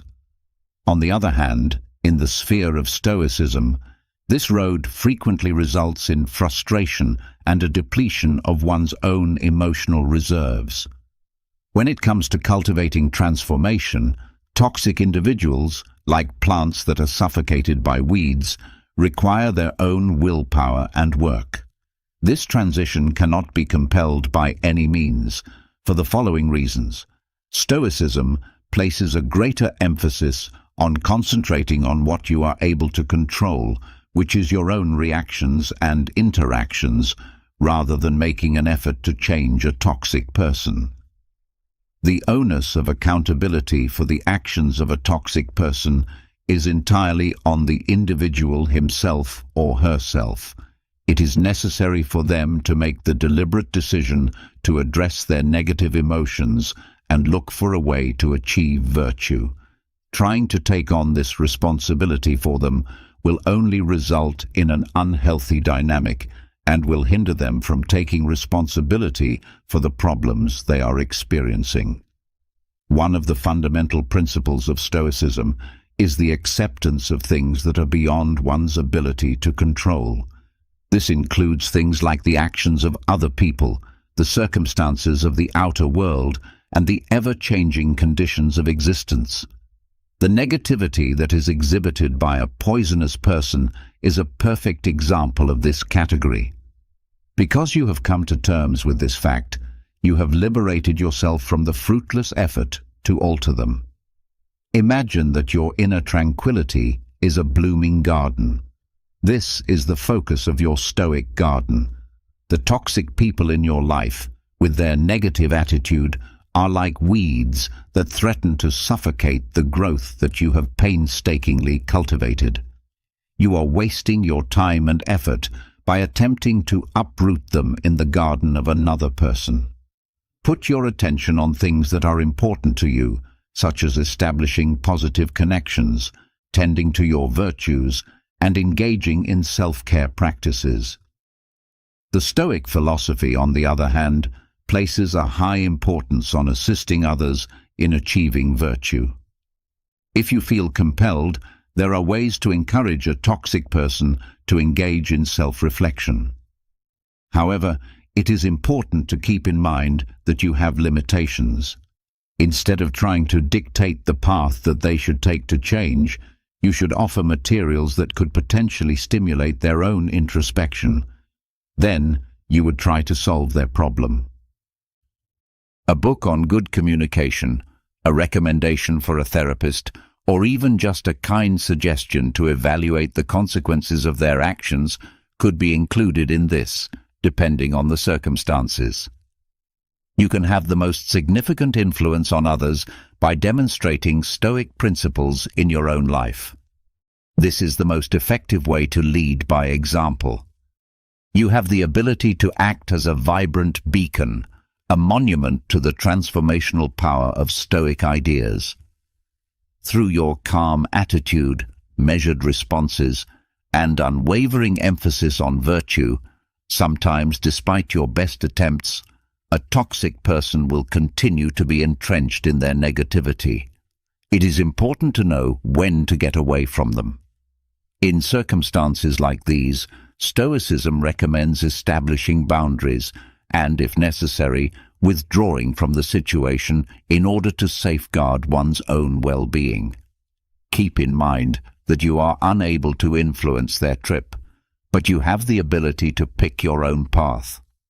Through the process of internalizing these ideas, you will convert yourself from a frustrated fixer into a Stoic facilitator. You are able to provide assistance without jeopardizing your own health, and you are able to develop a garden that may flourish in spite of the weeds that may be growing in other areas. Number 12. When to walk away. When to walk away. Imagine if you are looking for safety amid the tranquility of your Stoic castle of refuge. You have developed your emotional detachment, and you have planted a healthy inner garden. You have also strengthened your walls by establishing limits.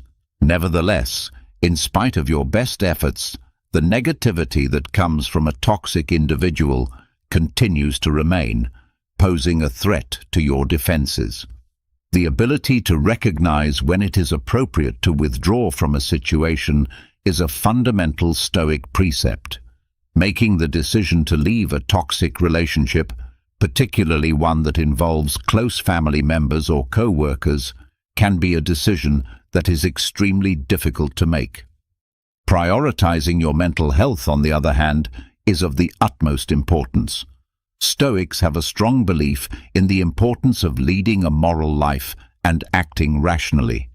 In direct opposition to these ideals is the practice of maintaining a relationship that undermines your sense of inner calm. This is why the Stoic philosophy is consistent with the practice of removing oneself from a harmful situation.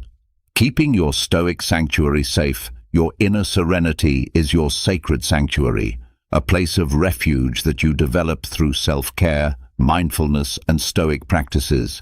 And someone that is poisonous with their unrelenting negativity is comparable to a persistent siege that is being laid on your fortress. It is possible to safeguard your emotional well-being and secure your sanctuary by removing yourself from the situation. Put your attention on what really matters. Seneca, a great Stoic philosopher, reminds us that life is a precious commodity by saying, "The whole future lies in uncertainty. Live immediately." Continuing to be in a relationship that is unhealthy is a waste of this valuable time and energy. You give yourself the opportunity to invest in positive connections, meaningful pursuits, and experiences that nourish your spirit and contribute to a flourishing existence. When you move away from whatever is holding you back, accepting that which is out of our control is a key component of Stoicism, and other people's behaviors are a fantastic example of this. Moreover, Stoicism promotes detachment during this period. A decision to walk away from something does not indicate weakness or defeat. Rather, it indicates acceptance of a circumstance that you are unable to change and a deliberate choice to detach from negative emotions. You are not giving up on the individual, rather, you are giving up on the poisonous dynamic that is detrimental to your body and mind. Moving on from a situation is not a choice that should be made flippantly. Take into consideration the following factors. Have you tried every other possible course of action? Do you have any experience with communication, establishing limits, or providing resources? Is there a recurring pattern of negativity, or is it a specific instance? Do you feel that the connection has a significant impact on your well-being? It's not necessary for there to be a dramatic scene as you walk away.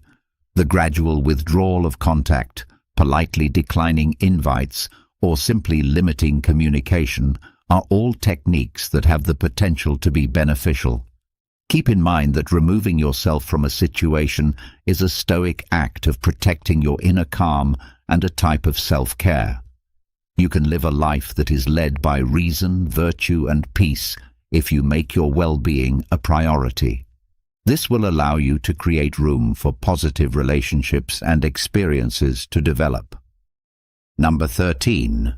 Forgive yourself. Forgive yourself. Consider the following scenario.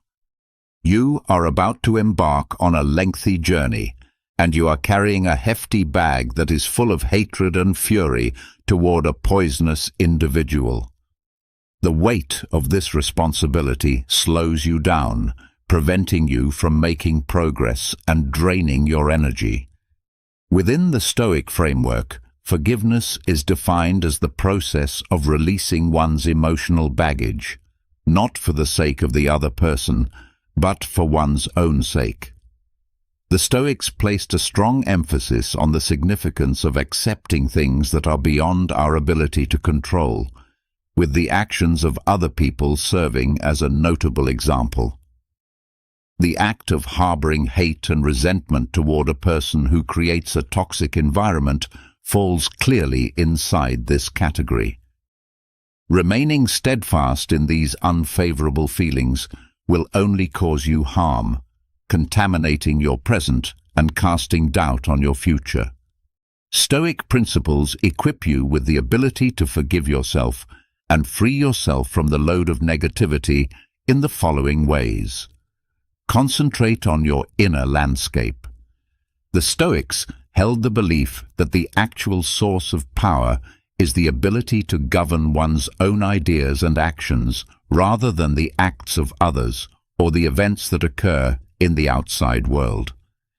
In order to recover control of your inner landscape and make room for serenity and emotional well-being, you must first forgive yourself and then let go of any animosity you may continue to harbor. Forgiveness, in the Stoic understanding, does not involve condoning the behavior of the poisonous person. Rather, it is about accepting the behavior of the toxic person, acknowledging what has occurred, coming to terms with the fact that it is beyond your control, and making the decision to move forward with a lighter heart. These are all important steps. The famous Stoic emperor Marcus Aurelius tells us that you have power over your mind. You do not have power over events that occur outside of yourself. Make this a reality, and you will discover your strength. Your ability to forgive gives you the ability to reclaim this power. Finding a way to break the cycle of negativity. Resentment is a prison that one has created for oneself. If you continue to hold on to it, you are allowing the toxic person to continue to have a detrimental impact on your life, even though they are no longer there. A break in this cycle can be achieved by forgiving yourself, which will release you from the emotional shackles of the past. The process of forgiving oneself does not take place overnight. In order to foster forgiveness, here are some ways to do so. Recognize your feelings. The first thing you need to do is recognize the feelings of anger, hurt, or resentment that you are experiencing. When these feelings are repressed, it just serves to slow down the healing process. Practicing self-compassion entails treating oneself with the same empathy and consideration that you would provide to a friend experiencing a similar situation. Not only are you a victim of their negativity, but you are also a victim of their behavior. Make an effort to evaluate the event in an objective manner. Was the toxic individual acting maliciously, or were there other things at play that contributed to the situation? Transforming your point of view can help cultivate empathy and understanding, which in turn can pave the road for forgiveness. A gift is something that you offer to yourself, and forgiveness is a gift. You may make room for emotional healing, progress, and a life that is more rewarding by letting go of the burden of negativity. Imagine that you are going on your journey, your backpack lighter and your heart lighter, and that you are prepared to accept the adventures that are still to come with a renewed sense of strength and tranquility. You have the ability to convert yourself from a passive victim of toxic people into a resilient warrior of your inner peace by applying these 13 methods that are inspired by Stoic philosophical thought. Keep in mind that a life that is devoid of negativity is a life that is worth fighting for.